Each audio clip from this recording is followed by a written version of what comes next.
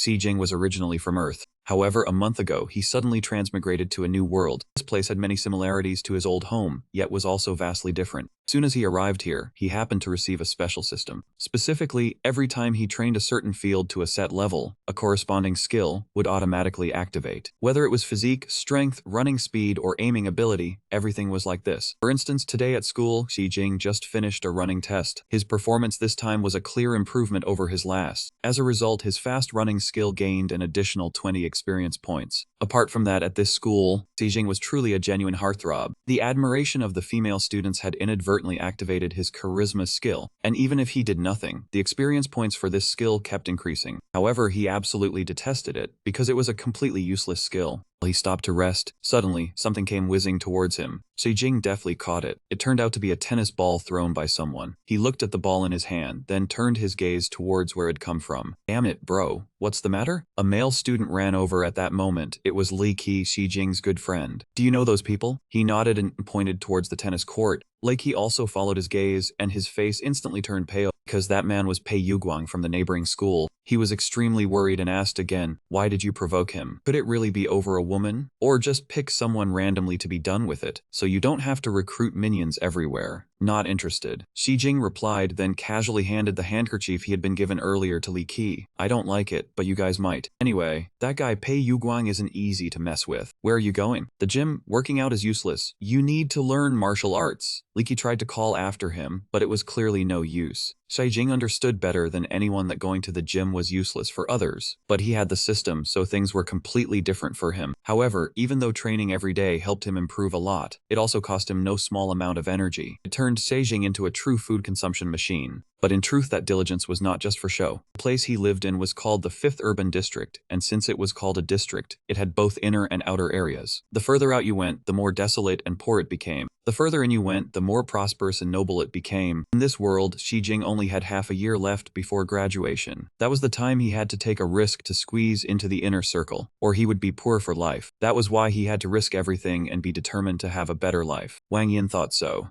Xi Jing just entered the supermarket to buy some food to restock his empty fridge. Looking at the bill totaling 201 yuan, his face went pale. He hurriedly put back a few items and then carried 2 bags of groceries back. He felt extremely pained. 5 eggs cost 30 yuan. This world was truly insane. Just at that moment, a dark shadow suddenly whizzed past. Xi Jing looked closely and saw it was a black cat with sparkling eyes, incredibly beautiful. He had just opened his mouth to compliment it, when he saw this cat tumble and fall to the ground. Are you trying to pretend I bumped into you? Xi Jing asked suspiciously. Suddenly, he discovered that the cat's body was covered in injuries. It must have just lost a fight with other stray cats. He didn't expect the world of stray cats to be so brutal. Suddenly, the cat opened its mouth and spoke. That action shocked Xi Jing immensely. He could hardly believe his ears. But no matter what was wrong, he heard it clearly speak human language. So Xi Jing observed it from head to toe. Afterwards, he discovered a very strange-looking golden ring attached to its tail. He reached out his hand and touched that ring. Instantly, a blinding golden light emitted along with a system notification. Divine material detect. Absorbing divinity. Xi Jing was extremely surprised. Originally, this planet was called Dian Star, a world belonging to an era called Shangxia. 287 years ago, the god emperor died. On that day, every human on Dian Star witnessed it with their own eyes. They witnessed that bizarre sight. The deities simply vanished from the mortal world, leaving humanity to fend for themselves. And now Xi Jing has found a substance with divine nature. Could it be that later he can forge it into a deity? Thinking so, Xi Jing carried that black cat back home. Upon arriving, he casually bought some cat food, but when he pushed the bowl over, the cat's face clearly showed disgust. Aren't you a stray cat? You look down on this too? Xi Jing was truly speechless. However, he recalled that this cat had just spoken human language. A guess flashed through his mind. Could it be that it was never a cat to begin with? Xi Jing immediately turned around and quickly walked into the kitchen. And he cooked with extreme seriousness. During this process, he gained quite a bit of experience for his cooking skill. Soon a bowl of fully topped assorted rice was ready. This time, the cat's attitude did a 180-degree turn, drool flowing, eyes seeming to glow. It immediately buried its head in the food. This proved Xi Jing's guess was correct. The cat could speak human language because it was not a cat but a human turned into a cat. As for the reason, it was probably related to the gold ring on its tail. Just as he thought of that, the system sent a notification to Xi Jing, saying that the process of absorbing the divine nature was complete. Then the content on the status window changed again. reporting that Shi Jing had a skill. The divine skill named Twin was ready for activation. He immediately pressed confirm. The twin skill was activated successfully. A golden light spot appeared in the palm of Shi Jing's hand. Then it quickly seeped into his skin. This skill had only one passive effect, but it was extremely powerful. It gave him an extra life, allowing him to freely choose a resurrection time within 7 days after death, with a cooldown of 3 months. After reading the notification, Shi Jing's mouth hung open. This was no different from a resurrection armor. If the passive skill was this strong, surely the active skill later would be even stronger. Currently, Shi Jing's divine points were insufficient to unlock it. Therefore, he could not use the active skill. So he just needed to continue absorbing divine nature, right? He thought to himself. His gaze simultaneously locked onto that black cat. A non-human smile gradually appeared on his face, but looking closely, it had many wounds on its body. If kept absorbing, it seemed a bit inhumane. Therefore, Shi Jing temporarily set this matter aside. He just crouched down and gently rubbed the cat's head a few times, but he could not let it leave just like that, so he temporarily kept it in the house. Shi Jing also needed to go out and find clues about this thing called divine nature. Thinking this, he gave an order, stood up to see what the cat would do. Then it did stand up. He turned off the lights and promptly left the house. That little creature's gaze fixed on the door. It seemed somewhat dissatisfied. Now it was the only one left in the house, but the surveillance camera in the corner of the room was still operating. Shi Jing walked straight to the outer ring. Here, people lived in extreme hardship, and entering the inner ring was laughably difficult. Even if one could enter, they had to pay an exorbitant fee that could bankrupt a well-off family. Even so, countless people eagerly flocked to it. What most people did not know was that there was another way, pursuing the martial path. If one could become a martial master, everything would be easily resolved. And that was the opportunity Shi Jing wanted to seize. He continued moving forward, hoping to find information related to divine nature. But then he encountered a group of strangers. Shi Jing, right? The person our big brother Pei Yuguang has his eyes on, you dare to touch. You are dead today. Every one of them carried weapons, clearly intending to teach Shi Jing a severe lesson, or even take his life. However, Shi Jing was not afraid. On the contrary, he sighed and asked, "Which big brother are you talking about?" He spoke very few words. Suddenly, the leading thug among them fell backward, as if struck by an immense force. The rest of the group gaped in shock, looking from that man to Shi Jing, as if no one had seen what he just did. Very quickly, a second man also cried out and fell backward. Next came a third man. At this moment, Shi Jing deliberately slowed down a little to let them clearly see that all three were taken down by the tiny stones he shot. Before this, Shi Jing had diligently practiced the skill of accurate throwing, so this matter was not difficult for him at all. The group of lackeys who were knocked down lay groaning on the ground. "You guys have some skill too, but it's still not enough." When there were no more lackeys left, Pei Yuguang stepped into the fray. Shi Jing planned to use the same tactic to attack, but his opponent had already charged forward one step faster. He had no choice but to dodge to the side. Pei Yuguang's punch landed right on the wall behind, causing it to crack and spread in large patches. This time it was Shi Jing's turn to be surprised, so Pei Yuguang knew martial arts. This fight became a bit more interesting, and he also saved himself the trouble of finding someone else. "Spill everything you know." Shi Jing slowly advanced towards his opponent. He spoke in a threatening tone, saying if not, he would not hold back. Pei Yuguang was no match for Shi Jing. Soon he was beaten until he trembled in fear. He quickly begged for mercy. "Big bro, elder brother, I concede, I truly concede, I'll tell you everything." Shi Jing smiled smugly, thinking his opponent was quite something. Who knew he was just a novice? Throughout the entire fight, he only used the same move over and over. In the end, he couldn't withstand Shi Jing's attacks. As for Shi Jing, he gained a new harvest, successfully activating a skill called hand-to-hand combat after the fight. Practicing accurate aim was truly not in vain. It both improved dynamic vision and increased striking accuracy.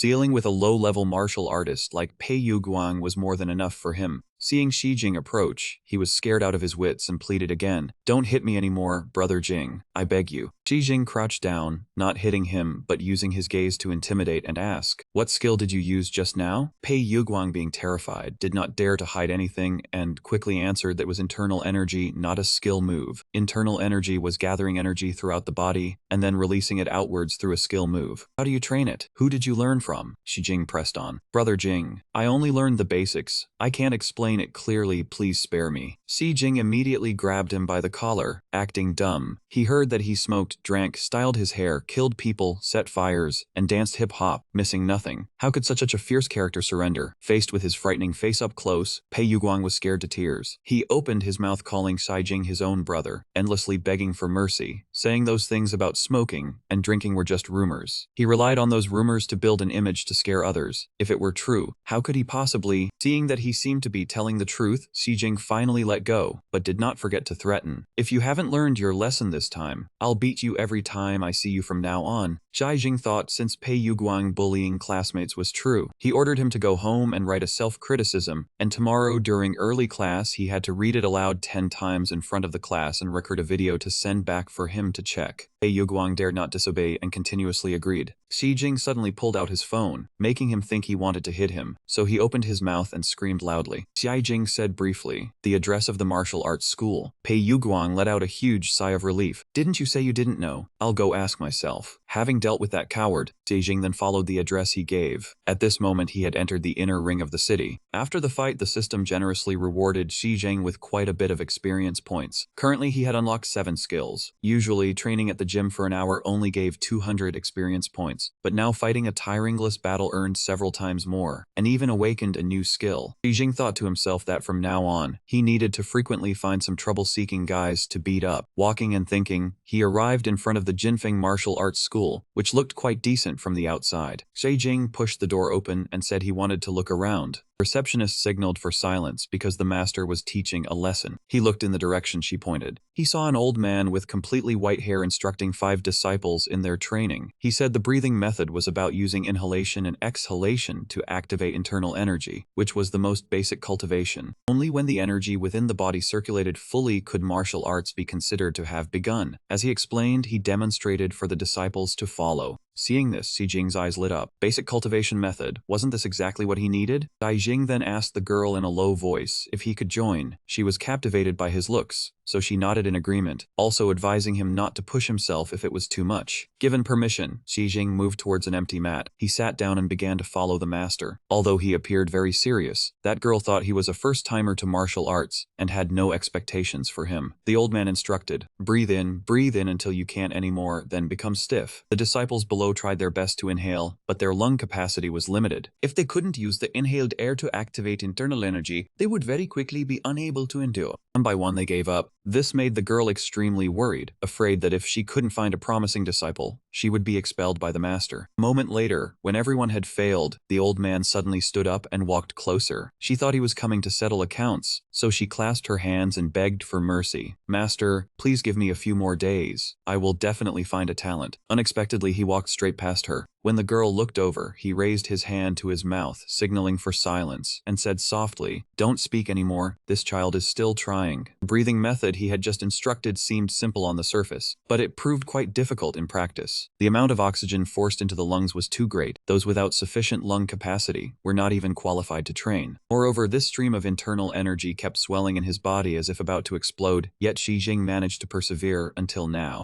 When the counting ended, he gently exhaled and opened his eyes. His vision gradually cleared, and Xi Jing saw 2 anxious faces waiting for him. "How do you feel? Any discomfort anywhere?" Xi Jing shook his head, saying he actually felt relaxed all over, and the system also recorded that he had successfully activated the internal energy skill. Seeing this, that girl acted as if she had found gold, immediately grabbing his hand to take his pulse. "Classmate, what is your name? Would you like to join our Golden Wind Daoist Academy?" Xi Jing naturally wanted to, but before he could answer, he was interrupted by a very loud noise. The glass door of the training hall was shattered by something. Then, from outside, a large black shadow burst in and immediately attacked a training hall disciple. It was clearly a monster. Shrieking cries of terror rang out everywhere, and that male student was nearly killed. What kind of demonic creature was this? Xi Jing was secretly startled in his heart. The others had already turned pale with fear. "Everyone evacuate quickly, do not push. Director Zhang, please maintain order." That old man was again the calmest, immediately giving orders. The woman called Director Zhang also quickly regained her composure and began evacuating the disciples. Unexpectedly, right after that, the demon beast seemed to change direction, prepared to target her, and in that critical moment, Xi Jing rushed out. He pushed her aside, helping her avoid disaster. Director Zhang's eyes were full of infatuation and admiration. Her face red like 2 tomatoes. She said thank you, but in her heart she actually harbored bolder thoughts, even slightly enjoying the feeling of being pressed down by Xi Jing like this. His charisma skill received an additional 20 points from this girl's infatuation. But how could Xi Jing have time to care about that? Earlier, Pei Yuguang had said that internal energy was about gathering the energy within the body and releasing it through techniques. Now that the demon beast had appeared, it was a perfect opportunity for him to practice. The very next second that demon beast charged towards him, Xi Jing instinctively unleashed all his effort. Though it hit the target, it seemed to do no damage at all. He wondered to himself, could this creature also be like that snake, capable of withstanding a force 300 times its body weight? If that were really the case, it seemed he would have to change his tactics. that is, converging his power into a single point. After figuring this out, Xi Jing immediately struck again. This time, it was not just an ordinary physical punch, but one also imbued with internal energy. That blow immediately unlocked the inch force skill.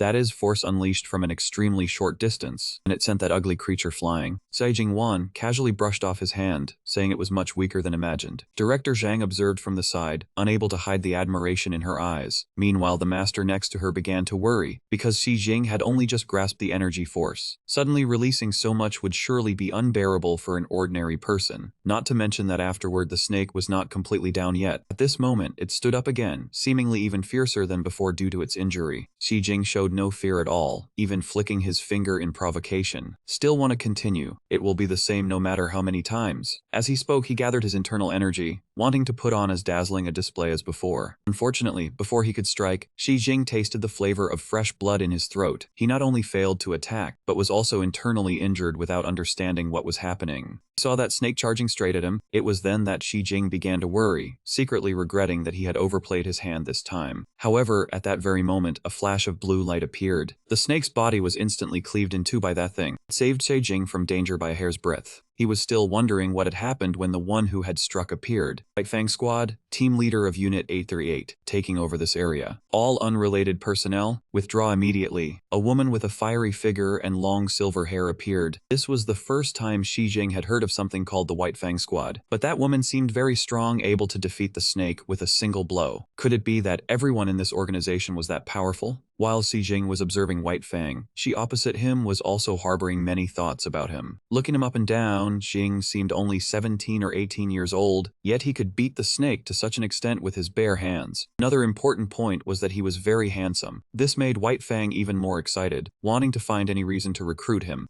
Thinking it, she acted, stepping forward. She pulled out a slip of paper and handed it to him. Seeing Xi Jing's confused look, she reminded him to be at the address on the paper at exactly 5 p.m. this Sunday. At that time, whatever he wanted to know, she could tell him. Xi Jing looked at paper. On it was written 7th floor of Qingcheng Library, and he could not help but ponder. Afterward, he left the martial arts hall with Section Chief Zhang and Old Lin. That girl from the Zhang family looked extremely worried, constantly asking if Xi Jing was okay, and if he needed to go to the hospital. Xi Jing insisted he was really fine, thanked her for the tour of the training ground, and asked to take his leave. Section Chief Zhang nodded, reminding him to be sure to come the next day. But Old Lin beside him sighed, saying it would probably be difficult. This kid on his first contact with energy already possesses such power. A small training ground like ours won't be able to keep him. Cai Jing walked a few more steps and, as expected, received a system notification that he had just gone through a battle and earned 229 experience points. Many skills received a boost in points, but at this moment Xi Jing was only paying attention to one thing, that was the newly unlocked energy skill. This skill allowed him to concentrate his energy into a single point, increasing his speed enormously over a short distance, enough to break through any defense.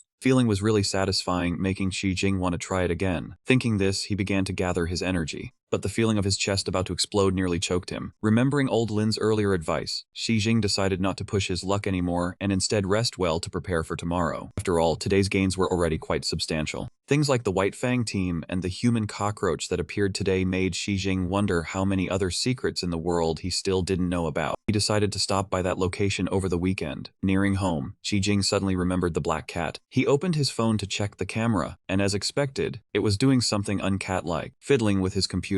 Back home, Xi Jing asked it with a murderous look what it had done to his computer. The cat, scared into a cold sweat, let out a few ingratiating meows. Seeing this, Xi Jing just sighed. Not talking, huh? Fine, I'll settle this after I wake up. I'm too tired today. He pushed it aside and collapsed onto the bed. As if sensing something unusual, the cat came closer to sniff, and with its keen sense of smell, it immediately detected the scent of blood. It thought to itself, did he get into a fight with someone? Damn it, he's my person. Who dares to bully him? This unpleasant feeling made the black cat not want to play dumb anymore. It leaped onto the bed and spoke in a human voice. Young man, tell me what happened. Rest assured, no matter what it is, your leader Feng Na of the dragon sect will definitely take charge for you. Xi Jing immediately said, I knew it, you're human. But he was too tired right now, so he just pulled the covers over himself and went to sleep, leaving the black cat alone, frustrated at not being able to pry any information out of him. Waking up the next morning, Xi Jing was full of energy again and cooked a whole table of delicious food. The black cat, while gobbling down food with its paws, asked, "So you didn't get beaten up, but actually took down a monster?" Even though it was White Fang who finished off the human cockroach in the end, Shi Jing still grunted an affirmation to Feng Na's question. Feng Na looked thoughtful, muttering that she had never heard of that thing being able to run into the city center. Lost in thought, Feng Na didn't notice Shi Jing had stood up at some point. When she came to her senses, he was right in front of her. He even kindly reached out to pat her head. Shi Jing thanked her for her concern, calling her name Feng Na, which made her cheeks flush hot. That damn nickname made her even more flustered. She seriously told him to call her leader, but Shi Jing was unruffled, laughing as he replied. Then he held up his phone and asked, "All right then, what is Lady Feng Na doing here?" The phone recorded a scene of Feng Na intently using his computer. Caught red-handed, she was too embarrassed to say a word. After a moment of internal struggle, Feng Na flicked her tail and explained that this gold ring was called the Cat's Tail Ring, a type of divine artifact, and she had been searching for information about it online. Shi Jing casually sat down and grabbed her tail. This touching behavior made Feng Na want to sink into the ground from embarrassment. He muttered, "So this thing is a divine artifact." Shi Jing continued, 287 years ago God died. It is said that the golden points of light emitted at that time were the divine artifacts. I'd only heard of it before, but now I finally get to see one with my own eyes. No wonder it could absorb divinity. Feng didn't want to interrupt him, but she had to ask, "How much longer are you planning to touch my tail?" Only then did Shi Jing realize he had overstepped. He coughed lightly and let go, restoring a proper demeanor. "So you were looking for a way to use it?" Feng Na answered dejectedly, "No, I want to take it off." Then she began to talk about her gang. She said she was the leader of the Dragon Sect, the largest gang in the province. They not only controlled entertainment venues, but also cooperated with martial arts schools to trade medicine. Perhaps because her power grew too strong, it made many people envious. As a result, Feng Na was attacked right inside her own villa. The enemy put this thing on her and turned her into a cat. By the time Feng Na had spent immense effort to escape, the Dragon Sect had become a target in someone else's hands. Only by taking off this ring could she return to her human form. Feng Na swore that when she did, she would clean house on those people. "So what do you plan to do next?" "If the internet doesn't have it, the library probably won't either," Shi Jing asked. Hearing that, Feng Na immediately crossed her front legs, trying to look smug.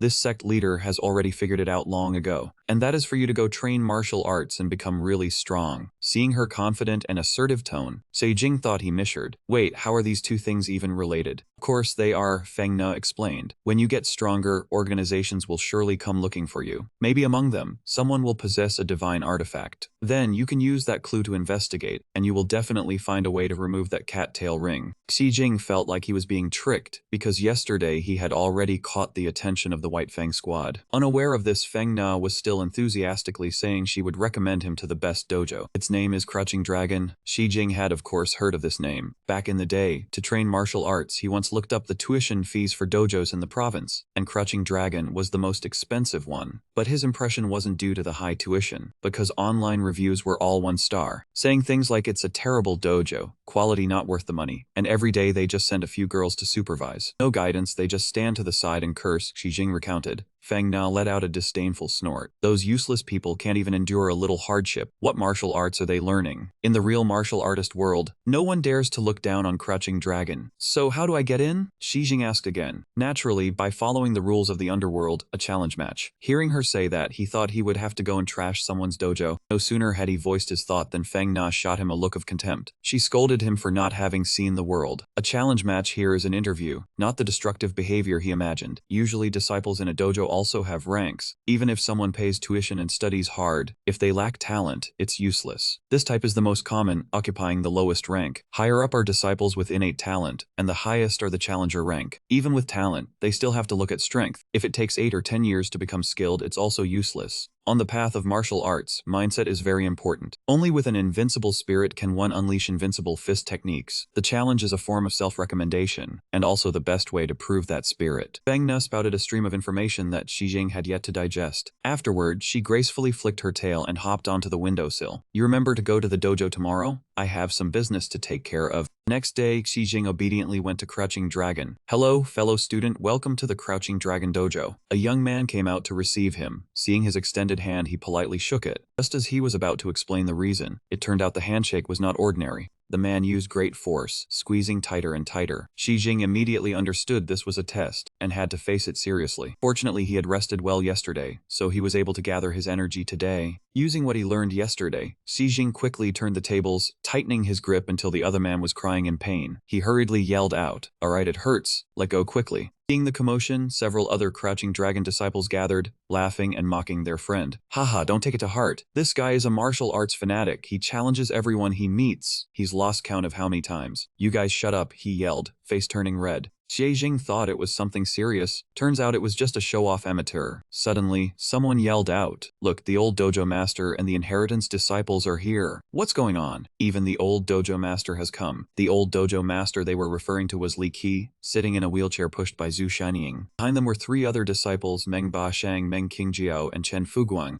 The notable thing was what was sitting on the old dojo master's lap wasn't that Feng Ne. Seeing that imposing presence, the group of disciples became worried, whispering to each other, "All the inheritance disciples who haven't gone out are here too. What big thing is this? Could the dojo be going bankrupt?" Seeing Feng Ne also appear sitting confidently on Li Qi's lap, Xie was also very surprised. The wheelchair moved forward a bit, and he signaled for everyone to be quiet. Then he looked straight at Xie and asked, "Are you the one here for the challenge match?" Xie saw Feng Ne on the opposite side winking at him. He didn't know what she had told the old dojo master, but he understood the hint and replied yes. Li Qi's expression was unreadable, neither happy nor contemptuous. He only said it had been a long time since anyone dared to come for a challenge match. He then asked, "Young man, do you think you are qualified?" "Qualified for what? When you ask it like that, I'm not so sure either," Xie said, scratching his head. After all, Li Qi looked quite strong, and he was old. Moreover, even with the system, his combat skills were all quite low. "How about this? Let me ask you a few questions," Li Qi spoke up again. Xie naturally didn't refuse, and so a back and forth ensued, the atmosphere tense. "What's your name?" "Xie. How old are you?" 17. "Where do you live? What do your parents do? Are you an only child? Do you have any siblings?" Hearing this, Xie started to feel something was off. He came for a challenge match, not a blind date. Why did he have to investigate his whole family? Besides, Li Qi was being very serious. Only when Feng Ne in his arms let out a soft cough, Li Qi burst out laughing. "Haha, don't rush since the son-in-law is about to enter the family. It's natural to ask a few more questions." Xie looked at Feng Ne in confusion, quietly asking her what was going on. Feng Ne, as if stepping on a nail, screeched, "How would I know? Grandpa, whether he's qualified or not, talk about it after a fight." Xu Shanying spoke up, cracking her knuckles.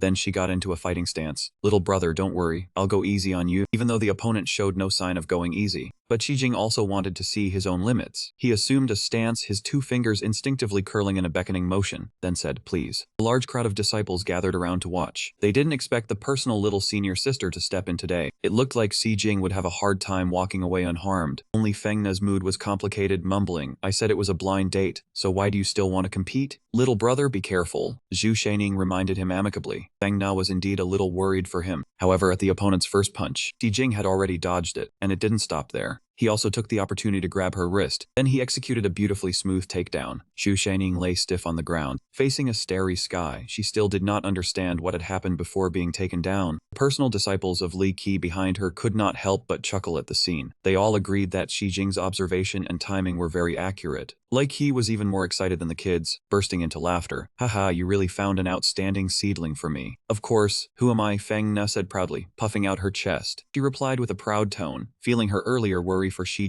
was unnecessary. Zhu Shanying was still lying unconscious on the ground. Xi looked at her, then at Li Qi, cautiously asking if today's challenge had been successful. "Earlier, you won by overcoming a stronger opponent with a weaker one. The system was also a bit more generous. It gave you a lot of experience points." Li Qi looked at him for a long time as if evaluating him. Xi had never trained in martial arts yet defeated Zhu Shanying with a single move. He was not only qualified to enter the training ground, but also more than capable of being a personal disciple. The old man sure changed his face quickly. Earlier he seemed stern, but now he was smiling like he just had a good harvest. So it must be time to change the way of address. Xie was stunned for a few seconds because everything went much smoother than he expected, but he quickly regained his composure, clasped his hands in front of his chest, and said in a clear voice, "Greetings, master, senior brothers and senior sisters." Chen Fuguang, Qingjiao, and everyone were very pleased with the new little junior brother, unable to stop smiling. At this moment, Zhu Shanying sat up, looking embarrassed at being defeated by Xi,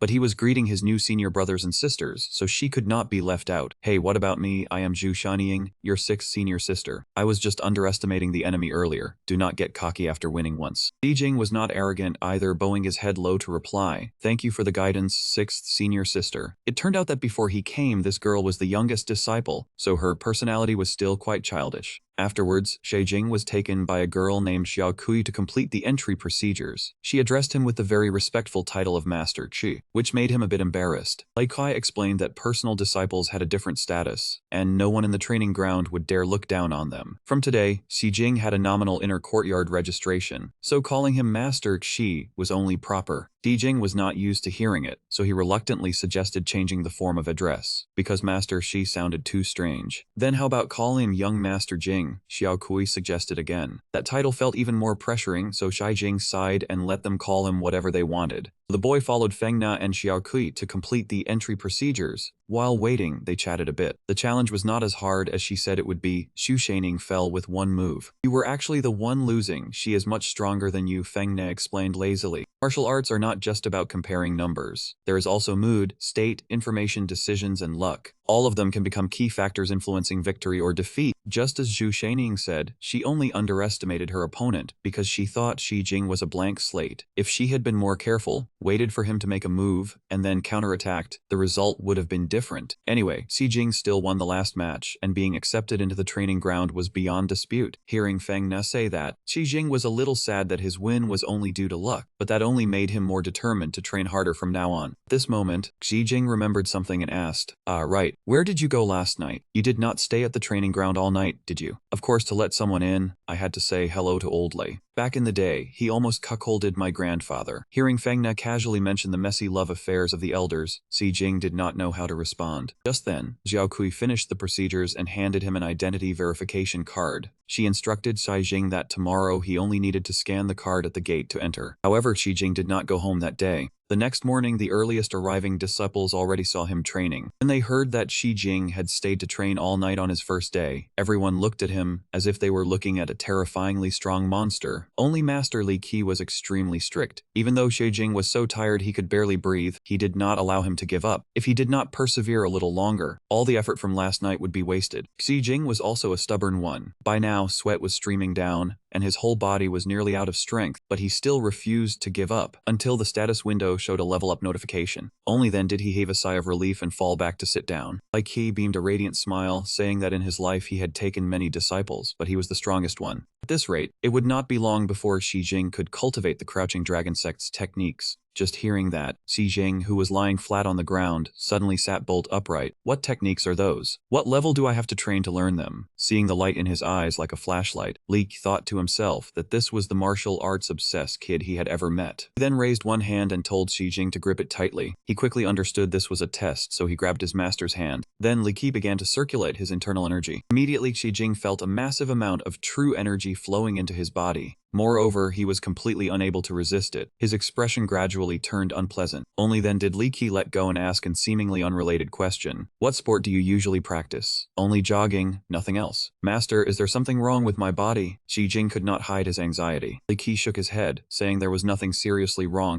It was just that he felt Xi Jing's body seemed as if it had been molded by a god with obsessive-compulsive disorder. Every muscle, every bone, every organ was so balanced and perfect it was terrifying. Simply put, Xi Jing was a genius born to practice martial arts. Even though he said that, Xi Jing understood this achievement was due to the system and the status panel. More precisely, after activating the hand-to-hand combat skill, his body improved this rapidly. To some extent, he truly was considered a genius because outsiders did not know about the system. So can I learn the Crouching Dragon sect's techniques now? Xi Jing asked seriously, looking a bit intimidating. What is the rush? You only just joined yesterday. After training all night, your body is full of injuries. If you rush to practice techniques now, it would be no different from seeking death. Xi Jing did not want to admit it, but since his master said so, he had to go along. Lei Kei advised him to rest in his room first, and he would send someone to bring resting dragon ointment later. So he obediently returned to his room to rest. Not long after, a knock came at the door. Zhu Shaining, her face covered in fragrant powder, jumped in holding a tube of ointment. Little junior brother, let senior sister help you heal your injuries. Sixth senior sister, why trouble yourself like this? Sei Jing saw the dangerous expression on the other's face, wondering if she had come to take revenge on him. Zhu Shaining waved her hand signaling Xing to sit down, then said, Little junior brother, take off your clothes. He did not hesitate, stripping off his top to reveal his firm, perfectly defined abs. Seeing this, Zhu Shaining's eyes lit up. Xi Jing said, Senior sister flatters me too much. Then she got down to business. Come, lie down over here. A notification appeared. Someone has developed strong feelings for you. Charm increased by 45. She went to fetch something while he lay still on the bed. Right, lie still and don't move. Xu Shanying directly applied medicine onto Xi Jing's body, startling him slightly. Wait. Hearing this, she did not stop but even pressed forward. I said don't move. Xi Jing broke out in a sweat, helplessly lying still, wondering what exactly she intended to do. Suddenly, Xu Shanying coquettishly pressed her sensitive area against his body. Junior brother, don't look at me like that. She rubbed while speaking in a seductive tone. Actually, I'm quite competitive. He blushed, staring intently at Xu Shanying's fingers, thinking her hand's strength was rather strong. She nearly lay entirely on top of Xi Jing, then said, say something. He could only force a smile, stammering in reply, nothing as long as senior sister is happy. Hearing this, Xu Shanying began to show a sulky attitude, turning her face away petulantly. Fine, it's my fault. It was clearly my carelessness that made me lose to you, yet I still thought about getting back at you, deliberately teasing you. At this moment, Xi Jing was again awarded 45 points of charm. Xu Shanying's face flushed red, her voice carrying a hint of pleading. Don't be mad at me, okay? He easily received another 90 points of charm. Xi Jing lay fully down, sighed, and replied, not mad, just a bit sore. Continue, senior sister, no need to mind me. After hearing this, Xu Shanying sat up straight and demanded, all right, the upper body is done, take off your pants now. Xi Jing was shocked, jolting back. Then he quickly grabbed her hand, saying, let me do it myself, no need to trouble senior sister anymore.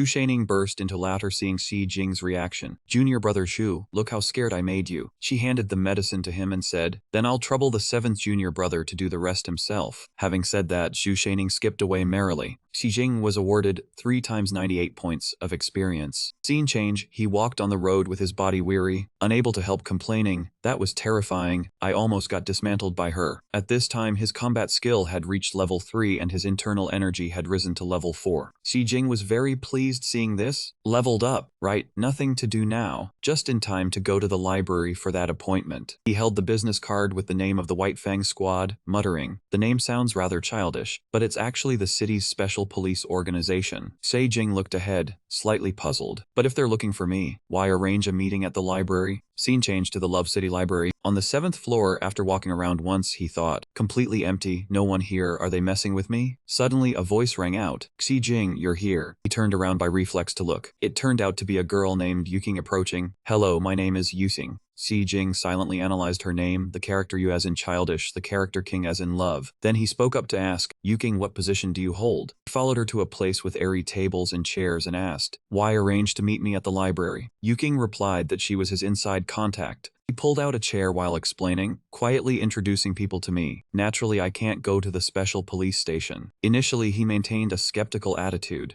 Yuking sat down, her gaze full of goodwill as she looked at Xi Jing, but after meeting you, I believe it. As soon as he sat down on the chair, he made a straightforward proposal. Join us? Yuking calmly asked why. He saw her open some book to read, finding it somewhat surprising. Before Xi Jing could ask, she spoke first. Don't you want to know about the divine artifacts? Looks like I guessed right. Yuking asked suspiciously, how do you know the concept of divine artifacts? But Xi Jing had no intention of answering. Not convenient to answer. She politely picked up the water bottle to pour him a drink. Meanwhile, Yuking remained warm. It's fine if you don't want to say. The fact that I couldn't provide information first is my fault. He pointed at the glass of water just poured and said, taste it. Xi Jing did not hesitate, picked it up and drank it all. Then he set the glass down on the table and asked, isn't it just pure water? Yuking did not explain, but instead poured water into a different kettle. Then from that kettle, she poured it back into his glass. Yuking spoke softly, taste it again. Xi Jing asked back, isn't it still pure water? What exactly are you trying to do? Then he continued to drink the glass of water. After drinking, Xi Jing could not help being amazed. It's sweet. And Yuking looked at the kettle in her hand and said, 287 years ago the god died. She slowly recounted its history, or more precisely, the god died. The scattered points of light when the god died turned into something. We temporarily call that substance the blood of the god. The blood of the god fell, parasitizing people and even objects, possibly even a segment of human fantasy. The kettle in Yuking's hand was an example. Things parasitized by the blood of the god are divine artifacts. The sweet water bottle numbered God 1567 is also one of them. Xi Jing curiously reached out, wanting to take the bottle. Can I see it? Who knows if you put sugar in the bottle beforehand? She did not hesitate to agree. Of course. The moment he touched it, his divinity continuously increased. Xi Jing gradually gained hope. It's true that I can absorb divinity through contact with divine artifacts. This time my active skill has hope of being saved. He wondered about its function. Water poured out is sweet without adding sugar, or can it boil water out of thin air? The longer he held it, the more his divinity skyrocketed. Yuking saw Xi Jing was surprised and kept laughing, telling him to guess again. This kid looked like he had never been out in the world. He was too cute. He raised the bottle, excitedly discovering the water inside never ran out. seeming infinite. Yuking replied, "That is right. You are very smart. Your divine essence has increased." Yuking smiled lightly, saying when the amount was enough, he could activate the active skill. She sat down on the chair, her mouth smiling but her words full of implication, saying he was an outstanding student of Kingfu High School. He should understand what this meant. Seijing coldly replied that it meant defying all the laws of this world. Then he tried to analyze carefully. So this sweet water bottle is a perpetual motion machine, is it not? It can reverse the basic laws of the universe. Is the continuous power source in the inner ring related to this thing? Yuking suddenly snapped her fingers to signal, telling him not to think too much. Divine relics themselves proved absurdity. They were things humans could not replicate. At this point he asked with slight suspicion why she would voluntarily tell him these things. Yuking handed him the business card and said 3 days ago, as an ordinary person, he had defeated the monster, facing the terrifying mysterious creature without fear. Seijing took the business card. Yuking continued that mentally, he had surpassed the vast majority of people. So, she extended her hand, her words filled with sincere invitation. "I hope you can join our Wu Company's Divine Relic Acquisition firm." Seijing paused for a moment then immediately shook her hand, saying, "Big sister, please let me join your team." He excitedly shouted, "I will definitely obey, absolutely. My good big sister, a Divine Relic Acquisition Company. The jobs must be heavenly." Seijing excitedly thought about the gains he would receive. A Divine Relic Management Company. Just the name itself says I will come into contact with many divine relics. I am about to get rich. He happily imagined himself hugging a pile of relics. The origin of divine nature was only divine relics. A paired passive skill was this strong, the active skill must be even more absurd. Seijing laughed loudly, thinking as long as he was here, no one in this world could win against him. Yuking saw this and could only shake her head. He truly had not seen much of the world. Then she took out a piece of paper from her bag. Yuking handed it to him and said, "Take a look at the contract first. If there are no problems, sign it." Seijing took it and read through it, thinking it was no different from an ordinary labor contract, just with an added confidentiality clause. Then Seijing asked, "Is this job very dangerous?" Yuking immediately explained that divine relics were divided into 4 grades A, B, C, D based on danger level. As a new recruit, he would only take D-level missions. Following the procedures would be safe. She smiled gently, saying after today, when he grew more experienced, she would start assigning truly dangerous jobs. Seijing asked about A grade. Yuking reassured him he did not need to worry for now, because when a relic of that level appeared, state agencies would handle it. But Seijing still had doubts. He set the contract down firmly on the table and asked, "Last question, why me? Even though I have contacted a divine relic before, that does not mean I am qualified, does it?" He thought she did not know he had the system panel or that he was training in martial arts. She only relied on what she said to invite him. It felt wrong no matter how he thought about it. Yuking said softly, "You said one thing wrong." She brushed her hair, creating a majestic aura, correcting Seijing's words. "It is not that you have contacted a divine relic, but that a divine relic has contacted you." Hearing that, he felt a bit uncomfortable. "What do you mean?" Then Yuking lowered her head slightly and explained that a divine relic itself should carry a certain degree of will. She recalled the early days of contacting relics. They often proactively approached people who attracted them. Yuking continued, "Humans have a type capable of proactively attracting divine relics. I am one of them." Then suddenly she pointed at Seijing. "And you?" Yuking's face was full of confidence. "You happen to have the same constitution as me. This salary is enough to prove my sincerity." Seijing heard this and could not help thinking, so I am really this powerful. No wonder they were so eager to recruit me. Finally, he agreed to put pen to paper and sign the contract. "Actually, salary or no salary does not matter. I mainly like divine relics." Seijing put down the pen, stood up happily. "I hope you can guide me more in the future, good big sister."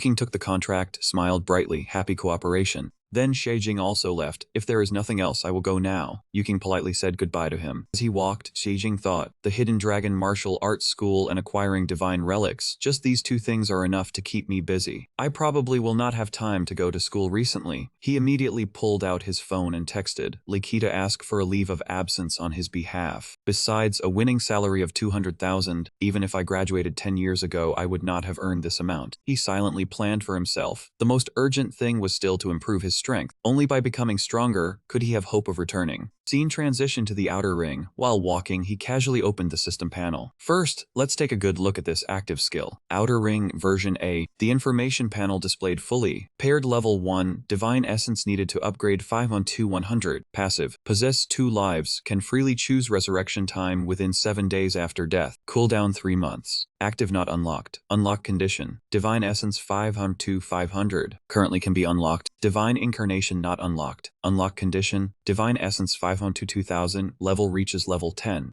Activate the paired active skill. Xi Jing pressed yes on the system. The paired active skill at level 1 can designate one ability related to the body. When used, it creates a double effect. Please choose to activate. Xi Jing finished reading the system panel and slowly thought, does that mean if I choose physical strength when I use paired, I will have twice the strength, right? He began to calculate carefully. I already have a erection buff, but double defense seems meaningless. Besides, I am already very tanky. My main attack method is aiming. It does not rely on strength at all. After a while of choosing, he decided to press action speed on the screen. Among martial arts in the world, only speed is invincible. Let's choose speed first. I need to create a control group first. Otherwise, I won't be able to see how powerful this skill is. After obtaining the skill, Xi Jing immediately wanted to try using it. From here to the streetlight was about 100 meters. Let's test run once and see how long it takes. As soon as he finished speaking, Xi Jing shot forward like the wind. Result was running 100 meters in just over 10 seconds. Xi Jing saw this and was satisfied, saying it was acceptable. Then he pressed the skill activation button. After activating the skill, running back should be a bit faster, right? Xi Jing got into a ready running stance, paired. His running speed at this moment was no different from a rocket taking off. Because the running time was halved, Xi Jing left a long trail of fire on the road. When he stopped, Xi Jing's whole body trembled violently. He was gasping for breath as he said, twice as fast. This paired skill is really something. Xi Jing began to think, for a person to improve their 100-meter dash time from 20 seconds to 12 seconds is relatively easy, as long as they persisted in high-intensity training for a while. But after that, every time they wanted to improve by another 0.1 seconds, the effort required would be hundreds, even thousands of times greater than before. Without enough talent and sufficient resources, it was completely impossible. Xi Jing imagined some worst-case scenarios. Suppose I am in a life-or-death battle with someone else. I cannot afford even half a mistake. He mapped out the plan for himself. Once I activate the skill, no one will anticipate this absurd and counterintuitive speed increase. This is the ultimate trump card. Xi Jing looked at his two fists, showing great excitement. This is paired, a divine nature skill that surpasses rules, defying the laws of physics and the limits of the body. He then opened the system panel to continue testing, but his body was still hot, so he tried a few more times. Then Xi Jing suddenly froze and realized, why does this thing have a cooldown too? Ah, you okay?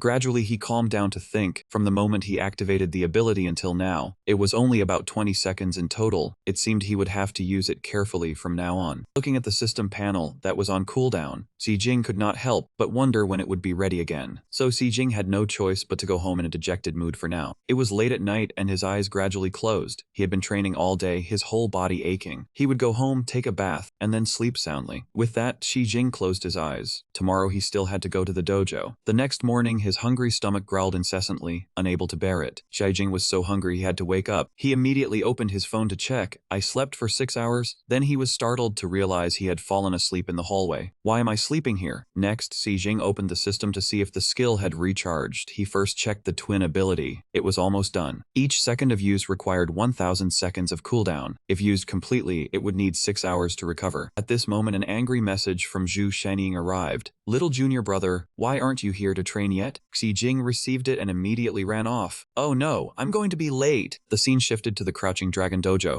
Xi Jing burst the door open and rushed in. Inside, Zhu Shanning was adjusting the joints of a little junior brother. Seeing him arrive, she became amiable. 7th junior brother. Zhu Shanning then walked over to Xi Jing at just the right time. She directly grabbed his hand. Let us have a sparring match to show them the correct way to use force. Lei Zhen spoke up with interest. Who do you guys think will lose? Chen Lai also happily replied, what is there to say? Last time, senior sister Zhu was clearly careless. Little senior brother just joined to learn martial arts. How could he win? Lai Zhen looked worried. I hope senior sister Zhu goes easy and doesn't break our little senior brother. Dai Jing understood Zhu Shanning's intention immediately. Again, she says it is for demonstration, but she clearly wants to save face. This time, she definitely will not be careless like last time. But he was still willing to go along with her. It is fine. Just the right time to test my abilities. 6th senior sister, please give me your guidance. Zhu Shanning, with a resolute gaze, struck a path towards Xi Jing. Taking advantage of her opening, he quickly moved as fast as lightning, confusing Zhu Shanning for a moment. Waiting until she was off guard, he grabbed her arm. Xi Jing showed no mercy, throwing Zhu Shanning to the ground, causing her to only let out a shocked cry. Zhu Shanning's mind was spinning, wondering to herself why. I clearly used all my strength. Why did I still lose? At this moment, his gaze held no pity. He coldly adjusted his coat and said seriously, I held back. Senior Sister Zhu, you have completed a match. Combat experience points plus 97. Amidst the crowd's shock and panic, he calmly walked step by step to the sound of the system announcement. You have completed a match. Gym experience points plus 81. Happy mood. Health experience points plus 49. Aiming experience points plus 26. Shai Jing's steady steps headed toward the main gate of the sect, followed by a reward from the system. You have completed a match. Force control experience points 69. Force control leveled up to level 2, 9 out of 500. Then, looking at the system value panel, he rubbed his chin and muttered in confusion. It is no longer counted as overcoming the strong with the weak. Does the panel think that after activating the twin speed, I am no longer weaker than Zhu Shenying? The more he reflected on the opponent, the more Shi Jing became excited about what he had gained after the sparring match. Zhu Shenying had rich experience and was on guard, yet she still could not react in time. The twin ability was incredibly powerful beyond imagination. It seemed the focus of future training should be on how to utilize this speed disparity. Suddenly, Chen Fuguang called out loudly from a distance, Little junior brother, do you want to practice the coiling dragon art together? Sei Jing was extremely thrilled and agreed unhurriedly. That sounds good. I hope fifth senior brother will guide me. As if realizing something, Chen Fuguang spoke up. Martial arts. Wait, this is... His expression at this moment when looking at Shi Jing was utterly stunned. Then he was so scared that sweat poured down. Little junior brother, I thought you were bragging about practicing the coiling dragon art all night. As a result, you are about to form dragon energy now. Chen Fuguang felt somewhat embarrassed and stunned, pointing at the spiritual energy surging within Shi Jing. For a first-timer to practice for only half an hour, this is too unreasonable. Dragon energy. Suddenly, Chen Fuguang hesitated and recounted. However, a legendary body refinement realm is rumored within the martial arts world. He gently explained the details to Shi Jing, a realm called the treasured body, implying forging the body into a treasure. In this realm, the body could achieve 5 supreme qualities. The more he spoke, the more excited he became. He pointed out that the practitioner would have flesh full of dragon elephant, meaning the muscles seemed to harbor a water dragon. When reaching the next stage, the body would transform, iron tree extending roots, meaning the sinews, bones, and meridians resembled the roots of a millennial tree. Next, the body could become skin like colored glaze, meaning the skin was smooth and flawless like colored glaze. Then came jade bones unchanging, meaning forging the bones into eternal jade bones extremely solid. Finally, melt blood fuse metal when using energy circulation. The blood in the entire body would boil to a temperature like volcanic lava. Chen Fuguang jokingly patted Shi Jing's shoulder to have fun, which made him a bit reluctant. He said this was just a mythical tale, because no one could achieve it. In his heart, he was extremely determined, silently resolved, not necessarily. What others cannot do does not mean impossible for me. Perhaps I can try a little, to become a martial arts myth. Suddenly, a shattering sound from the window was caused by Ba Kang bursting in. At this moment, a flash of fear flickered in Shi Jing's eyes. As for Chen Fuguang, he was extremely terrified, his face drained of blood as he called out, Big senior brother. The ground was littered with glass shards caused by the impact of Ba Kang. He stood in a very cool pose, while Chen Fuguang patted Shi Jing's shoulder and made an introduction. Come here, little junior brother. Let me introduce him to you. This is Big senior brother, the strongest in our crouching dragon dojo, Meng Ba Kang. During the introduction, Bang took the opportunity to mock and criticize him. He is a bit eccentric, does not like talking, is a muscle fanatic, hates trouble, has the highest martial power, is a wife simp, and does not like using the main door. Shi Jing walked step by step to observe while he was rambling on, and he likes smashing windows to jump in. He was extremely astonished, his eyes wide open as he observed. The scene from the window was extremely high. Shi Jing silently thought to himself, jumping from the first floor to here? That would require immense strength. At this time, Chen Fuguang quickly caught up and asked Ba Kang, Big senior brother, did you need me for something? He gestured wildly to signal him to understand, and he knew. Then he gave Shi Jing a few instructions before preparing to leave. Little junior brother, I have some things to take care of, so I will go ahead. Remember this well. The atmosphere among everyone became unusually serious as Chen Fuguang spoke with the agreement of Ba Kang. The essence of the coiling dragon art is the control of force and the formation of shapes. Sei Jing was confused by his words when the other two quickly disappeared, using their strength and visualization. He quickly braced his hands, getting into a warm-up stance that was right. He focused on meditating. Lately, he had only been thinking about increasing his ki reserves, without considering the visualization aspect. Perhaps he should try combining it with his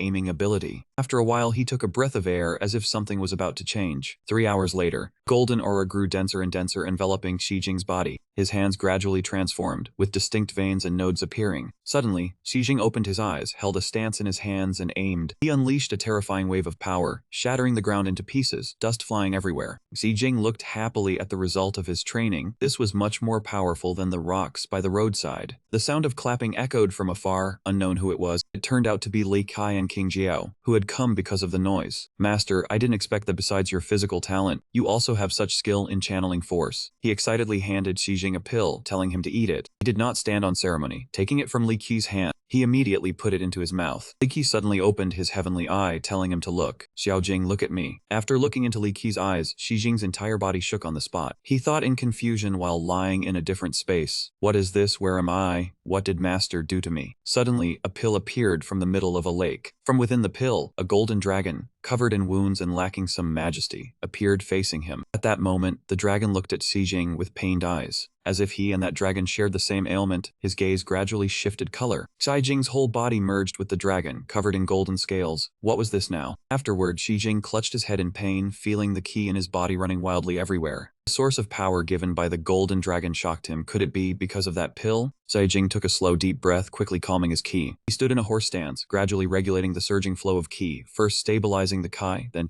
channel the dragon technique. The more he endured, the more uncomfortable he became, his face flushed red and contorted. In the mental world, Xi Jing sat cross-legged in peace. The feeling was truly wondrous. All distractions vanished. A pair of dragon claws appeared in the mental world. The golden dragon was now free of its wounds, docilely and steadily observing Xi Jing. It quickly coiled around him as he cultivated. He just needed to focus on practicing his skill. Gradually, a beam of golden light from the dragon claws condensed into a sphere of light. Now Xi Jing and the dragon had merged into one. The system sound chimed. Conditions met. Activating the visualization skill. Visualization level 1, 0 out of 300. When he opened his eyes again, his gaze gradually turned red. Xi Jing looked around blankly and blurted out, causing Li Qi to laugh out loud. How did you come back already? If you hadn't returned, your ki would likely have been exhausted. He stroked his beard in satisfaction, praising the puzzled him. Nurturing a dragon aura on the first try. Xiao Jing, you did well. What is a dragon aura? Li Qi calmly instructed him about dragon aura, simply saying it was a type of emotion. In Xi Jing's mind, he automatically visualized what he said. Think about it. When you're angry and hit someone, is it more powerful? When fighting for survival, do you feel your whole body is stronger? He spoke while instructing, holding a ball of blue and red opposing ki in each hand. The Hidden Dragon School calls the technique of stimulating emotion kinetic ki, and the technique of controlling it static ki. Xi Jing looked at his own hands, proposing a hypothesis. If one combines kinetic and static, it would be very advantageous. He clenched his fists excitedly, wanting Li Qi to teach him. So how should I train? Seeing his insight, he stroked his beard contentedly. You must have grasped its essence. Li Qi guided the confused Xi Jing. Don't ask for now. Think for yourself. You already know its essence. Smartly understood. You mean a state of mind that isn't distracted, right? Xi Jing closed his eyes, calming down. In the mental world, he unconsciously drifted into a place full of calculation formulas. It seemed he remembered everything he had learned in his past life. This problem from college was still unsolved before. Clearly he hadn't studied it again. Why did it seem so easy? And all this knowledge too. After solving it, he confidently said to Li Qi, I've become smarter, this was just a small point. Only then did Xi Jing relax. I have it, ordinary things can no longer shake my emotions. My imagination is also stronger. In his mind, he visualized the dragon. I can quickly imagine the form of a massive dragon. Every mane hair and golden scale is very clear. Suddenly Xi Jing realized, could this be the essence of visualization?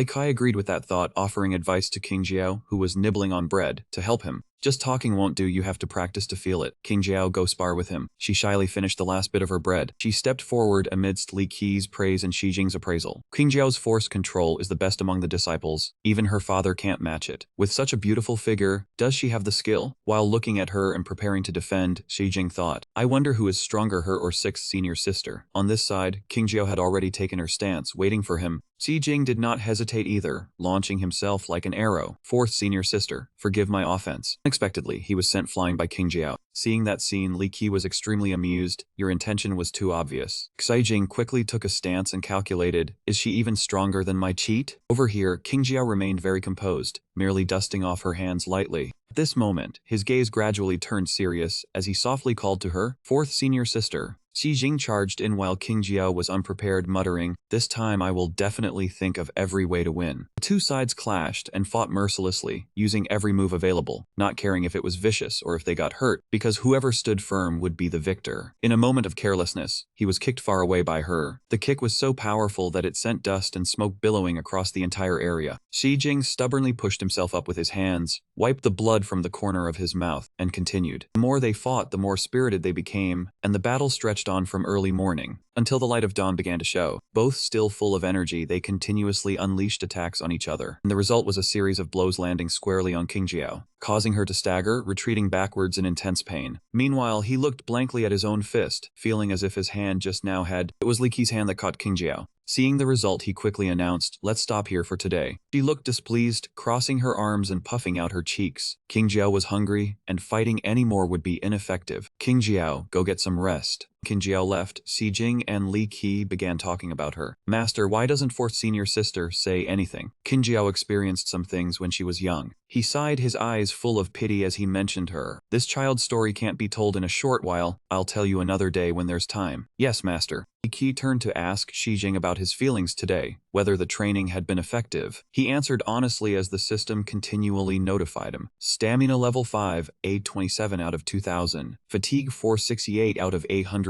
Running level 5, 699 out of 2000. Never been this tired since birth, but also never this happy. A series of quests appeared as he thought of Meng King Jiao. Charisma level 4, 66 out of 100. Marksmanship level 3, 567 out of 800. Fourth senior sister is really strong. Just over 4 hours of training and my experience skyrocketed. Hand-to-hand combat level 3, 520 out of 800. Force control level 4, 217 out of 1200. Observation level 1, 251 out of 300. Seems I need to stick close to her from now on. He strolled leisurely down the cold, empty road. As soon as he entered the door, Xi Jing shouted, "Feng Na, I bought some fried chicken for you." Calling out repeatedly with no answer, Xi Jing warily looked around. "It's this late? Where did she go for so long?" He approached a room where he heard noise, feeling suspicious, and slowly moved closer. It seemed someone was in the bathroom. Xi Jing looked at the shoes by the entrance, wondering to himself, Feng Na didn't bring any guests home. There's only one pair of shoes. So is she inside? Or is she trapped in the bathroom? He muttered and then deduced. Feng Na once said she had enemies. Could it be? Panicked, he yelled loudly and flung the bathroom door wide open. Feng Na. Feng Na stared wide-eyed at Xi Jing. So she was taking a bath. She screamed, splashing water towards him. "Don't look!" Despite Feng Na's embarrassment, Xi Jing still worriedly grabbed her hand. "If you dawdle any longer, the fried chicken will get cold." Hearing the words, "time to eat," her eyes lit up as if she had seen gold. Fried chicken. Afterwards, Xi Jing also sat down in the bathtub with Feng Na, who was still shy, and turned her face away. As he lathered the soap onto her head, Feng Na only thought about eating, and the system notification rang in her head. "Fried chicken, help me bathe." Someone's affection for him had increased, and his artistic experience points increased by 89. Suddenly, the ring on Feng Na's tail blazed with a brilliant light. He unconsciously reached out and touched Xi Jing's chest. That shimmering light made him somewhat uncomfortable. It was too dazzling. As he slowly opened his eyes, Xi Jing was a bit stunned. A beautiful hand was resting on his chest. Xi Jing felt awkward and called out, "Feng Na, you..." The scene before him was too dazzling, making him blurt out a comment that left Feng Na frozen. "How did you turn into a human like this?" Realizing she was being stared at, she used her tail to cover his eyes, saying timidly, "Don't look." His eyes covered, Xi Jing quickly explained, "Feng Na, calm down, I can't see anything." Feng Na's face was as red as a tomato, and she asked innocently, "Really?" To avoid further awkwardness, he calmly advised, "I'm not lying to you. No matter what, let's stand up first and then figure things out." Suddenly, Feng Na let out a soft moan. Hearing the moan, he unconsciously worried, "What's wrong with you?"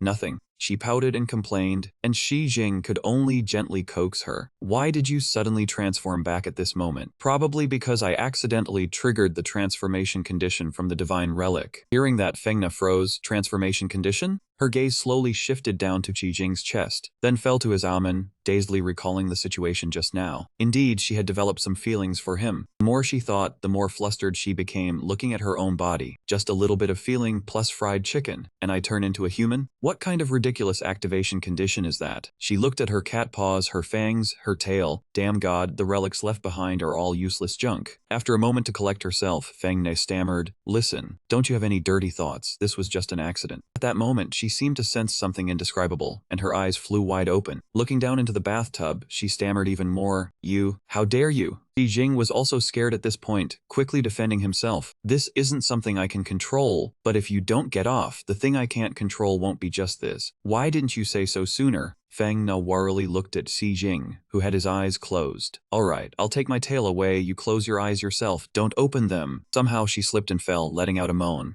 The scene before him would make anyone who witnessed it blush and have their heart race. Having fully witnessed the scene, he paused, hesitantly calling Feng Na's name. In this awkward situation, Huan could only force a smile to hide. I didn't mean to. She inadvertently glanced downward, her expression somewhat indifferent. But could he really? Feng Na let out an involuntary groan. Hearing her voice and the movements of them both made him endure with great difficulty. Feng Na, can you be gentler? Moving so much on top of me like this makes me very uncomfortable. Hearing Xi Jing's complaint, Feng Na could only cry in grievance, while Xi Jing tried to calm down. I didn't mean to, I know. While I can still endure it, you get out of here quickly. After hearing what he said, she stood rooted to the spot, as if she would be unable to leave later if she did not go now. She could only quickly flee for her life out of the bathroom. Door slammed shut violently. Xi Jing could only let out a helpless sigh. Then he leisurely walked closer to Feng Na and asked, an hour later, how come you have already transformed back? When she transformed back to her original form, she was a bit wary of Xi Jing. I do not know either. When I calmed down earlier, I turned into a cat, but now I cannot turn into a person. It is very confusing. She felt his hand wanting to touch her. Without any hesitation, she jumped far away in a guarded manner and said, stay away from me. Xi Jing's arm froze mid-air. He sighed in frustration, thinking to himself, that is right. After what happened earlier, it is normal for her not to want me to touch her. Xi Jing looked at her seriously, speaking with indifference. Feng Na, I have recently gotten to know someone very knowledgeable about divine artifacts. Tomorrow, I will go ask about the specific situation. Perhaps she can help you turn back into a human. It is up to you. In Feng Na's mind right now, she could only think about whether she could turn back into human form. She imagined herself sitting on top of Xi Jing, with him fearfully apologizing. Lord Sect Leader, I was wrong. Seeing Feng Na start to daydream about inappropriate things, Xi Jing could not help but feel a headache coming on, sighing in exasperation. Long, restless night passed, with rays of dawn light sneaking into the room. The system's voice rang out while Xi Jing was still half asleep. Early to bed, early to rise. Health experience points added 38. Health level up to level 3 out of 800. Gradually waking up, he could not help but smile when he saw Feng Na curled up beside him. Xi Jing habitually picked up his phone to check notifications. On the screen was a message from Yuking. Something came up, get over here now. He was extremely excited, clenching his hands into fists. Finally something to do. A while later at the Chenking Library, Xi Jing had arrived. He looked around in confusion, wondering to himself, where is Yuking? She told me to come quickly, but there is no one here. In front of him, the large table only had a girl sitting there. Other than the girl with glasses, he could not see anyone else. But suddenly, Xi Jing sensed something was off. He looked again carefully. That is not right. Seeing him stare at her, that girl smiled and waved back. Xi Jing thought to himself, could that girl with glasses really be Yuking? At this moment, she gently raised her hand and took off her glasses. Yuking smiled and spoke. Your perception is really strong. Hearing this, Xi Jing was stunned for a moment, his gaze unconsciously moving downwards. His vision stopped right at her chest. You noticed me here that quickly. Next, it was her pretty face and plump lips. Sensing his gaze, Yuking coughed in embarrassment, her face turning bright red. Xi Jing quickly looked away, pretending not to have seen anything. She got straight to the point. This is a divine artifact, level 280. A seemingly ordinary pair of glasses that can reduce the wearer's sense of existence, making them not attract attention. Take it. I asked in surprise, is that all it does? A notification appeared. Divine material detected. Absorbing divinity 6%. Yuking explained. Of course not. Once the glasses are taken off, the suppressed sense of existence will burst out in an instant. The longer they are worn, the more brilliant and attention-grabbing the burst of existence becomes. Hearing this, Xi Jing's face darkened, and he sighed. So it turns out I did not suddenly become a pervert. It was the effect of the glasses. Suddenly remembering something, he turned to ask, oh right, did you not say you had something? She interrupted him. Look at this first. Saying so, she handed him a stack of documents. This mission is very special. It is a C-rank confiscation. Normally, it should not be assigned to you, but this divine artifact, named the Crown of the Villainess's Honor, can continuously strengthen the wearer's primal desires. The current wearer is a girl named Lu Huaying. Whenever she sees an attractive man, she cannot control her desire to possess him. Xi Jing put on the glasses and asked, "So these glasses are for me exclusively?" Yuking replied bluntly, "Of course. Your foundation is already very good. Just wear the glasses first. When you take them off, it will cause Lu Huaying's desires to completely erupt," she said with a hidden meaning. "At that time, you will easily be able to take off that crown of honor of the villainess, helping her restore her original state. No one is more suitable for this mission than you." Understanding her ulterior motive, he could only smile helplessly. "So after all that talk, you just want me to use my good looks to seduce her?" The system announced, absorbing divinity 41%. Xi Jing calculated, "To be honest, this suits me quite well. I get to drain the divinity from 2 divine artifacts at once, and it also develops me extremely strongly." Suddenly, a twisted smile spread across his face. "Besides, these glasses suit me perfectly. I will wear them for a decade or so before taking them off." The vision of a radiant, shining aura continuously appeared in his head. "From now on, will I not be at the very top?" Witnessing this, Yuking called out in confusion, "Xi Jing." At this moment, he returned to reality, cleared his throat, and replied, "Joking aside, are these glasses yours personally?" She explained, "Of course not. I borrowed them from another confiscation company." Xi Jing asked in surprise, "There are other collection companies?" Yuking gasped and blurted out, "Oh, I haven't mentioned that yet." Continued, "Our company seems quite secretive and high-end. I thought this was the only branch in the whole country." She smiled and replied, "You misunderstand. The Divine Relic Collection Company is a bit special, but if you really want to describe it..." Yuking's next sentence shocked Xi Jing so much his mouth fell open. "Actually, in essence, it's no different from street sweepers." He interrupted, "You compare it to street sweepers? That sounds too poor, doesn't it?" But Yuking did not feel she was exaggerating at all. In this world, just the known divine relics alone numbered in the thousands. People who received the relics were also very diverse and numerous. They could appear anywhere at any time, and a single collection company simply couldn't handle it all. Moreover, this job was very dangerous, and not everyone could take it on. Xi Jing asked curiously, "Do we have a cooperative relationship with other collection companies?" Yuking replied, "Not exactly. In essence, collection work is considered outsourced to us by the government." Her gaze turned serious as she added, "Some companies will stop at nothing to make money. If you meet people from other companies, you need to be careful." Hearing this, he nodded in agreement, "Got it." Saying this, he took off the glasses he was wearing again. "By the way, I want to test the effect a bit." Yuking asked curiously, "What effect?" As soon as the glasses were removed, Xi Jing's body was covered in a layer of radiant halo. The system reported, absorbing divinity 63%. The sight immediately made her freeze, her heart pounding uncontrollably. A notification appeared, "Someone has developed feelings for you. Charm value increased by 19. Xi Jing praised with satisfaction. "Looks like the effect is very good." After a while, only a few cars moved on the main road. Sitting on the bus, Xi Jing focused on reading the document Yuking had given him. Inside the paper was information about a person. Name Lu Huaying, age 4 years, faction Rose Gang, area of activity South City, bars, karaoke lounges, nightclubs. He thought to himself, Lu Huaying, main activity locations in South City, bars, dance halls, men's nightclubs. In his mind, he began to imagine this woman's appearance. The scope of activity was just like a female underworld boss. The document stated that Lu Huaying had used the physical abilities enhanced by the evil woman's crown of honor to establish her own sphere of influence, creating a small gang called the Rose Gang. Moreover, every day she drained the vitality of countless men in the area. At the same time, the evil woman's crown of honor continuously amplified her desires. Just thinking about it sent a chill down Xi Jing's spine. The stronger her desires, the greater the enhancement of her physical abilities. If no one stopped her, the evil woman's crown of honor would continue to accumulate. Simply removing the evil woman's crown of honor could restore her to her original state, so he had to think of a way to take advantage of that. When he had finished his calculations, the bus arrived at the stop. The bus announced, "Arriving at South City area. Passengers, please alight here. Exit from the rear door," accompanied by a system notification. Acquiring divinity 79%. In the South City area, a young man was being beaten to a pulp with a wooden stick. That woman seemed delighted, trembling with excitement. "The feeling of doing whatever I want is just too wonderful." She spread her arms and laughed loudly. "I do whatever I want. Who dares to control me? I'll beat that person." Not far away, Xi Jing witnessed the whole thing and was speechless. That woman was so childish. Observing more closely, he noticed she was also wearing a shiny crown on her head. "Oh, it's her!" The middle-aged man, looking cowering, approached and whispered, "Sister Lu, take your time." Lu Huaying smirked and interrupted, "Who said I wanted to leave? Where are your 2 sons? Why aren't they here today?" He forced a smile and replied, "Sister, which one do you want? I'll go call them right away." As soon as he finished, her face showed extreme thirst. "Which one?" "Of course, I want both." After confirming it was indeed Lu Huaying, Xi Jing sighed in exasperation. "For me to seduce this old hag, might as well kill me now." Suddenly, a group of people came from somewhere, looking very aggressive. The henchmen shouted morale-boostingly, with Brother Duan making a move this time. That old hag Lu Huaying is dead meat. Hearing this, Si Jing blurted out, enemies coming for revenge. Better hide and see how it goes. The big man leading the way stepped forward and yelled, Lao Huaying, I heard you've been pretty arrogant lately, huh? He was the leader of the World Blade Gang, Duan Kaiping. Hearing these words, Lu Huaying didn't care much and asked, Who are you? She was the leader of the Rose Gang, Lu Huaying. Not far away, several of her henchmen, beaten black and blue with swollen faces, complained, Sister Lu, he is Duan Kaiping of the World Blade Gang. He's the one who beat us like this. Lu Huaying blurted out, Duan Kaiping? Looking closely, your figure is quite decent. She licked her lips thirstily and asked, Want to play with sister? Seeing her perverse behavior, Kaiping's teeth chattered. This woman, he couldn't take it anymore and charged forward with powerful punches to reclaim his territory. However, Lu Huaying was no pushover and easily dodged all those blows. She exclaimed, If you've got guts, don't dodge. Listening to their conversation, Shi Jing understood some of the situation here. That is, this place was originally the territory of the World Blade Gang, but later was seized by Lu Huaying's Rose Gang. The two sides thus became enemies. Isn't this just gangs fighting each other? Back to the match. Unable to hit Lu Huaying, Kaiping ordered his men, Dodge, dodge, dodge. All you know is dodge. Charge for me. The other side also shouted loudly, Rose Gang, we charge too. A tattooed thug lunged forward and smashed a brick hard into the head of the nearby young man. Witnessing this, Lu Huaying was so shocked her mouth fell open. Little Bao, the uncle behind, screamed in fear, My son. Seeing her prey being beaten right in front of her, she went mad and cursed, You trash of the World Blade Gang, don't ruin my good thing. Kaiping grinned and continued, You rotten old hag, finally getting serious. He charged forward at great speed, delivering a powerful blow. Then I'll show my real skill. The scene even surprised Si Jing, his eyes wide open. Receiving the powerful blow, Lu Huaying couldn't counter and her entire body flew backward. But she was still unharmed, her smile growing even more insane. Interesting. Let sister fight moves with you. This was so dramatic Si Jing couldn't take his eyes off the fight. Finishing her words, Lu Huaying stomped on the ground and charged up. On the other side, Kaiping also vanished from his original spot. Both sides fought fiercely, dust and smoke thickly covering the view. Si Jing observed further, thinking to himself, This thug Duan Kaiping is not simple. Using his hand as a blade, his palm is like a sharp blade, cutting iron like mud. But Lu Huaying had only exerted a little effort. In terms of strength, Kaiping was stronger than Lu Huaying, but she was tough, taking hits without any effect. After a long struggle, Kaiping finally landed a blow, and he sighed tiredly, not knowing how much longer the fight would last. Just then, the system reported that the absorption of divine essence was complete, and action speed was now activated. Shi Jing smiled contentedly, finally finishing the absorption. The system presented several options: strength, defense, speed, calculation ability, focus, or memory. Without hesitation, Si Jing chose physical strength. Last time he had chosen speed, now he would combine both. He wondered excitedly what the power would be like after the enhancement. As soon as he finished speaking, a flash of blue light flickered in his eyes. Immediately after, Shi Jing threw a stone forcefully forward.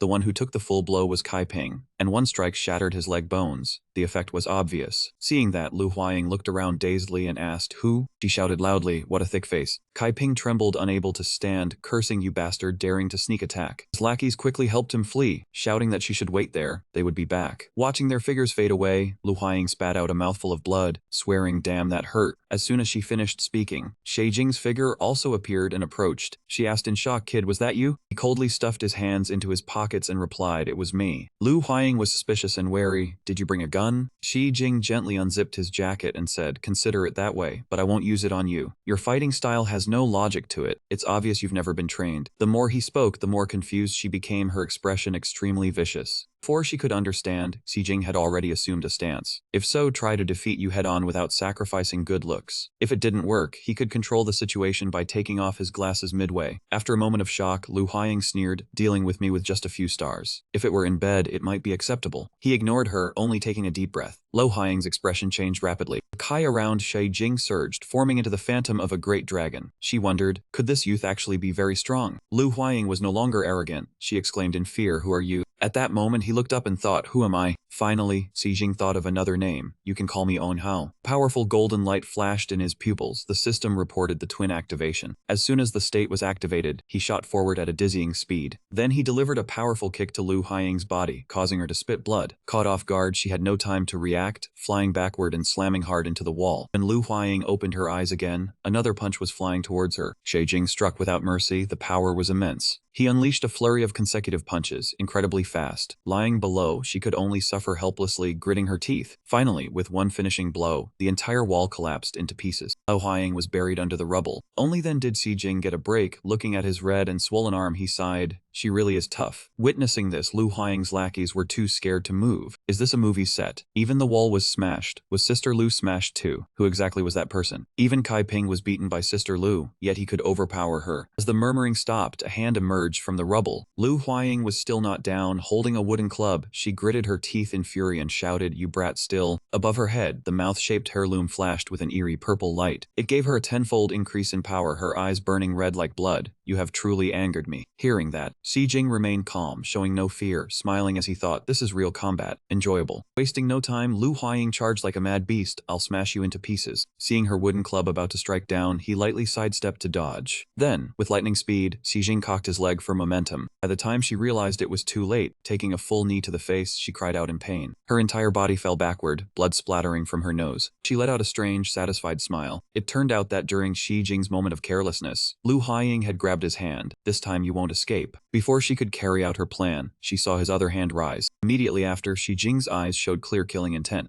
He flicked hard with his finger, causing her excruciating pain as if her eyes would pop out. Lu Huaying stumbled back, dropping the club, clutching her face and wailing, "My eyes, my eyes." Watching her roll around, Xi Jing thought with satisfaction. The master said being despicable and cruel is fine. As long as you win, you can use it. Only the one standing last has the right to speak. Before she understood what happened, she took another kick to the vitals. Women have weak points too, just like men. Seeing she could no longer resist, he slowly approached. This time, Xi Jing pinned her two arms together and swung her high up. Then he delivered a fatal blow, knocking the crown away. Lu Huaying was completely unconscious, lying motionless in the large crater. Her crown fell to the ground, rolling a few times. The group of lackeys behind her trembled in fear, their mouths agape and unable to close. Xi Jing ignored them, bending down to pick up the relic. The system reported, Heal Hunahum 5, the crown of the evil woman. Divine substance detected, initiating extraction. Mission complete. He took a photo for the report. On the phone was a chat with Yuking, along with a message. Got it. Xi Jing thought deeply. Do not let her suffocate to death. As for her punishment after wearing the evil woman's crown and committing so many crimes. With that thought, he used his foot to flip Lu Huaying over, leaving her to be dealt with by the people she had once oppressed. System announced, absorbing divinity 33 out of 100, continuing absorption 39 out of 100, twin absorption divinity 42 out of 100. He was surprised and wondered, it seems the speed has increased. Xi Jing noticed something strange again. What is this down here? But before he could pay attention, a man approached and called out, "Hey kid." Hearing the voice, he was startled and turned his head to look. The white-haired man commanded, "Give me the item in your hand, you have no right to touch it." The absorption process was still ongoing, 73 out of 100. Xi Jing gripped the crown tightly, thinking, I cannot let this man interfere. He asked, "What if I say no?" The white-haired man's expression immediately changed, and he replied with venom, "Kid, you are asking for death." Through his vision, a warning appeared, physique level 1.71129, deviation rate under 1%, traces of martial arts, no specialized parts. Overall danger level 2112.5. He looks only around 16 or 17, living in the suburbs, yet rated over level 2. Thinking that, he sneered in contempt, but still too weak. Seeing Xi Jing was no threat, the white-haired man quickly approached. "Kid, I am giving you one last chance." But before he could get close, he kicked him in the groin. The white-haired man was unharmed and laughed. This despicable martial artist, using dirty, low-down tricks every day, how am I not prepared for them? Hearing this, Xi Jing also planned to flee. Who would be prepared for that move? "You are a pervert." He chased after him, yelling, "Stop, I must kill you." As he ran, he thought, is this man from another retrieval company management? His body is strange, as hard as if assembled from mechanical parts. Before he could understand what was happening, the sturdy wall was smashed by the white-haired man. He grinned, an excited smile spreading across his face, then reached out his hand. He almost grabbed Xi Jing, but he managed to step back and dodge. While the white-haired man was still reacting, he continued running. Every passing second made Xi Jing anxious. This man is as deep as the sea. I cannot get tangled with him for long. The system displayed, absorbing divinity 81 out of 100. While looking at the screen, Xi Jing suddenly had a bad premonition. Instinctively, he quickly raised his hand to block a sudden strike from the white-haired man. However, the force was too strong, and he was still sent flying through several layers of stone walls. Xi Jing gritted his teeth in pain, thinking, it seems no matter how I run, he will catch me.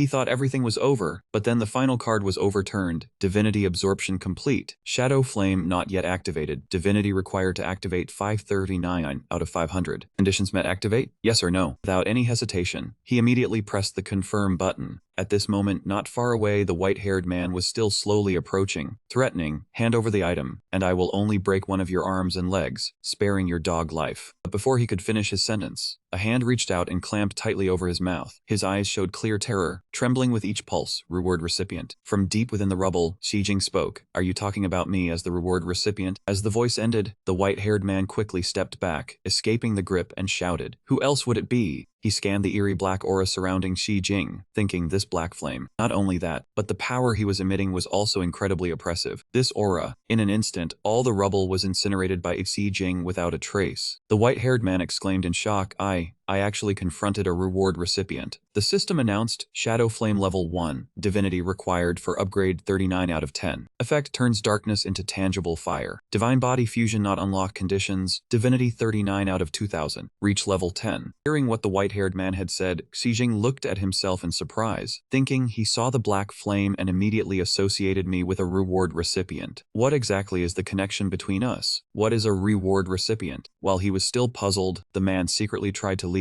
but was still discovered. He thought, no, I cannot let him escape. With that thought, the black aura began to move, darting forward swiftly. Its direction was straight toward the white-haired man. He panicked, waving his hands and yelling, "No, do not come here! Stay away!" Witnessing this, Xijing was also in disbelief, asking himself, what is going on? The moment I thought of it, Shadow Flame shot over there. Could this be an automatic attack system like a flying cannon? While the white-haired man was fleeing, Shadow Flame was getting closer and closer. Damn it. In that instant, his eyes widened and his pupils contracted. Shadow Flame, as if obeying its master's command, burrowed straight into his nose. And then a horrifying scene unfolded, causing Xijing to exclaim, "Oh!" Right then, the white-haired man's body began to twist. His eyes rolled back, and every joint in his bones cracked. Just watching made him freeze, unable to utter a word. After a moment, the white-haired man lay still, not moving. The system announced, "You have just experienced a fight where the weak defeated the strong. Combat experience plus 452. You have just experienced a fight where the weak defeated the strong. Combat experience plus 6 of 33. You have just experienced a fight where the weak defeated the strong. Combat experience plus 402.2. You have just experienced a fight where the weak defeated the strong. Combat experience plus 5.8. The physical training rack increased to level 6, reaching 28 out of 3000. Health cultivation reached level 4, reaching 25 out of 1200. The marksmanship skill increased to level 4, reaching 102 out of 1200. Combat increased to level 4, reaching 8 experience out of 1200. Meridian movement reached level 5, reaching 127 out of 2000. Finally, on the system screen, only 2 words remained, Shadow Flame. After dealing with this dangerous man, Xijing went over to examine his naked body thoroughly. He was extremely astonished, thinking this man was truly extravagant. His entire body was covered in artificial skin, and the durability of that skin was very high. After being burned for so long, it only left 1 wound. Thinking of this, he turned back and grabbed a rock nearby. If he did not break through from the inside now, it would certainly be very difficult to kill him. In comparison, the rock seemed hard but was soon burned to this state. The damage of the black flame must depend on the durability of the target object. Moreover, the rock surface was not carbonized, and it still felt ice cold to the touch. That sturdy rock, once in Xijing's palm, evaporated, leaving not even a speck of dust. It seemed this type of black flame did not have the same properties as real fire. As he said this, the early morning sunlight shining straight down from the sky caused the black flame to gradually weaken. He looked up, recalling what the system had said. The panel noted the black flame was converted from shadows. Now that there were fewer shadows, the black flame was also weaker. Perhaps the larger the area of shadows around, the more shadow flame could be converted and the stronger it would be. Before Xijing could feel that surge of power for a moment longer, it all dissipated. He murmured in complaint, so it was all used up, not even a single notification, and he did not know how the cooldown time worked either. But he had no other choice, so he took out his phone to photograph the white-haired man's corpse, sighing, "Well, I will let this matter slide for now. I will leave this man here for now. Let me explain the situation to Yiking first." The scene shifted to the southern city district. Inside a certain laboratory, a bizarre creature was gradually growing. Nearby, a man was carefully observing with rapt attention. He gently reached out and stroked that horrific creature, asking, "Bing Bing, do you know why I called you here?" Her Bing, his entire body covered in injuries and wrapped in bandages, knelt prostrate on the ground, replying, "I know. You clearly told me over and over again not to cause trouble recently, yet I..." Before he could finish his sentence, that man had vanished from his original spot. When Kai Bing was dazed, not understanding what had happened, a large hand firmly grabbed his head. He did not know when the man had appeared towering over him, his eyes full of anger. "You clearly knew, so why did you still want to do it?" He gritted his teeth and asked, "Are you tired of living? Do you want to die?" Witnessing this scene, Kai Bing was terrified, vigorously kowtowing and begging for mercy. "Master instructor, disciple was wrong, please forgive me." Having no other choice, the man finally relented. "Fine, get up." As he said this, the man approached that creature and asked, "Is there any news from the two I sent earlier?" Kai Bing replied, "It seems they were eliminated." His expression darkened. "Was it all Baya's doing?" He explained, "I heard one of them was severely injured by a young man." Hearing that word mentioned, the man lost his composure. "A young man?" Kai Bing was drenched in sweat, lowering his head to continue. "I heard that young man's name is Xi Jing. His background is nothing special, just an ordinary person." As soon as the sentence ended, that man shouted, "An ordinary person? How could they possibly defeat them?" Fearfully cowed out and added, "Yes, yes, you are right." The more he thought about it, the more resentful he became. Although these experimental subjects were imperfect, they were not for some mortal to humiliate. As he spoke, he looked at the creature that was slightly moving and ordered, "Go, capture him, and I will personally feed him to the great celestial foot mother. That way, Atta can give birth to more children, with better quality. One day, I will conquer this planet." At the city library, Xi Jing stood in the elevator, eyes closed, thinking, to cause such a big trouble during a mission. I wonder how Yuking will handle this? After thinking it over and not knowing how to explain, he finally resigned himself to fate. "Forget it, I will deal with the mission as it comes. At worst, I will make up for it with merit." Soon the elevator reached the 7th floor, and the doors opened. Contrary to Xi Jing's thoughts, Yuking was not angry. Instead, she bowed her head to apologize. "I am extremely sorry. I did not expect such an unexpected situation to occur, leaving you to face the danger alone. That was a serious mistake on my part." Hearing these words, he stood frozen for a moment, his eyes wide open. She continued, "I will upgrade this mission to C+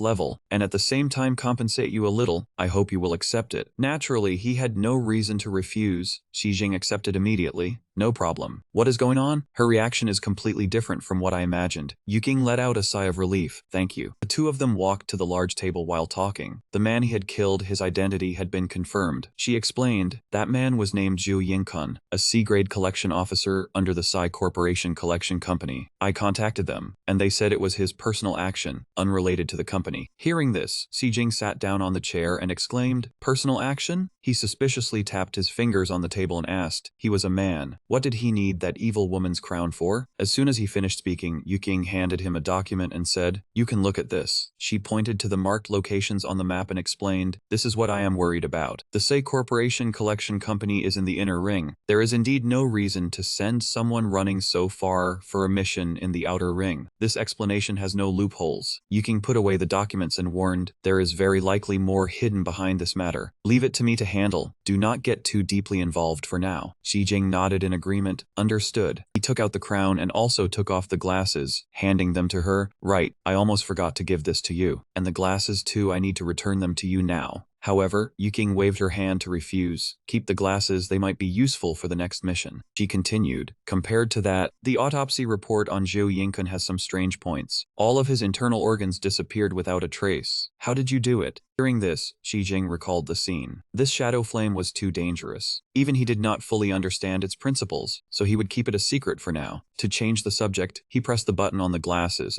and put on an innocent expression. "Can I not say, sister?" Just seeing that look made all suspicion disappear. Yuking's heart began to race wildly. She quickly covered her face and replied, "It is fine if you do not say. Everyone has secrets. First, please put the glasses back on." He followed up, "Oh." He thought to himself that this pair of glasses was truly a divine artifact. Just as he was about to leave, Xi Jing remembered another matter. "Right." He held up the black card and asked, "What is this you just gave me?" Yusing smiled and replied, "This is a collection certificate. With this, it will be much more convenient when carrying out collection missions in the future." He exclaimed joyfully, "So does that mean I'm considered a full-time employee now?" She snapped her fingers and continued, "Of course, aside from the benefits of being a formal member, the document archive in this library, will also be fully opened to you. Without much time left, Yuking stood up and left, saying she had matters to handle, and told him to go ahead and look around freely. Hearing this, Xijing waved goodbye and said, "Take care." After her figure completely disappeared, his eyes lit up. Great, maybe I can find a clue about the cattail ring. After a while in the library, he began to observe everything. Looking at the array of items here, Xijing had to marvel. This place was truly a different world. Inside the glass cabinets were various relic items with different data. Xijing casually picked up a case marked Code 18, Goddess of Death, Love Without Reason, a divine relic he had never seen before. He used the card he had just received to touch the case, and a notification sounded, insufficient clearance, cannot view. Unbelieving, he tried another case, Code 0669, Cinderella Boy, with a serial number this far off. I should be able to view it, right? But it still showed insufficient clearance. Xijing refused to give up and frantically searched Code 227, 580, 666, all returned insufficient clearance. After struggling for a while, he was exhausted. This is ridiculous. Didn't she say everything was open? Why is clearance still needed? Did the cattail ring require clearance too? Never mind, I'll find it first and figure it out later. After some more time, Xijing finally found what he wanted, Code 1391, the cattail ring. Taking out the case, he didn't rush to open it but clasped his hands and prayed, "Please." As soon as he swiped the card, a notification sounded, Code 1391, cattail ring, document unlocked. Xijing was so happy he could cry, "Success!" Information appeared the divine relic's danger level was B, not matching the containment officer Xijing's C rank. Only the first 2 layers of documents were opened, and he was startled, wondering to himself, doesn't this thing just turn people into harmless cats? How is it on the same level as something that destroys an entire street? Unable to wait any longer, Xijing began to study it. Through the documents on the cattail ring, he understood more. The wearer, after a month of wearing it, could freely transform between human and cat forms, which was rather convenient.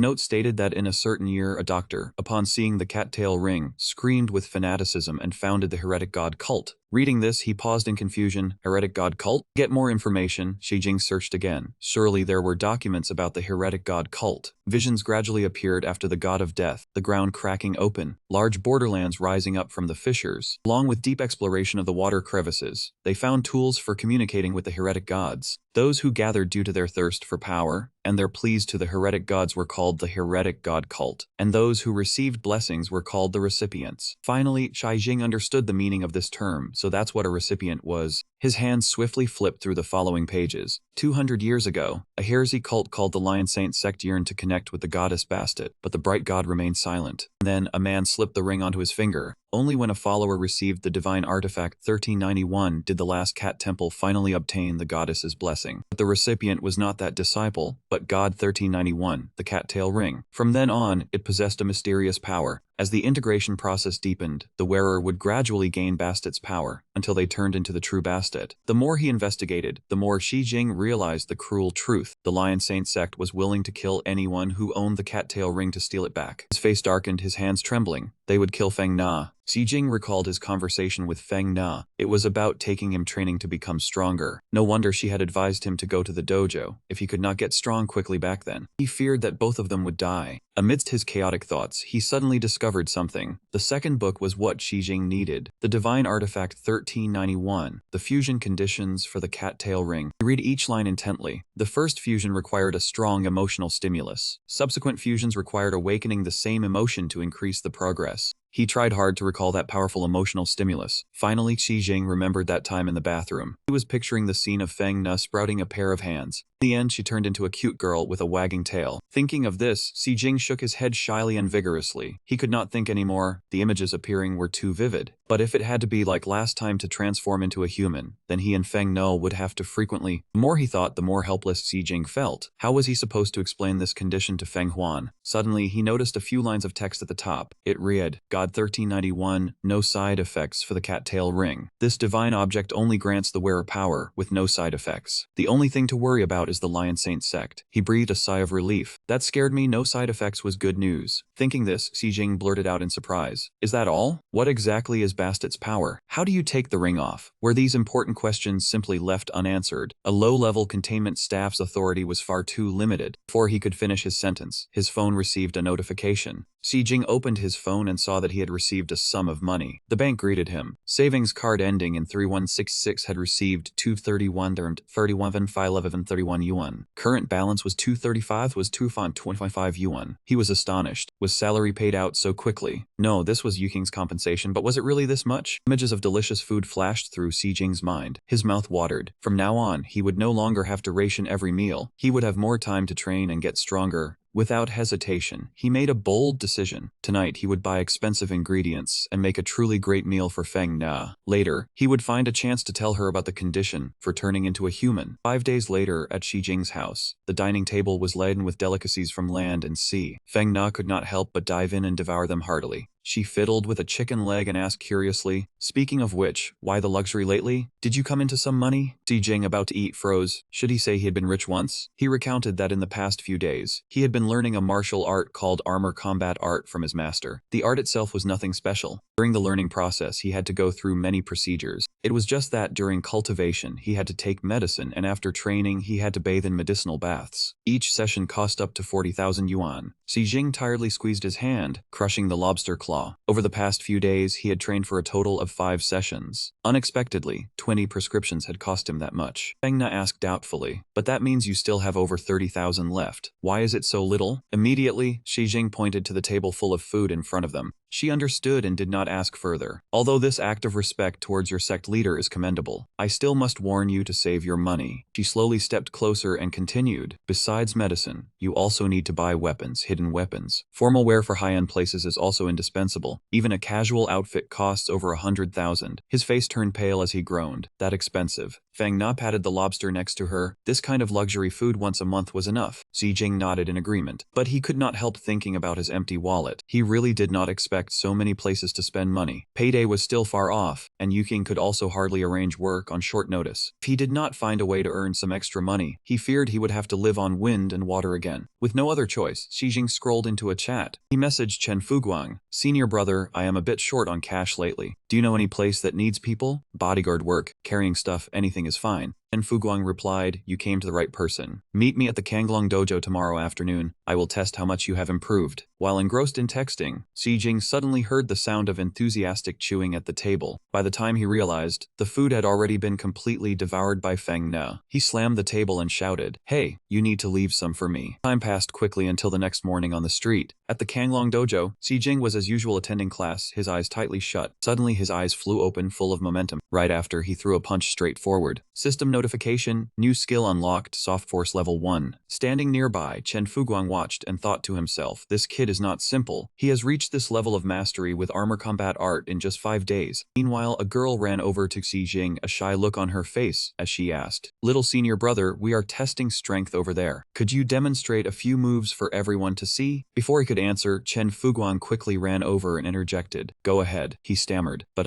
His expression darkened and he said quietly, "Use this chance to test the effectiveness of your training, and also open everyone's eyes." With no choice, Xi Jing had to agree and step up. He clasped his hands together in front of him and said, "Well then, I will give it a try." Upon hearing this, a few people in the dojo showed contempt. "The little senior brother is a newbie. Do not force yourself. Do not hurt your hand and then blame us. You are Wen Zerong, with a fist force of 2L1.3 G, and Yi Yinju, at 212.2 G. The blonde girl shouted loudly, "Stop talking nonsense. My little senior brother is very strong." She was Ning Mengmeng, with a fist force of 232 kg. Not wanting to waste more time, Xi Jing began his display, punching towards the weight. After waiting for a while and seeing nothing happen, the crowd laughed even more gleefully. "Little senior brother, why can you not gather your strength? Why is the sound so faint? Did you not use all your strength? Afraid of losing face? Is that it?" But before they could finish their sentence, the seams on the weight burst one after another, the stuffing spilling out. The weight displayed an absolute score of 9,099. Those who had once looked down on him now fell silent, exclaiming, "Little senior brother, this is..." Xi Jing kept a smile on his face and replied, "It's the soft force." He explained that strength is not about being as big as possible. That move just now was called the soft force, a way to upgrade one's power, concentrating force into a single point, channeling it into the opponent's body, and then detonating it. Everyone could try to comprehend it. After hearing that, Ning Mengmeng admired him even more, her eyes sparkling as she replied, "Thank you for your guidance, little senior brother." Xi Jing turned to Yi Yinyu and said, "Junior brother, could you go to the storage room and get a punching pad to wrap around the force meter?" That person quickly replied, "Yes."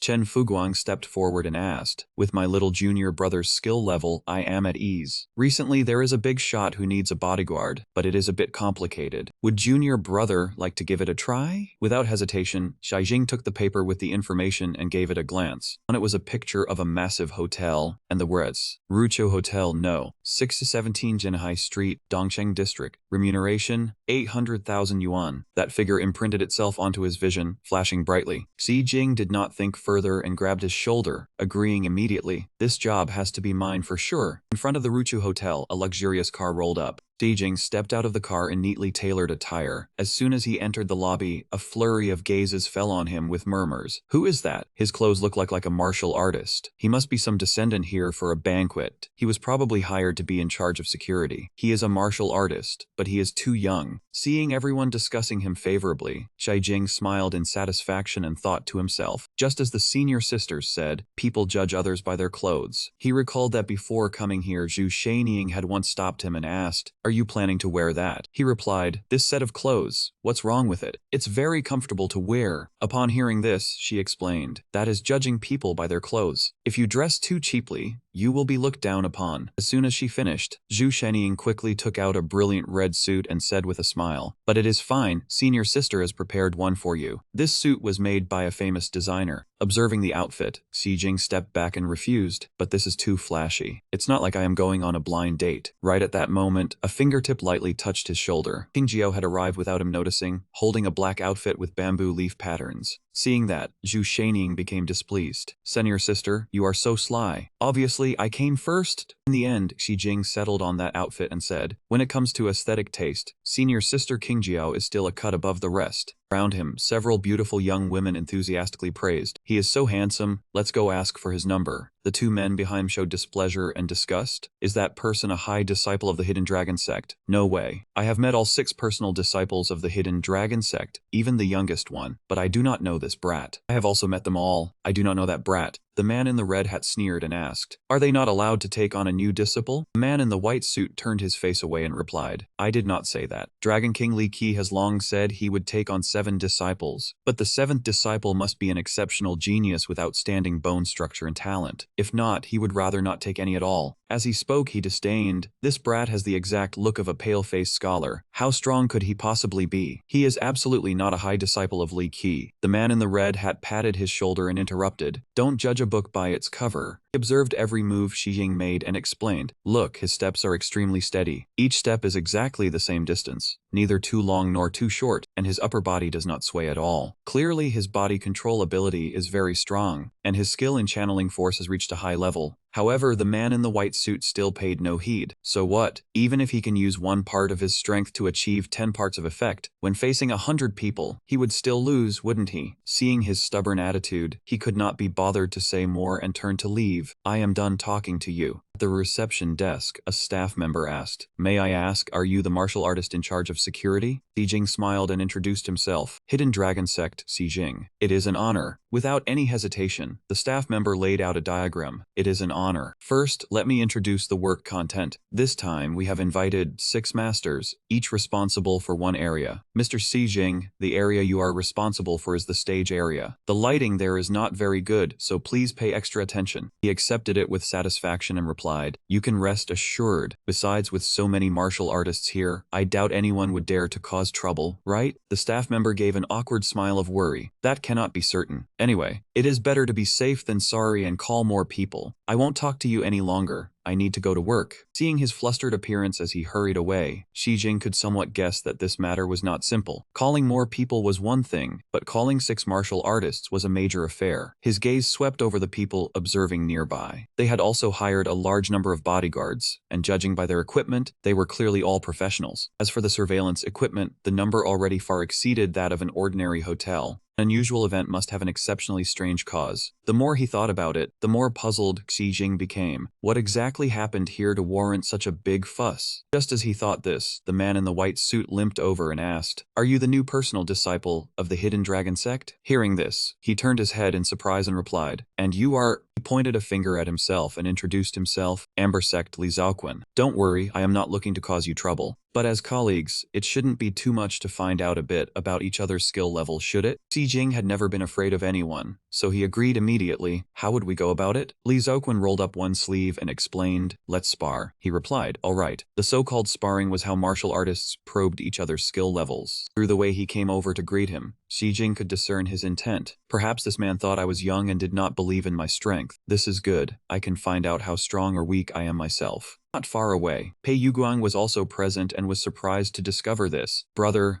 Jing, why is he here?" A girl approached and asked, "Second young Master Pei, do you know that handsome boy? Who do you think will win?" He stammered, Before he could speak, another man with purple hair stepped forward and said, "I put my vote on that young man." They exclaimed, "It's young Master Pei, the eldest brother." The fourth young lady smiled and continued, "But Li Zhaoquan is very formidable. Last time, second young Master Pei sparred with him and was twisted until he cried out in pain." Pei Yuguang glared and shouted in embarrassment, "Don't bring up that sore spot." Returning to the fight, someone noticed a problem and asked himself, "That handsome guy has no movement at all. Could he be about to lose?" The purple-haired man gave a sinister smile and replied, "It's not there is no movement, it's just that ordinary people can't see it. That young man's body may look fragile, but it has been tempered thousands of times and is already as hard as steel. His aura is both pure and clear, not something someone like Li Zhaoquan can compare to." Saying this, he glanced over at Pei Yuguang and urged, "Pei Yuguang, after the match ends, introduce this outstanding young man to me." He replied yes. Seeing Xi Jing so strong, he could not help but marvel. It has only been such a short time, and Brother Jing has already become this strong. How is that possible? Zolquin was completely unaware of the impending danger. Hearing Yu Nian snicker, he thought to himself, this kid has no key on him at all. He really is just a total novice. He might as well pack up early and go home. Sensing him, Xi Jing judged that this man had considerable physical strength. He must have been training hard for a long time. Thinking that, he revealed a meaningful smile, but then, he was completely confident he would win overwhelmingly. Compared to me, that guy still falls a bit short. Soon enough, Li Zhaoquan felt pain coming, shuddering as he wondered what was happening. Xi Jing's grip grew stronger and stronger, as if wanting to crush his hand. How did he suddenly get so strong? Sweat poured from his palm profusely, trembling violently. This was bad, he could barely hold on anymore. However, Li Zhaoquan still refused to admit defeat, straining his body. In that instant, all the bones in his wrist and fingers were crushed. Hearing the scream of pain, Xi Jing was startled and stopped. "Oh heavens, damn it!" He let go and asked Han, "Was that sound just now bones breaking? Are you alright?" Li Zhaoquan tried to act tough, laughing loudly and answering, "Of course I am fine. But kid, you are really not bad. Truly a high disciple of the Kanglongdoi's temple. I admire you." Before Xi Jing could say anything more, he turned and walked away. "I am in a bit of a hurry. I need to go to the restroom first. Brother, if you have time, let's have tea together." He acted extremely urgent, running straight into the emergency exit. When no one was around, Li Zhaoquan finally cradled his swollen arm, tears and snot streaming. "This is killing me with pain." He slumped down, trembling and cursing. "Damn it, that kid is a real monster." Standing outside, Xi Jing was still dazed, thinking, is he really fine? That was definitely the sound of bones breaking, right? Just then, Pei Yuguang walked over and called out, "Brother Jing!" Hearing the voice, he was startled and turned his head to look behind him. That man smiled warmly and waved, "Brother Jing, long time no see." He exclaimed, "Pei Yuguang." A moment later, through the story at the stage area, Xi Jing learned why Pei Yuguang was there. "So you really are a rich young master. I thought you were just bragging." That man scratched his head sheepishly. "Brother Jing is joking. I am actually the son of my father and his lover. It is only thanks to my elder brother's regard that I get to live so freely like this." Not wanting to waste more time, he got straight to the point. "So, what did you want to see me about?" That man replied, "The way you fought Li Zhaoquan in hand-to-hand combat earlier was very impressive. My elder brother said he wants to get to know you. He is also very skilled, a genius who passed the entrance exam for the Imperial Inner Academy, with many martial arts subjects." From the top of the stage platform, the man with purple hair who was standing there raising a glass in greeting was him. Several girls who saw Xi Jing also scrambled to wave. Pei Yuguang asked, "There are also some young ladies and wealthy wives. They also want to get to know you. Do you have any free time?" He sighed and replied, "Today is definitely not possible. I have things to do next. Besides, if they just want to get to know me, I have no problem with that. As he spoke, he gently patted that man on the shoulder. But if they really want to be friends with me, tell them to come find me themselves. What you want, you have to get for yourself, not wait for someone to bring it to your door. Having said that, Xi Jing coolly turned and left. I have things to do, I am off now. Leaving Pei Guang standing there with sparkling, admiring eyes. Brother Jing is so cool. But before he could take a few steps, those girls rushed over in a crowd and said in unison, handsome younger brother spoke very well. If you want something, you have to get it yourself. The blonde girl mustered her courage, holding out her phone and asked, handsome man, can I have your contact info? The others also got all excited. I want to add you too. Me too. While they were scrambling for his contact information, Xi Jing noticed something unusual with a person. Add me too, you will not lose out. The manager did not tell me there would be people bringing items in. Without hesitation, he intended to step forward to stop him. Hey you, but was grabbed tightly by the blonde girl. Hey, add me. She continued in a whiny voice. I will tell you lots of stories. Having no other choice, Xi Jing reluctantly agreed. You win. What is your number? That is more like it. I want to add too. Meanwhile, the strange man in the hat had entered the interior, pressing a remote control button in his hand. Instantly, a device was activated. Xi Jing sensed a surge of electric current. His phone was being jammed. He was startled and turned his head to look behind him, exclaiming, something is wrong. As that thought came, everything was plunged into darkness. Nothing could be seen anymore. Other guests asked each other anxiously, the power is out. Wait, I am turning on my phone light. What is going on? The phone is not turning on either. The atmosphere gradually became strange. Why are none of the phones lighting up? Are they all out of battery? No way. Xi Jing confirmed. I am very sure my phone is fully charged. He reasoned. Furthermore, in this pitch black situation, with dozens of people, not one person took out their phone for light. Clearly, none of them could turn theirs on, plus all the lights are off. All electronic devices must be malfunctioning. The electronic pulse is a high-tech measure that can destroy electronic devices in an instant. But why would the opponent use this type of thing? If it is just to kill one person, isn't that making a mountain out of a molehill? While Xi Jing was still pondering, a loud noise rang out, and a series of glass windows were smashed. The blonde girl from Four cowered against him in fear. Something must be going on. The banquet hall was plunged into darkness. No one could detect what was happening. What was that sound? A crash. Do not scare yourselves. It was probably just the wind, or someone knocking something over. Does anyone still have electricity? My phone is broken. Something is wrong. Where did old Wang go? He was standing right next to me a moment ago. Luckily, Pei Yuguang still had a lighter, creating the only small source of light. Brother took a look around, clapping his hands to signal. The situation on site seems off. Everyone do not move around randomly. Turn your backs to each other and gather together. Everyone did as told. Come on everyone, follow young Master P's words. But before they could calm down, a horrifying scream rang out nearby. There is something over there. In the moment they were not paying attention, a man was dragged away. His body was covered in blood. What is going on? I cannot see President Zhang anymore. Through the flickering firelight, they only then discovered the bloodstains on the floor. Blood, it is blood. Without a word, everyone turned around and fled in panic. Witnessing this, young Master Pei shouted loudly, "Danger! Everyone do not run around!" Before he could even finish his words, a slash as fast as lightning swept past. From that slash, blood began to flow on his face. Not stopping, that creature continued to charge forward at high speed. Young Master Pei was terrified, clenched his fist, and threw a straight punch. Hit by the blow, that creature flew backward. We hit it, thinking it would run away, but no, it came back once again. Thankfully, in the most dangerous moment, Pei Yuguang managed to push his older brother away and shouted, "Big brother!" The man behind him could not escape, his upper body severed cleanly. Pei, the second young master's face turned pale, unable to believe what was happening. Only then did they clearly see the creature taking the form of a giant insect. He panicked and urged, "Run!" But the monster's speed as it charged was extremely fast. Ordinary people could not react in time. It was already too late. Just then, a familiar figure rushed in, swinging his leg behind him. Without hesitation, Xi Jing used his strength to kick the monster away, slamming it against the wall. He looked at the monster and wondered, what is that thing?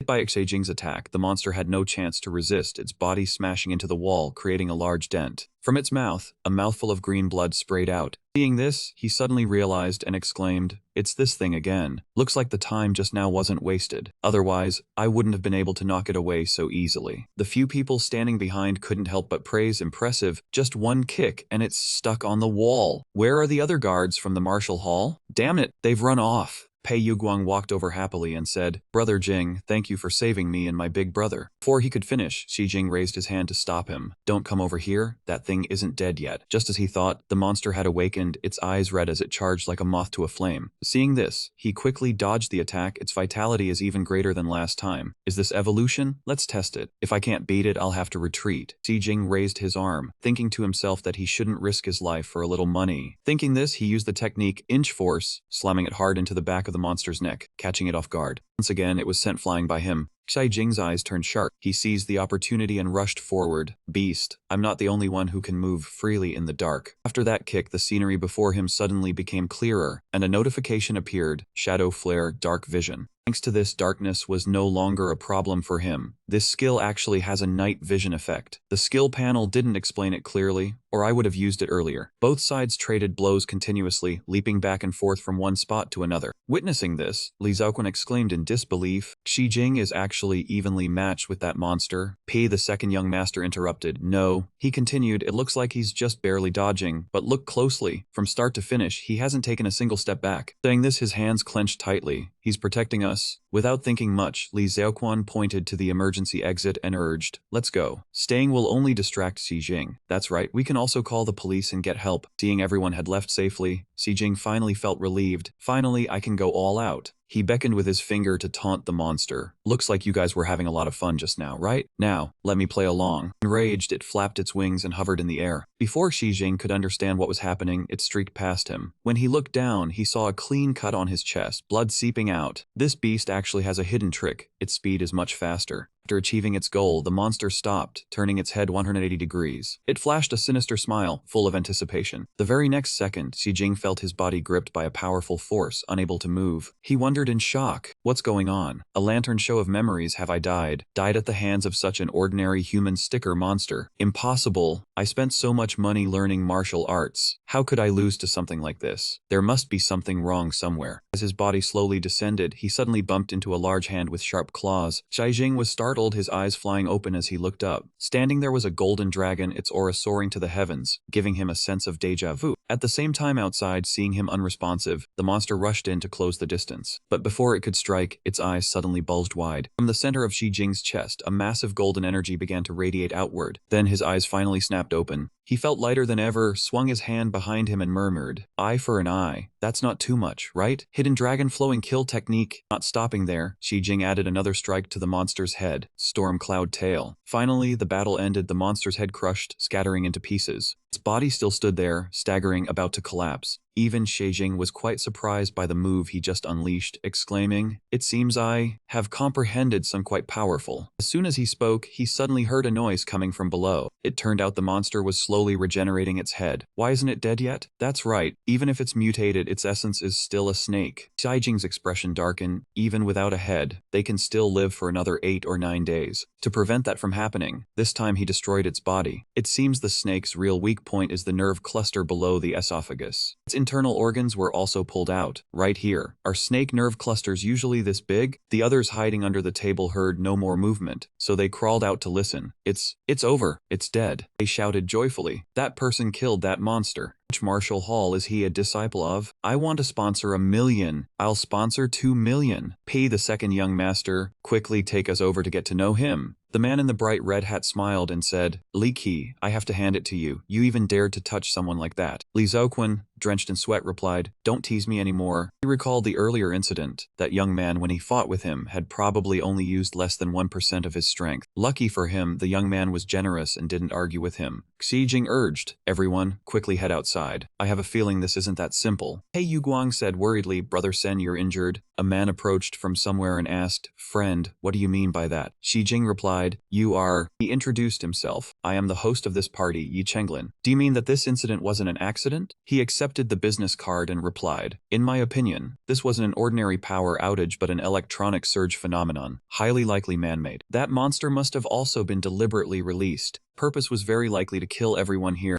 Hearing this, Yi Chenglin quickly averted his gaze and yelled, "This is definitely a planned assassination, targeting us. I'll have my father thoroughly investigate it." Jai Jing thought suspiciously, installing so many cameras, inviting this many martial artists, knowing something would happen and still holding it here. Isn't the person with the problem you? The people attending the banquet are no ordinary people. Why would someone want to kill them? And this Yi Chenglin, he is definitely hiding something. He looked at everyone and said, "That monster is dead, but the danger isn't over yet. We should quickly leave this place. No other choice, everyone leave now. Walk slowly, don't push. Whoever has a lighter, take it out to light the way a bit." After everyone had left, Yi Chenglin approached and asked, "Honestly, do you know what that monster was?" Xi Jing replied, "I'm a bodyguard. I can only try my best to ensure everyone's safety. I don't know about other things." His face darkened as he looked at him, starting to test me already. It looks like these waters are deeper than I thought. Outside the hotel lobby, everything was in chaos. Everyone was calling for their families to come pick them up. No one wanted to stay. Sitting on a nearby chair, Xi Jing thought to himself, this harvest wasn't bad. The system notified him. After experiencing a life and death battle, physical potential was stimulated. Physical training experience points increased by 772. You have experienced a life and death battle, tasted victory, and feel relieved. Health cultivation experience points increased by 829. Thanks to the battle, you had an enlightening new experience. Running experience points increased by 538. After a life and death battle, your body exudes a strong attraction to the opposite sex. Aesthetics experience points increased by 551. Accuracy has been improved. Aiming experience points increased by 518. Through a life and death battle, you had a great insight into combat methods. Combat experience points increased by 1539. Successfully learned a new killing technique. Energy utilization experience points increased by 1347. Conditions for specialization have been met. You visualized a scene of a true dragon sweeping through the sea of clouds. Visualization experience points increased by 2011. All of Xi Jing's stats also skyrocketed. Physical training leveled up to 735 4500. Health cultivation leveled up to 5 298 2000. Running leveled up to 6 359 3000. Combat leveled up to 6 324 3000. Visualization leveled up to 4 748 1002. He thought happily. 4-digit experience, and the conditions for specialization have been met too. Suddenly the wound on his chest slowly began to heal, and the bleeding stopped. After a while the wound healed completely as if nothing had ever happened. Xi Jing felt revitalized, stood up and stretched, wondering, what is this? After leveling up, my status resets like this. The system notified him, conditions met. You can convert basic energy utilization into special energy utilization. Proceed with specialization? He didn't answer immediately but thought to himself, the condition was the wind cloud tail technique. I just comprehended, right? This special energy utilization is related to the martial arts of the hidden dragon style. After thinking for a moment, he pressed accept. Special energy utilization definitely looks more powerful than basic. The upgrade completed immediately. Specialization was successful. Energy utilization level 6, 2083,000, total points 6880, converted to hidden dragon pulse level 4, 1884,000. This feeling, Xi Jing felt a real change in his body, like something that was blocked had now been lubricated. The flow of energy within his body moved with unprecedented smoothness. Not wasting any time, he quickly sat down. This was a rare opportunity. Ignoring the people running around him, he simply sat cross-legged and immediately began cultivating, practicing the combat technique once more. Outside the door, the medical team had arrived, asking where the injured were. Young Master Pei pointed inside and replied, "The 17th floor banquet hall, and there is also..." Before he could finish his sentence, the scene before him stunned him. Surrounding Xi Jing's body, the phantom of a large golden dragon appeared, enveloping him. Time passed until that evening at the martial arts hall. In the room, Zhu Shanying, with a worried expression, was applying medicine to Xi Jing's wound. He said politely, "Thank you, senior sister, for applying the medicine yourself." She interrupted, "How could this happen? It was clearly just a regular security commission. How did that kind of monster appear? Little junior brother, your luck is really bad." Lei Qi also stepped forward and said, "Commissions from the temple are inherently dangerous matters, hard to avoid." Hearing this, he immediately asked, "Master, do you know the origins of that monster?" He replied seriously, "I don't know the specifics either. I only know that thing is highly likely related to the borderlands." Xi Jing thought to himself, the borderlands are the naturally occurring rifts after the death of the gods mentioned in the documents, right? What exactly is inside those rifts? Seeing his tension, Li Qi laughed and waved his hand. "Don't overthink it, surviving is already great fortune. Now you've gained from the disaster, comprehending the wind cloud tile killing technique of our hidden dragon style. For a martial artist, life and death combat is truly the best teacher. Xi Jing spoke up, Master, not only that, but it seems I have comprehended the true essence of the hidden dragon style. As soon as the words left his mouth, the old man stood up sharply from his wheelchair, dashing over quickly. Check. Li Qi lightly touched Xi Jing's hand to probe. Before he could understand what was happening, the old man was sent flying backward by a force. Li Qi asked in disbelief, Xiao Jing, you've raised a dragon? He scratched his head blankly and replied, what riddle are you all talking about? Ignoring the question, the old man threw his head back and laughed heartily. The hidden dragon overturned the clouds in the sky, needing to nurture a coiled dragon to dwell within the body. In little junior brother's body, he has raised a dragon. Xi Jing helped his master up and asked, Master, after getting this energy flow, I feel my internal energy circulates much more smoothly. Are there any other effects? Li Qi explained, this energy flow of yours is not a phantom intention, but a dragon pulse with its own sentience. That being the case, martial arts training is no longer just training, but about nurturing a dragon within the body. This is the true essence of our hidden dragon style. He glanced over and said, Xiao Jing, you have obtained the key to breaking the limit. He widened his eyes and continued, the key to breaking the limit. Even Zhu Shaining didn't understand the term. Master, what is breaking the limit? Li Qi seriously taught, the human body has its limits. When the 5 major aspects of skin, flesh, tendons, bones, and blood are trained to perfection, one cannot advance further. At that time, one needs to break the limit, which means ascending the level of life. The body is reconstructed from its most basic components. The form may still be human, but the essence of life is no longer human. He slapped his thigh and added, those who complete the ascension are called world transcendents by Taoists, and Aticha Buddhas by Buddhists. As long as they don't harbor evil intentions, they can live at least 150 years, always maintaining their body's peak condition. Xi Jing thought worriedly. Master's legs seem to be an accident. Li Qi reassured him, Xiao Jing, don't worry. You've already taken the crucial step. He patted his shoulder and advised, the risk of failure has already been reduced to a minimum. The rest is just putting in the effort. He replied, I understand, thank you, Master. Sitting beside him, Zhu Shaining spoke up and asked, but Master, I heard from senior brother that you were once a strong expert who crossed the dragon gate, so how did you end up like this? His face showed clear hatred, and his hands trembled as he replied, because the dragon I raised was killed by someone. That statement made the two of them unable to believe it, stunned into silence. Li Qi also did not hide it, recounting that back then he lived in the North City district, thinking himself highly skilled in martial arts, acting too arrogantly, unaware of the vastness of heaven earth. Every day he and Meng Bashuang would challenge others to fights, thereby offending many people. The enemies who could not defeat him instead struck at Meng Bashuang's wife and children. At that time he was blinded by rage, his mind set only on revenge. It was an extremely fierce battle. Countless people came to stop him, but he was unafraid, killing anyone he encountered. For a moment, he thought himself invincible under the heavens, but soon enough retribution came. On that fateful day, a powerful expert severed both his legs. He lost all will, his spirit was crippled, and he became half disabled. At that time, many took advantage of his situation, but only Meng Bashuang was willing to stay by his side. Thinking of this, he could only sigh. Afterwards, to escape their enemies and protect the alliance, they had to leave the North City district and come to find the hidden dragon dojo here. Xi Jing asked directly, Master, do you not wish to take revenge? Li Qi replied, to say I have no intention of revenge would be a lie, but my enemies are all major figures from the North City side, not ordinary people here. Even one of them would be difficult to deal with, let alone many. In short, you do not need to worry about this matter. It is all old news from many years ago. If one day you can rightfully enter the inner circle, then it will not be too late to bring this up again. The moon had already risen high over the street where Xi Jing lived. He returned home after a tiring day of work. Suddenly, his phone rang with a notification. The City of Love Bank sent a message. Dear Mr. Xi Jing, your bank card ending in 3166 has just received 800,000 yuan. Current balance 880 11 through 3 yuan. He wondered in surprise. It arrived so quickly. That hotel is really efficient. Just as he stepped inside, Xi Jing took off his shoes and called out, Feng Na, I'm back. But the house was pitch black, and there was no sign of her. Feng Na was not home again. Surely she was not taking a shower this time. Having no other choice, he had to use his visualization ability. With this skill, Xi Jing saw Feng Na hopping around inside the house, looking very happy. Then, she climbed up to the window, seemingly intending to go outside. Xi Jing hurriedly ran over and looked out to observe. Vaguely not far away, he noticed several figures standing. Among them was Feng Na, who was being attacked by 2 strangers. Xi Jing worriedly exclaimed, This is bad, Feng Na is in danger. Sitting on the broken wall, Feng Na raised her sharp claws and asked, Didn't you people run away already? Why are you coming back to find me? The man with his face tightly covered standing below answered, Because the infinite Dragon King Majesty has already replied to us. the infinite dragon king Ananda Sasa. Hearing this, she could not believe it, her eyes widening. He stepped forward and continued, "Later, your talent is very good. You can definitely become the recipient. When that time comes, we can borrow the main cult's power to rebuild." But before he could finish his sentence, a hand reached out to stop him. "Can't you see she is unwilling?" Seeing that the person who appeared was Si Jing, Feng Na asked in surprise, Jing, why are you here?" He replied, "I was about to ask you the same thing. From what I heard just now, they are your cult members, right?" That man showed clear displeasure, looking towards Feng Na to remind her, "Letter, are you not afraid of the Kang security company finding out about this young man's existence?" Naturally, she was very worried about that too, sweating profusely at the thought of the Kang security company. Sai Jing's face darkened as he stepped forward and said, "I cannot pretend I didn't hear that." Seeing this, he quickly waved his hand to explain, "I meant, if the leader keeps staying at this young man's house, if the Kang security company finds out, it will surely implicate him." Only then did Feng Na stammer, but, seeing her hesitant look, he felt uneasy and wondered, is Feng Na really thinking of leaving? But that Kang security company is indeed no ordinary force. After the gods died, the world fell into chaos for a short time. The state could not manage it, so it delegated some law enforcement powers to security companies, allowing them to organize and develop their own armed forces. The Kang security company was one of them. Unlike other companies, it developed very quickly, soon becoming a giant with deep roots. Hey, they are no longer under control. For this reason, Shi Jing was even more worried about Feng Na's safety. Originally, her turning into a cat and hiding here was already risky enough, but now that the dragon cult members had found her, the risk of her being exposed was even greater. But even if the Kang security company really comes for us, I am not afraid. After much deliberation, he made a decision. She is not going back. Those words immediately moved her, her eyes sparkling as she looked at him and exclaimed, "A Jing!" That man stomped his foot heavily on the ground and asked, "Boy, do you think you can protect the leader well?" Xi Jing replied seriously, "It hasn't happened yet. How will we know without trying?" He pointed directly at his face and reminded him, "You don't know how formidable the Kang security company is. A person like you, any random team they send could..." Before he could finish, Feng Na shouted loudly, "Enough. Nothing would have happened if you people hadn't come. I never wanted to be some dragon cult leader in the first place. That damned old man came up with the idea on his own, treated me as his successor, and then forced me to go receive the blessing. If you want to receive it, go ahead yourselves. Don't come looking for me." The girl standing behind was startled by the loud shout, turning her head back and forth with a dazed expression. Feng Na blushed and added, "Besides, no matter what happens, a Jing will protect me well, right?" Xi Jing smiled and nodded gently in response. Not wasting any more time outside, the two returned home, leaving those two people still standing there, unsure of what to do next. At the same time, in a room containing a mutated creature, a voice rang out. Number 1 was killed by a 17-year-old high school student again. The white-haired old man wondered in surprise. Even a 17-year-old Li Chengxuan would find it hard to defeat Number 1. Is there a genius in the city of love who is even stronger than Li Chengxuan? Hai Ping, standing behind, smiled and added, "That's different. Junior brother was only 17 and hadn't been training in martial arts long. As for this person, he was probably secretly trained by the Hidden Dragon Dojo for quite some time before pulling off such a stunning feat." Before he could finish, the old man tossed the phone over. Forget it. It doesn't matter. Although it didn't achieve the desired effect, at least a few people died, which can serve as a wake-up call for the executive council. As soon as the phone call connected, the white-haired old man asked with a dark face, "What is the status of Number 9? Hai Ping replied, "It ate Number 7 last night. It's only been 10 days. The growth rate is too fast." He nodded in satisfaction upon hearing this. It seems Number 9 is the most competitively perfect individual at present. Future production and nurturing will all be modeled after Number 9. While speaking, he stroked his own mutated beast and smiled. Also, find some time to take Number 9 out for its debut. In the news reports, that high school student is at Fuzhong City of Love, right? That was the best high school in the province. If something happened there, support for that plan would definitely surge. Kai Ping immediately lowered his head and replied, "Yes." Time flew by and the next morning arrived. On the school grounds, Xi Jing was diligently practicing martial arts, determined to one day solve all problems or at least deal with the one causing them. He focused his mind, projecting the phantom image of a magnificent golden dragon, ignoring the stunned looks of those around him. With a single punch that shattered everything, the system immediately displayed a notification. "You have practiced combat teaching skill once. Physical training points increased by 331. Practicing again. Hidden Dragon Force points increased by 367. Visualization activated. Cultivation efficiency soared." Xi Jing, catching his breath, looked at his fist. That was the Dragon Star Fire technique, one of the 5 ultimate ultimate killing moves of the Hidden Dragon style. It could break defenses and inject internal force into the enemy's body. He had to train it well. Just then Chen Fuguang stuck his head in and called out loudly, "Little junior brother, you have struck it rich," he asked back in bewilderment. Chen Fuguang hugged him tightly. "Did you kill monsters at the Rushu Hotel yesterday and save a bunch of rich second-generation kids?" Zheijing nodded in confirmation. Chen Fuguang spoke while showing him a phone screen filled with a series of transfers, smiling brightly. "Our training hall received a lot of donations from them today.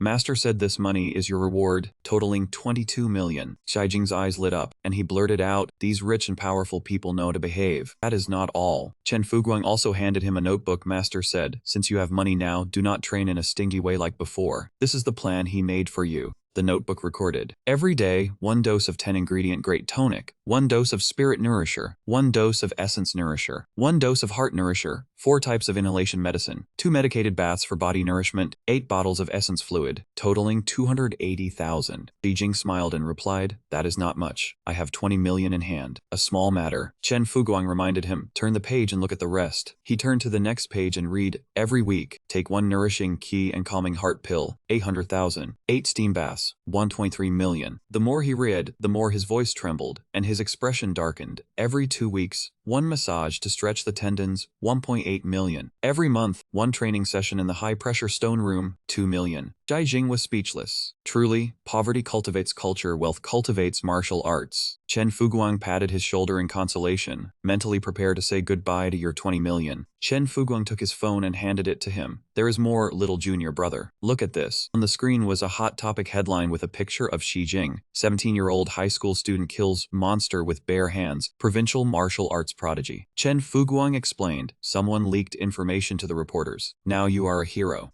As soon as he finished speaking, his phone rang. Zheijing was startled. "You have a call. Who is it?" Chen Fuguang saw an unfamiliar number and shook his head. "I do not know." With no other choice, he answered the call, "Hello." But as soon as he heard something from the other end, his expression completely changed. Before he could understand what was happening, a loud scolding voice rang out. "Xi Jing, how long has it been since you attended class? Quite the hotshot are you. Skipping school to work part-time, becoming a big hero and not wanting to come to class anymore." He said timidly, "How could that be? My family had some matters recently." The teacher continued, "The school sports meet starts in a few days. I signed you up for the 100 meters, 200 meters, 400 meters, 800 meters, and 2,000 meters. Hearing this, Xi Jing understood and thought helplessly, "In the end, I have to go bring glory to the class." Just then, Zhu Shaining looked over and waved at him. Seeing this, he said, "Teacher, I have something to do. I will hang up now." The teacher replied, "Fine, but you must come then." After hanging up, he asked with curiosity, "Sixth senior sister, what do you need from me?" Zhu Shaining replied, "There is a commission for you. The reward is very high." Hearing about the reward, Xi Jing's eyes lit up. "What kind of commission?" Zhu Shaining shrugged and explained, "Just a sparring partner. The client is also a martial artist. They got curious about you after seeing the news and want to spar. The reward is 500,000. He could not believe it. A sparring partner pays 500,000. A while later, they arrived at the northern area of the inner ring road, where many high-ranking officials lived, long called North Noble. It was said that a few minutes of income here equaled a year's income for a family in the outer ring.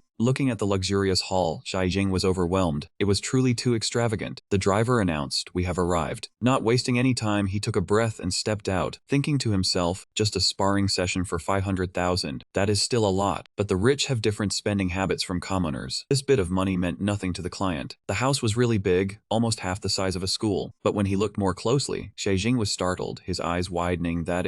It turned out the people standing there were the 2 brothers of the Pei Yuguang family. What were those 2 doing here? He walked over and asked, "Are you 2 the clients of our training hall?" Pei Xiao replied, "No, you misunderstand. Someone wanted to arrange a meeting with you through us." Hearing this, Xi Jing's expression darkened. Pei Xiao quickly explained, "Brother Jing, do not misunderstand. This has nothing to do with me. My father made me do it. I did not dare refuse." Xi Jing asked in a grim tone, "So your father invited me over?" Pei Yuguang waved his hand, No. Someone else asked my father for help. I do not know the details either." Before he could continue, Pei Xiao pointed inside and urged, "Let me explain as we walk." He led the way, saying that person was from a government agency, but he did not know which one. His father also instructed him to try his best to satisfy the man's requirements. Pei Xiao asked, "During dinner last night, he said he wanted me to arrange this meeting. Do you really not know anything?" Zheijing was dazed. "I do not know. Could it be someone from the Kanged security company. After talking for a while, they arrived at a large room. Pei Xiao turned his head and warned Xi Jing, even though you are very strong, I still have to say, do not let your guard down around that man. Inside, a figure was already sitting and waiting. This person was likely stronger than anyone he had ever met. It was a burly, dark-skinned man with an arrogant expression. He spoke, you have arrived. He laughed and said, Xi Jing, nice to meet you. You can call me Shan Xiao. Just by looking, Xi Jing knew something was off. This man was not ordinary. He greeted, hello. Looking closely, he noticed Shan Xiao's hands were covered in thick scars. Not only that, there were marks like bullet wounds on the man's upper arms, scars on the tiger's mouth area, and a bullet scar on his shoulder. All things ordinary people did not have. From these clues, Xi Jing concluded that the man was like someone who had served in the military, accustomed to combat. Shan Xiao suddenly stood up. There is no time to waste. Let us have an exchange right now. Before he could understand what was happening, the wooden chair was shattered by a powerful force. The man charged forward quickly, laughing. The best way to exchange is to have a fight. Without a moment's hesitation, he counterattacked, swinging a punch behind him. If that man was truly from that security company, he would destroy him. The two sides met with a powerful head-on punch, a strong shockwave radiating outwards. Shan Xiao smiled victoriously, thinking to himself, that kid's hand is probably crippled. However, completely contrary to his thoughts, Xi Jing was unharmed, and it was my turn. Hearing this, he widened his eyes in shock and exclaimed, how can that be? While Shan Xiao was still dazed, he delivered a strong blow to his back that made his spine ache horribly. Taking the full force of this attack, his whole body flew far away, his head plunging straight into a large mound of earth. Witnessing the scene, the two Pei brothers turned pale with fear. They thought that if they had taken that punch from Shan Xiao, their arms would definitely have been shattered. Yet Xi Jing not only was unharmed in his hands, but he was also hiding his true strength. Seeing Shan Xiao lying feigning death amid the dirt, Xi Jing calmly brushed off his hands and wondered to himself, with this level of skill, he was probably just an ordinary rich second-generation kid. After a while, he finally managed to struggle up, his entire body trembling from the punch just now.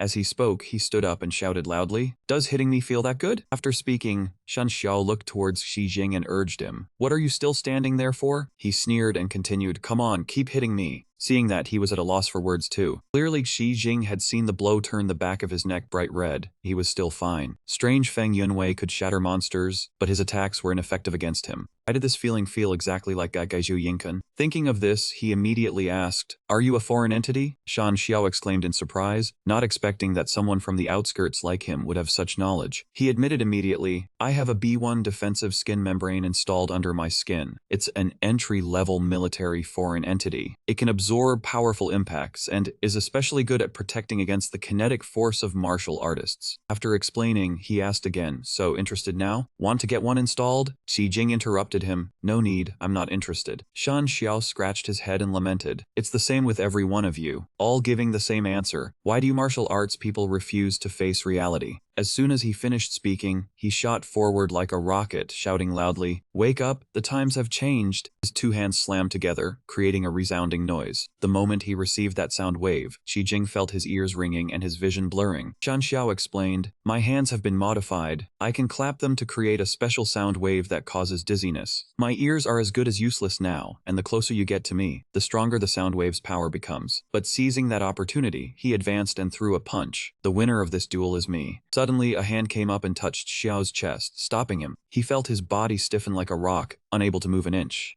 How can this be? With just one strike from Xi Jing, Shan Xiao's entire body flew into the air, his chest receiving a massive shock. His gaze calm, he spoke, your flesh is indeed tough, so I'll just directly force the kinetic power into your body. Indeed, this attack worked. He could no longer be stubborn, and his eyes rolled back white. His whole body crashed heavily onto the ground. Xi Jing stepped back and sighed. Knocking a person unconscious didn't actually require much effort. As he spoke, he sat down and looked at Shan Xiao, who was foaming at the mouth. A single light tap was enough. When he looked more closely, Xi Jing discovered something new. The part of his chest that was exposed wasn't flesh, but a piece of metal, from which a voice echoed, Shan Xiao's consciousness has been disrupted. It seems he is no match for you. Xi Jing thought to himself in surprise. An internal communication device. Who are you people, and what do you want from me? The other party replied, wait a moment, I'll be there soon. He grew impatient and urged, hurry up, I'm busy. The other side responded, it won't take long. As soon as his words fell, the two P brothers ran over and asked, what do they want with you anyway? Could it be a new trial from some mysterious organization? Xi Jing wearily interrupted them, your imagination is too rich. They still found the reasoning quite logical. I think it sounds pretty similar too. He noticed Shan Xiao had woken up. Xi Jing glanced down and said, hey, since you're awake, get up. He couldn't pretend anymore and had to sit up with a jolt. That hurt. Speaking of which, how did you manage to counter it so quickly? He explained. That move's essence was using sound waves to shock my brain. Through visualization, I just used a stronger force to counteract and neutralize it. Shan Xiao asked in astonishment. A stronger force? Only then did Shan Xiao realize he had been beaten from the start. It seemed this kid hadn't even used his full power yet. Thinking this, he slid to the side and ordered, "You two go play somewhere else." The Pei brothers were startled. Huh? Okay. After they had left, he stood up and said, "The Pei brothers weren't wrong. I really am a member of an official organization, and I want to invite you to join us." Si Jing flatly refused. "I've never been interested in any official secret organizations, especially after meeting you." He continued, "If an organization is proper, it would just extend a serious invitation. Why go through all this roundabout nonsense? I am very dissatisfied with your methods, and have absolutely no desire to join. Even with a proper invitation, I wouldn't join. I'm content with my current life. I train in martial arts in peace, develop slowly, take on a few tasks occasionally to improve my divine skills. It's perfectly comfortable." And Xiao waved his hand anxiously. "Don't be so quick to refuse. I admit my style is a bit wild, but joining us has only benefits, not harms." As he spoke, he boasted, "Look at this B1 protective membrane. You can't buy it even with a lot of money. Once you join, you can get one for free." Xi Jing interrupted, "But you still got hurt." Shan Xiao wouldn't give up. He leaned in and whispered, "Brother, I admit you're a genius, but you'll soon realize the human body has its limits. That feeling of not being able to take another step forward will drive you crazy." However, he remained adamant, "You're right, but I refuse. Using a pure, unmodified natural body to smash you modified people apart. I find that much more interesting." Seeing that even after he spoke until he was foaming at the mouth, the kid remained unmoved, Shan Xiao got so angry his eyes seemed to pop out, and he yelled, "Why won't this guy listen to reason?" Another voice rang out, "Shut up, Shan Xiao, your recruitment skills are really terrible." He was startled and replied, "Captain." The voice ordered, "Look up." As soon as they both looked up at the sky, a figure appeared, descending from above. Looking closely at the person, Si Jing recognized him and exclaimed, "Xu Ren." As soon as the words left his mouth, she landed successfully, with dust flying everywhere. Xu Ren stood there smiling, meeting again, Xi Jing. "I'm sure you remember me, captain of Team 838 of the White Fang. The gorilla next to you is my team member." Shan Xiao angrily interrupted, "I am not a gorilla." Without hesitation, Xi Jing ran over and said quietly, "You already recommended me to Yuking before, right? So why are you trying to recruit me again?" She coughed once to explain, "This time it's an order from the higher-ups." Looking at the item on her wrist that was glowing, Xu Ren continued, "Besides recruiting you, I came here for a second mission. This is the monster you killed a few days ago. Do you know its origin?" He asked seriously. "A creature from the border zone?" She replied, "Not entirely." Void recognized the explanation. It indeed bore the characteristics of creatures from the border zone. For example, this core was originally the source of their power, but the core does not necessarily have to be in the heart. It could be in the limbs, nails, or even the skin. As long as the core has not been extracted, they can revive infinitely. Hearing this, Xi Jing secretly felt lucky that he had coincidentally struck them and taken the core back then. Suddenly, sensing something was off, he asked again, "Since there was a core organ, then why was it said to be incomplete?" Void projected another bizarre creature and replied, "This thing is called the Heavenly Foot Mother Worm, originating from the flesh swamp in border zone F56. Its highest danger level is rated at 6.2. After listening for a while, Xi Jing still did not quite understand. Surprised, she asked, "Wait, what is the danger level? What does decimal point mean? Doesn't the Martial Hall in the Outer Ring District teach this?" She turned to Shan Xiao and said, "Gorilla, give me your combat data from just now." Annoyed, he still complied and replied, "I am not a gorilla." Looking at the device on her wrist, Void exclaimed, "Oh, your current danger level has already reached around 2.9 to 3.1. Xi Jing was baffled. She projected the data and explained, "A normal adult male has a danger level of only 1 to 1.1. Your level is 2.9, equivalent to 1 to already 80 adult men. As for the Heavenly Foot Mother Worm, it is equivalent to 6,500 of you." Xi Jing chimed in worriedly, "Then it is truly dangerous indeed." She added, "But that is only in an extreme situation. The Heavenly Foot Mother Worm has not awakened yet. Its danger level is only about 1.8. Furthermore, its main function is reproduction. The Heavenly Foot Mother Worm can absorb genetic information from the organism it parasitizes, then spawn corresponding types of insects. It can even consume different organisms and mix their genes. 1 month ago, a smuggling group caught a Heavenly Foot Mother Worm from the flesh swamp and brought it out. After we received the news, we pursued them all the way, eventually losing their trail in the southern district of the province. At this point, Void looked back at Xi Jinping and said, "Now, through you we have finally found a clue." Startled, he asked, "Do you mean the tapeworm monster I killed was spawned by the heavenly footmother worm?" She replied, "That is correct." The more he heard this chilling story, the more troubled Xi Jing became.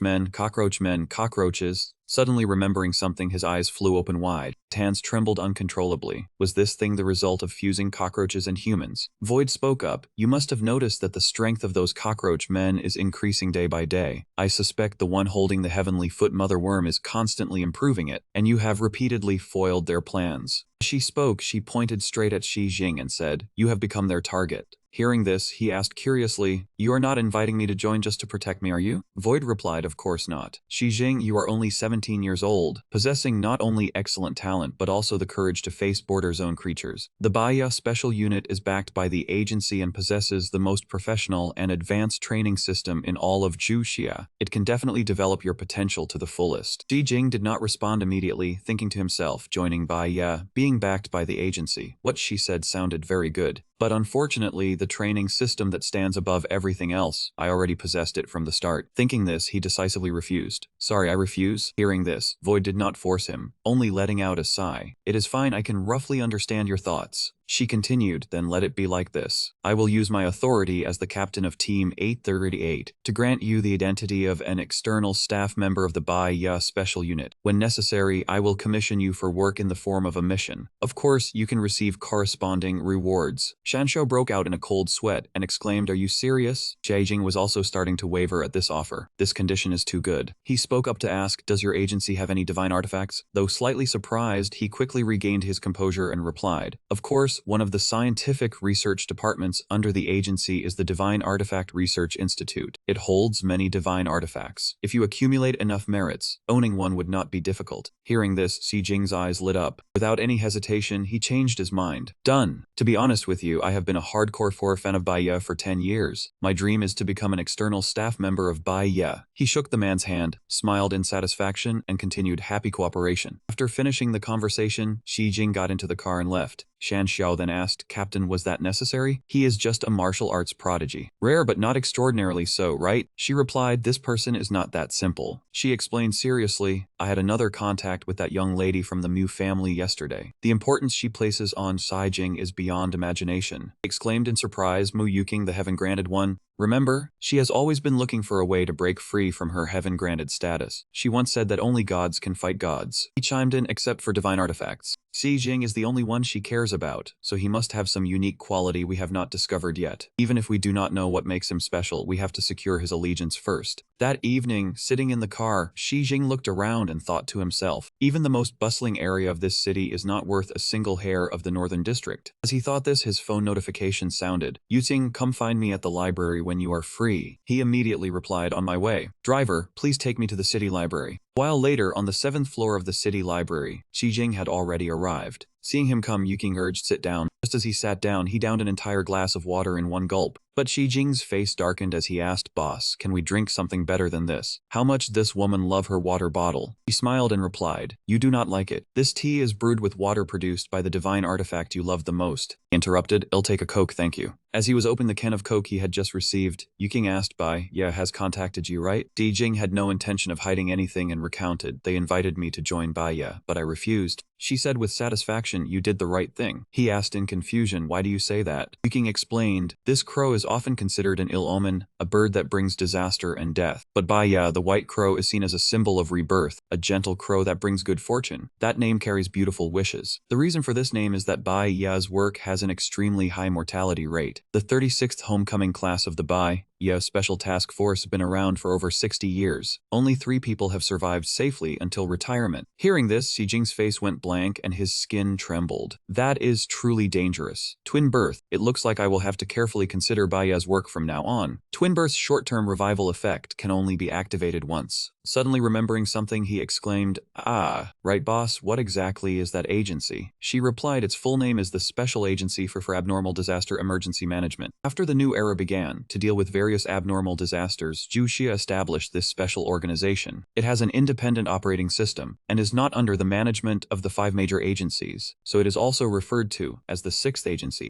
In other words, if you join Baya, even if you go on a killing spree in the city or go mad and detonate a nuclear bomb, no one will be able to arrest you. Daijing wondered, since the power of the 6th Bureau was so great, was the government not afraid of losing control? Yuking Zenin replied, there was no need to worry. The highest leadership of the Bureau had 13 people, most of whom lived in the Shang Pavilion. That made him change his mind. In that case, the 6th Bureau was no different from the country itself. The origins of the Shang Pavilion and the 5 major bureaus were truly terrifying. With nothing more to discuss, Yuking took her phone back from Xi Jing's hand. Alright, the main reason I called you today was to remind you about Bainia. You can go now. He asked in surprise, no mission for me? She replied, no. He asked again, not even wanting to show me a divine artifact? Yuking shook her head, no. Xi Jing persisted, that's it. She said helplessly, if you really have free time, you can go clean the library. Upon hearing the word clean, Xi Jing sprang up like a spring. Sorry, I have things to do. I'll be going now. Suddenly his phone rang, the screen displaying the name Du Shuai. Crap, I forgot about this. He hurriedly ran off. Teacher Du, don't rush, I'll be there right away. Scene shift to the southern city district. In the emergency stairwell, an old man with white hair sat motionless in place. In front of him stood a strangely dressed person. Master, all the experimental subjects have been moved out. His face darkened. I didn't expect those Bainia guys to be so sharp to find this place. How is things on Kaiping's end? That man smirked and replied, as you instructed, he brought number 9 to the provincial middle school. We should be hearing news soon. As he stood up, his master reminded him, using number 9 to attract Bainia's attention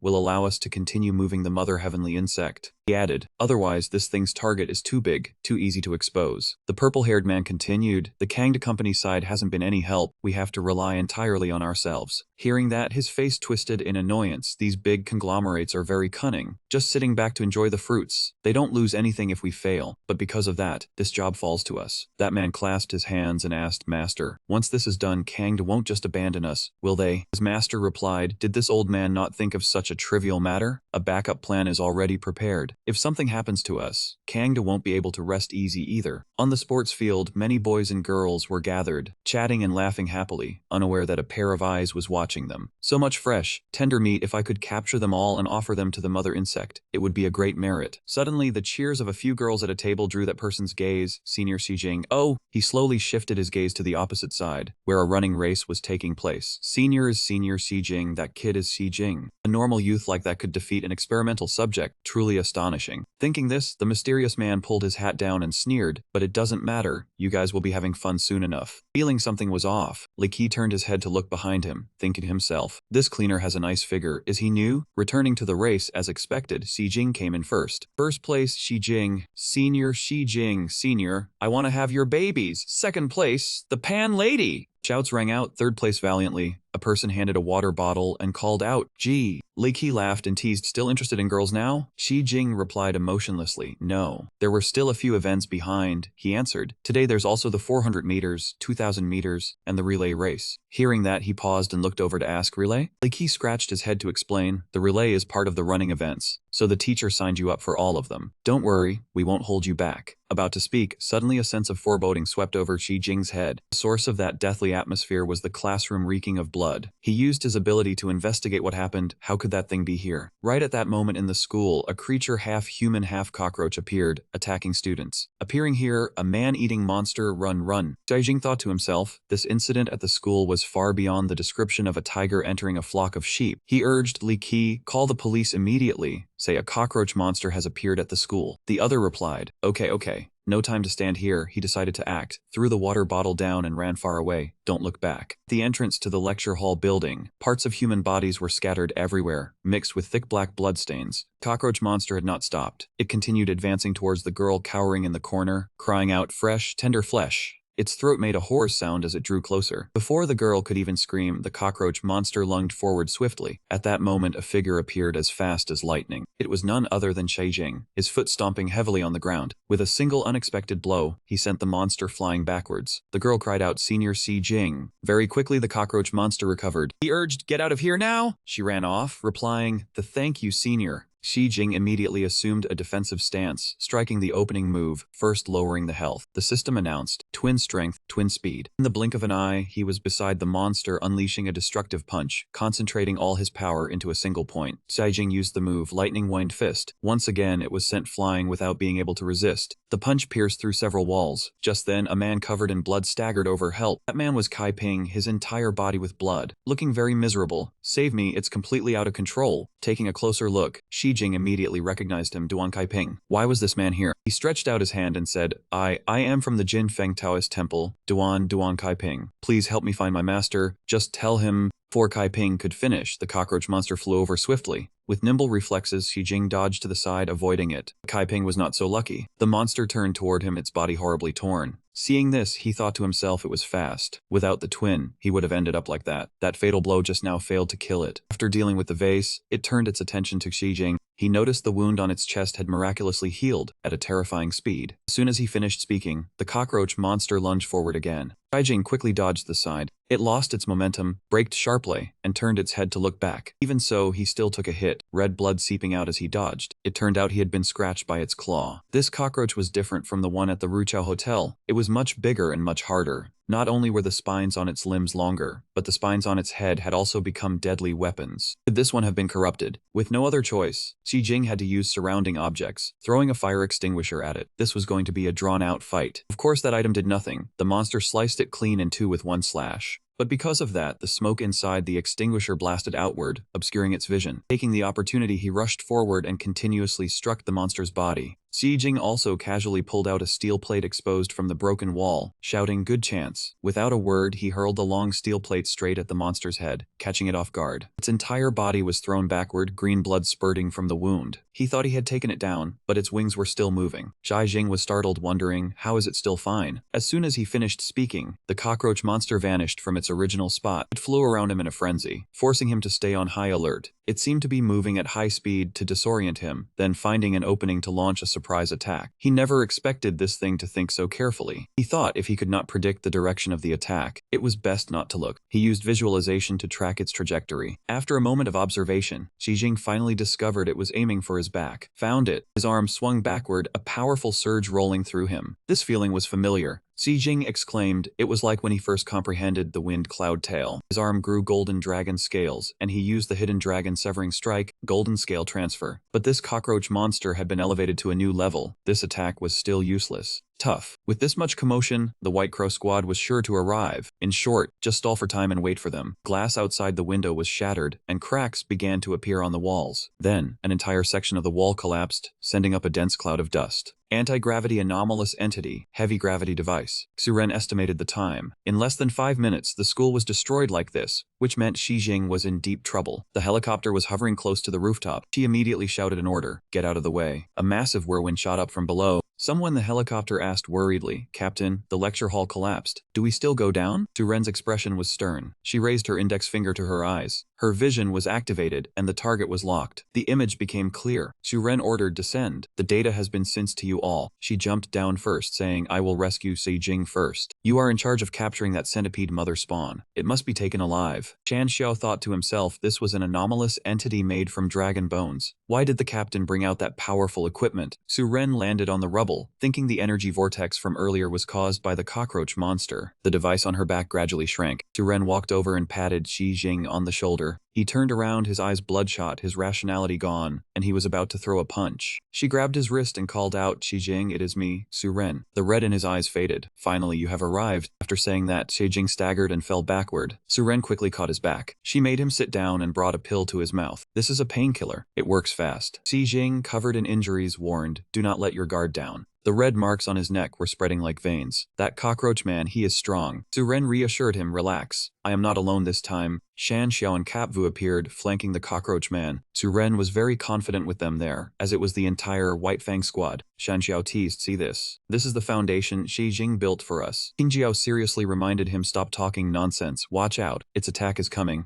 The cockroach man flapped its wings and flew toward them, emitting a low hissing sound. Shan Xiao swung his sword straight at it. "Thanks for the heads up." Green slime was dripping from its body. Capvu slashed his sword at the back of the cockroach man. The void reminder above reminded him, "You idiot. How many times have I said it? You have to cut at the right angle." She demonstrated for them to see. Watch closely now. A series of small daggers flew down below just like this. They lodged into the weak points on the opponent's body. The glowing lines appeared when the body of the past man showed cracks. His body was slashed into pieces, blood and flesh splattering everywhere. The void reminder landed, ending the demonstration. Seijing, sitting and resting in the corner, spoke up, so amateurish. He secretly thought her blade had accurately struck the weaknesses and key points. With just one gentle knife strike, the snake monster burst apart. Even a butcher cutting beef would only be that skilled. The void reminder truly had ability. A sound came from main body of the snake man. The void reminder ordered Capvu to staunch its bleeding, not to let it die. Inject this into it, maybe we can find the mother skyfoot worm. She assigned the task to the remaining person. Qingjiao, you write the mission report, and while you're at it, request tracking equipment from the higher-ups. Qingjiao obeyed. Shan Xiao came over to tease him. "Genius boy, why do you look so timid?" Xi Jing replied, "It was a good thing you all arrived quickly." He patted his chest and revealed, of course, after the team leader received the call, "We immediately got on the helicopter from the South District and flew here. The team leader's regard for you is anything but ordinary." He asked, "Did you all have any findings in the South District?" Shan Xiao replied, "We only searched less than a third of the locations. Nothing for now." Xi Jing revealed, "I have a new lead." The void reminder was intrigued. "Oh, do tell." After hearing Xi Jing's story, her brows furrowed. "You suspect the snake man was brought into the school by a person named Duan Kaiping?" Xi Jing continued, "He is the boss of a gang. His appearance at the school was already very strange. Moreover, he disguised himself as a janitor. It's hard not to think in terms of a conspiracy." The void reminder took note. The information you provided is very valuable. I will have Qingjiao report it to the higher-ups." She was about to turn and call Qingjiao when she shouted in horror, "Qingjiao, Capvu, get away from that place now." That past man's body was slowly healing, pulsating. Capvu was the first to be attacked by it. Qingjiao quickly hugged her computer and dodged. Complete Snake Man appeared again. Shanxia was astonished. "Rapid regeneration?" The void reminder denied it. "No, it's molting." Seeing it fly away, the team members grew anxious. "Team leader, it wants to run." The void reminder replied, "It won't escape." Xi Jing drew a knife from the equipment on his leg. Team leader void reminder, "Lend me the knife." She watched Xi Jing spin the knife around. She was curious, "What are you planning to do?" Xi Jing activated the twin power, twin speed. Aiming precisely, he threw the knife forward.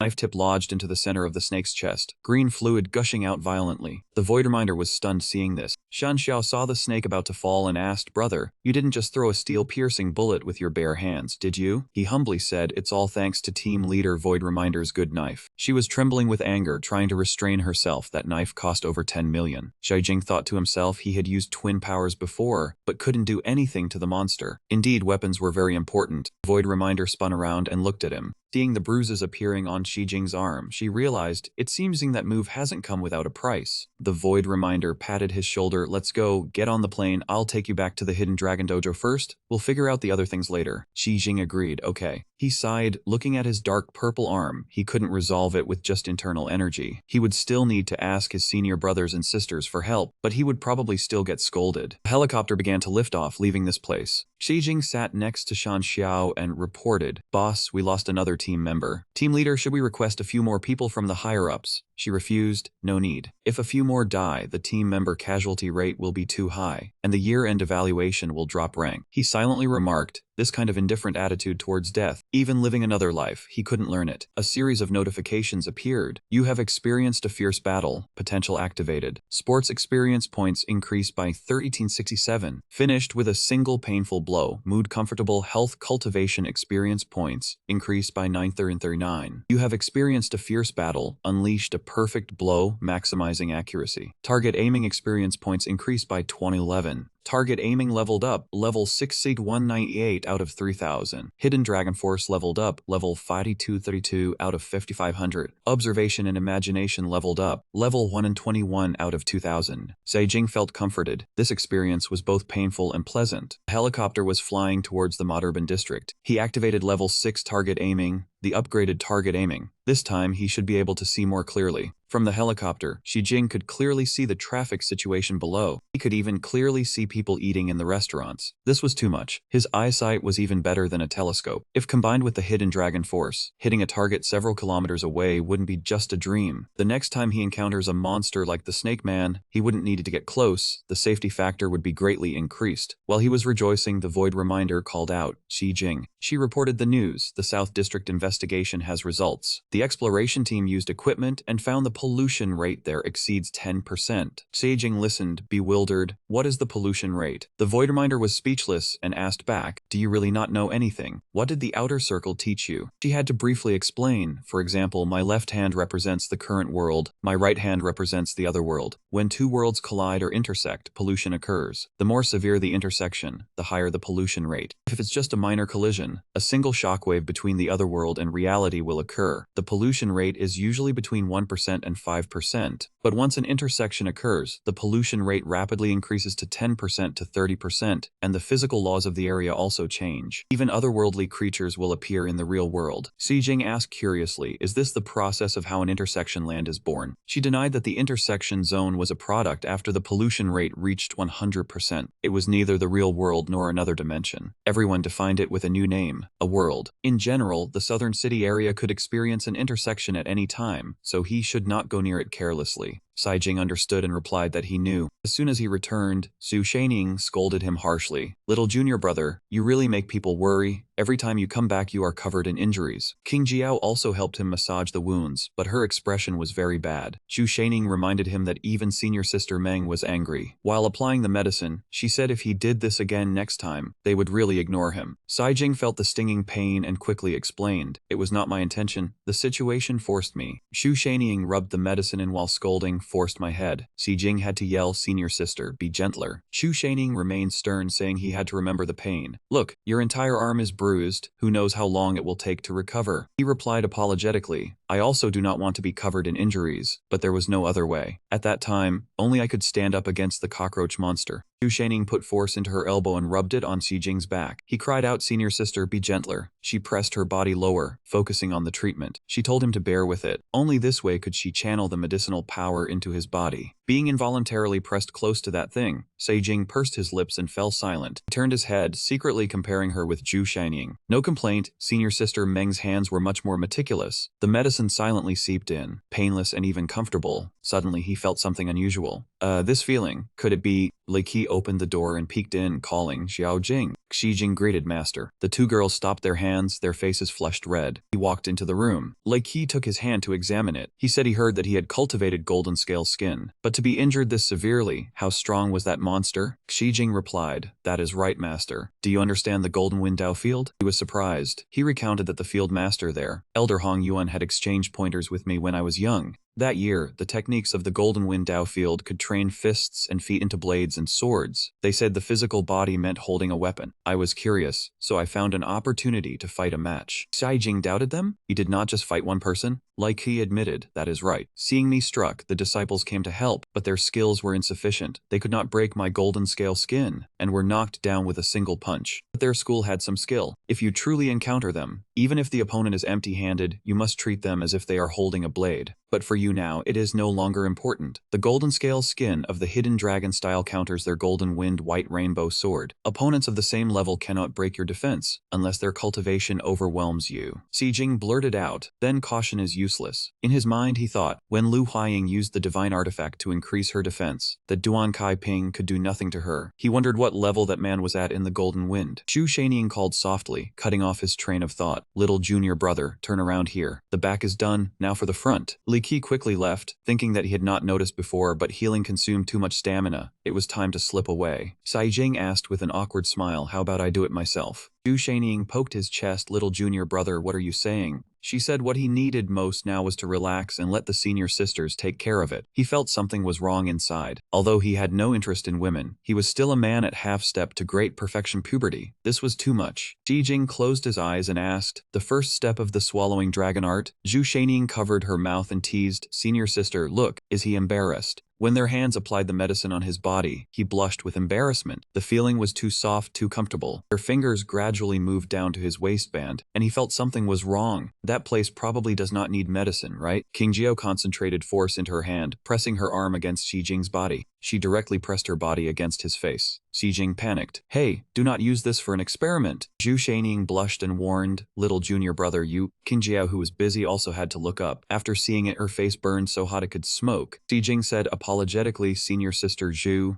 this is not something I can control. It is an automatic body reaction. Sorry, senior sister Meng. Zhu Shaining pointed at that thing, saying if it stayed like that, they could not continue applying the medicine. she said to do the rest himself. Jing turned his back, his face flushed red, replying, "They are all easy places to apply." Xu Shaining pulled her away as she left, then let him do it himself. "Senior Sister Meng and I will go ahead." Jing sat up and sighed. "I really wonder if that woman did it on purpose." An hour later, Jing's body had improved, but his skin was still numb, itchy, and most of all painful. It seemed this time his injury was truly severe. After all, it was due to not fully understanding the skill. Transferring golden scales used the body's force to connect the whole body, dispersing and neutralizing the opponent's attacks. Visualization meant using the whole body to take the hit. The larger the area bearing the force, the smaller the pressure. So that was it. This was the secret of the unmatched defense of golden scale skin. No wonder Master said golden scale skin countered the golden wind white rainbow sword. They relied on body force and a small area bearing force to attack. Meeting golden scale skin that dispersed pressure, it was naturally useless. Worthy of being a secret technique of the hidden dragon style, not a single move was simple. There were still two moves he had not comprehended. One was the refining blood's blazing flare star, and one was the tendon forging's gaze flow. But there was no rush. Jing decided to heal his injuries first. He returned home and saw someone sitting in the living room, and was astonished. Feng Na heard the noise and turned to look. She stood up to greet him. "Why are you back so late? Did you bring me any good food?" Jing opened his mouth in surprise. "Officer Feng, you can turn into a human now." He wondered, because the library materials said that to transform into a human one had to, well, do that. Feng Na replied that this afternoon she suddenly discovered she could transform back, but I am about to leave. Today I am feeling merciful, so I will keep you company.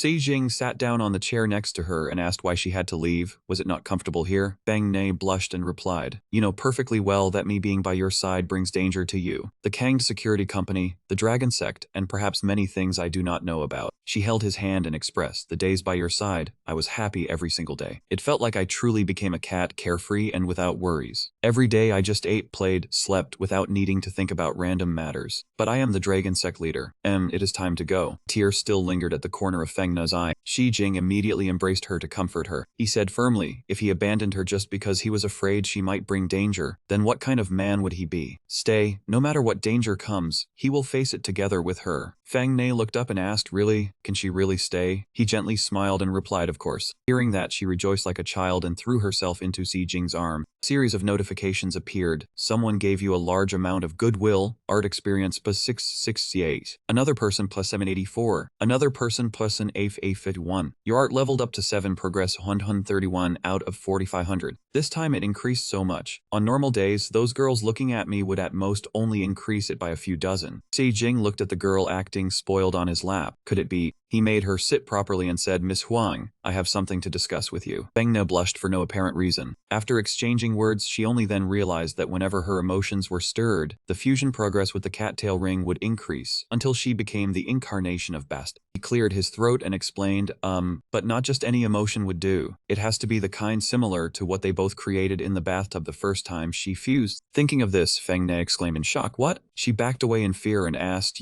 what do you want to do?" Jing replied awkwardly, "It's not that I want to do anything, but whether you are willing or not." As he reached out his hand, seeing Feng Na already on alert mode, he became even more embarrassed. "I mean, I'm asking if you want to try actively accepting this power." Feng Na turned serious and asked again, "What do you mean?" He replied, "So far, those who have transformed into Bastet haven't had any problems. They simply gain power to confront a large company like Bao Kang Di. Of course, he must ensure he has as many cards in hand as possible." Feng Na thought in surprise, does he really have such serious plans? She continued, "So is the source of information about the cattail ring reliable?" Jing confirmed, "I feel that person has no reason to deceive me." Feng Na immediately grabbed his collar. She pinned Jing down and said, "Then let me try now." He exclaimed in panic, Wait a moment." She said awkwardly, "Don't misunderstand, more power means a higher chance of victory." Jing interrupted, "You don't need to explain, I understand." Feng Na blushed and asked, "But how do we do it?" He hesitated and suggested, "How about recreating the kissing scene?" She softly agreed, accepting that request. They then filled a bathtub with water. Feng Na trembled and let out a few moans.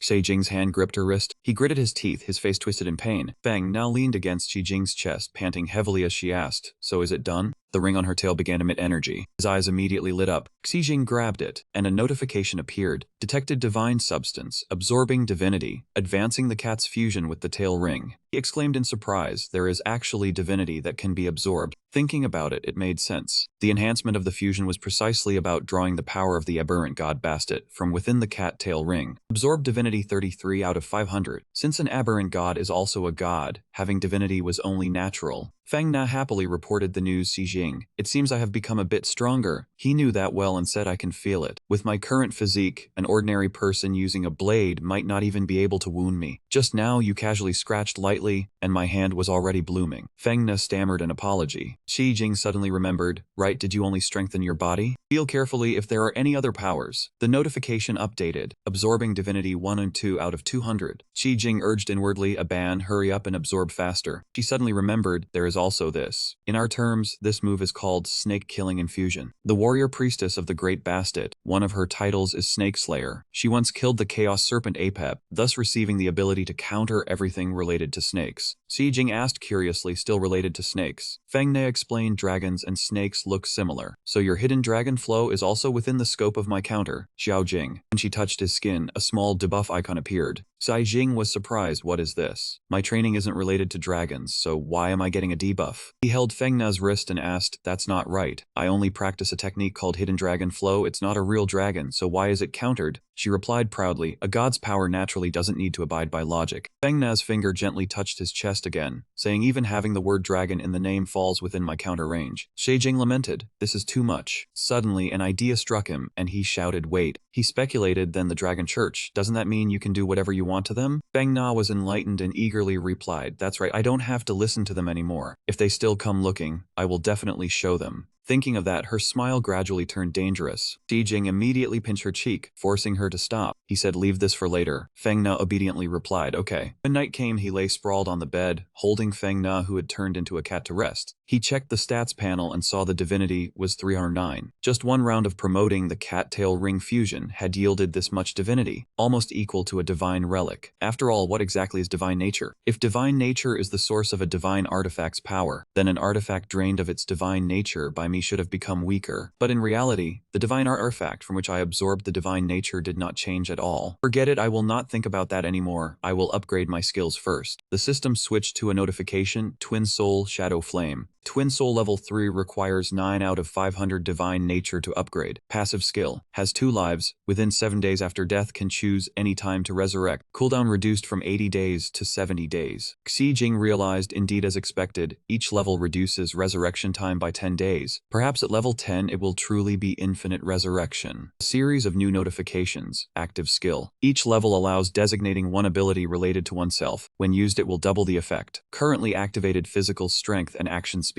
Current options available. Physical defense, reaction speed, calculation ability, focus, and memory capacity. Xi Jing was in a dilemma, unsure which passive effect to choose. 3 days later at the Crouching Dragon Dojo, he was training diligently. Xi Jing's face was covered in bulging veins from exerting force. The muscles on his arms were taut, as if about to burst. The system reminded him about physical defense. Xi Jing threw a punch full of power. Surging energy radiated from that punch. He secretly rejoiced he had indeed not chosen wrong. 3 days ago he had enhanced his physical defense. Reaction speed was a good choice, but most of the ultimate killing moves of the Crouching Dragon style were related to the body's endurance. He activated the Crouching Dragon style, plus stance, plus doubled strength, and tried it out. Xi Jing proposed the idea. If martial arts were mathematics, then the combination of techniques and methods of applying force were just different formulas. Wind Thunder Scroll had a stat of 30 plus 30. Physical defense added 20, and the effect of Twin Soul was on the final power. Directly doubled, the combination of physical defense and Twin Soul caused that punch to smash the floor into a deep pit. Looking at the chaotic scene, Xi Jing was very satisfied. The Wind Thunder Scroll was a striking technique that could explode with double power after increasing defense, and coupled with the Twin Soul effect, it was a bit too invincible. Xu Shaining came to call him. Junior disciple brother, someone is looking for you. Xi Jing was surprised to see the other person. Void Edge had come directly. She got straight to the point. I have something to tell you. Xu Shaining respectfully asked who she was. He said, top secret. Sorry, 6th senior sister, I cannot say. Void Edge impatiently reminded them. Are you done talking? My time is precious. Xu Shining angrily scolded directly. Just say whatever it is you want to say, being all so mysterious. Void Edge placed her index finger on her lips. Sorry, little sister, only Xi Jing gets to hear this. Xu Shaining pursed her lips, trembling with anger. Void Edge turned her back. Let's go find a place without people. Seeing her anger, Xi Jing sighed inwardly. This time he was done for. He followed Void Edge into a private room. What exactly is the urgent matter that you had to come here to say? He calmly replied, "Do not be nervous. Actually, I am just here as a messenger for someone else." Jing immediately thought of one person. The messenger was Yuking. Void Edge pressed on her watch. Correct guess, bingo. An image of a man appeared. She introduced, "This man is one of the 6 major tycoons of the extreme faction, the third heir of the Yu family, Yahello clan." In his hand he held a divine artifact, God 519, unknowable and undaunted. Its ability was very simple, named Eternal Indestructibility. He was astonished. Eternal Indestructibility. The strongest lance, the strongest shield. This concept is somewhat idealistic. Void Edge replied, "I know what you are thinking. Among the currently existing divine artifacts, there is no indestructible shield that can counter it. Furthermore, someone once used a special method on God 519, directly enduring a temperature of over 10 million degrees. The result was that blade was completely unharmed." Jing understood. "So this is a new containment mission?" She gently shook her head. "God 519 is not in a rampart state. No containment is needed." I could not guess. Then what does she need me to do? Void Edge laid her cards on the table. Yuking said it is not about what she needs you to do, but whether you yourself are willing to do it or not. Jing had already determined, Yuking wants me to seize it. Void Edge smiled. Yahello clan is here to participate in the unrestricted U19 martial arts tournament. On a normal day, making a move against him would cause extremely serious diplomatic issues. But now things were different. Odd 519 has the characteristic of accusing a master when its holder loses to another person. Ownership will transfer to victor. Do you not like divine artifacts? Then go and take it yourself. Defeat him in the martial arts tournament, and God 519 will be yours. At the same time, at the southern city port area, Jing reported the news. "Master, the junior disciple brother is incredibly famous in the Storm City. All 12 preliminary matches were won in a crushing manner. The reputation of our Golden Wind Dojo has spread far and wide." Hong Yuan criticized, "Getting cocky from winning a few matches, not having a shred of dignified bearing, letting others laugh at you."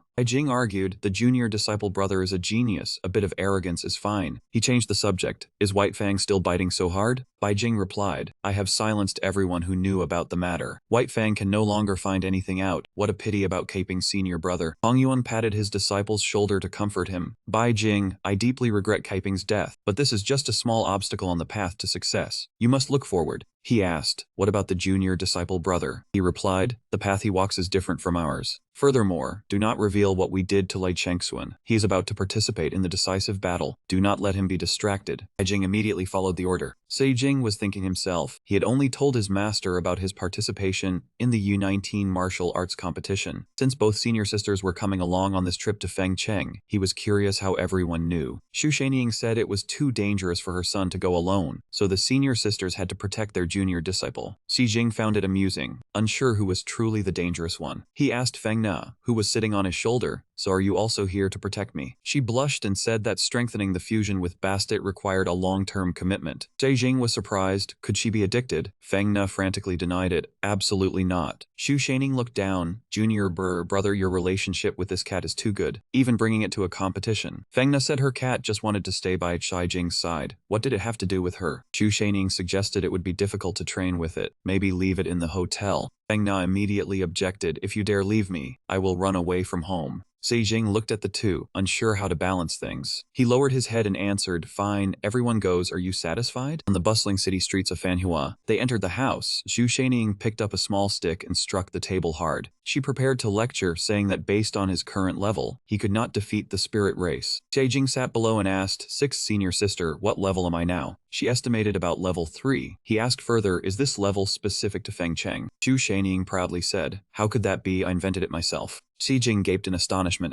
She analyzed. Her judgment had basis. The spirit race starts at age 10, becomes a head disciple at 15, and receives a title at 18. 3 years later, they receive the martial arts title with strength equal to the senior brother. Do you think you can beat the senior brother? Although I have not been a disciple long, I am still far from the senior brother. If I were to fight him now, I would surely be defeated. Xu Shanying said, "It seems you know your place, but that is not the main point I wanted to discuss. The U19 Unlimited competition is the only global competition that allows weapons. The strength of weapons greatly affects victory or defeat, and the participant's strength is related to their weapon proficiency. Junior brother, if you were to choose a weapon that suits you, which one would it be?" Jing confidently said, "I would not choose anything, I only trust my fists." She posed the question, "What if I said the spirit race wields a weapon as strong as 9 senior brothers? Would you still insist on that thought?" He was stunned. 9 people. He looked at the text Xu Shanying had just written on the board. Xi was astonished, 9-step severing sword skill. He thought to himself, though he had never fought the senior brother, that man was a master of all the hidden dragon flow techniques. Even if he trained his golden scale shift to the limit, he feared he could not withstand a full power blow. If 9 people like him attacked simultaneously, the result could only be one. Xi Jing glanced at his fist. He would definitely be defeated. Xu Shaning solved the problem. Forge. The savior steps onto the field. Junior brother, see what this is. He took the object wrapped in black cloth. As soon as Xi Jing picked it up, he praised, it hurts. She was surprised. How do you know it hurts? He removed the cover. It told me itself. I cannot describe it, but it is as if it is calling out, wanting me to use it. Xu Shening was delighted. Excellent, I have not given you anything since you joined. This saber is a gift for you to use in the U19 competition. He hesitated and asked, Senior sister, may I ask how much this saber is worth? Xu Shening calculated. The main material is dragonbone iron, along with essence ironstone, moon silk, blood amber, and it was forged by the Grandmaster Hijiuxi. She smiled and gave a number, about 20 million. The number overwhelmed him. A light gesture was his entire wealth. The world of the rich was truly hard to understand. He immediately replied, thank you, Bamboo Senior sister, I accept the saber. Xi Jing tested the saber. Though he had a weapon, it felt somewhat uncomfortable. He could not immediately use it like in a game. Suddenly danger approached. He easily detected it. Xi Jing raised the saber to block. Water splashed everywhere. Li Qi cursed. Worthless. He was surprised. Master. He clasped his hands and asked, Master, is there anything in the hidden dragon flow martial arts related to weapon usage? He placed the teacup on the armrest of his wheelchair. Then he poured out water. The techniques of first-class martial arts are all interconnected. An unawakened one can use fists and feet, or can use weapons. Xi Jing was astonished. The tea alone had gouged a hole in the floor. Li Qi said, the competition is urgent. You should learn a powerful move. He stared in shock at the scene before him. Li Qi swung the saber, a fierce blade intent slashing out. Xi Jing felt as if he was on a battlefield. He stared in disbelief at his hand. Xi Jing's hand had been severed. He panicked. Xi Jing looked down and saw himself standing on a mountain of piled corpses. Thick, congealed blood filled the space. Returning to the present, Xi Jing's face was pale, his breathing heavy. Li Qi smiled and asked, how do you feel?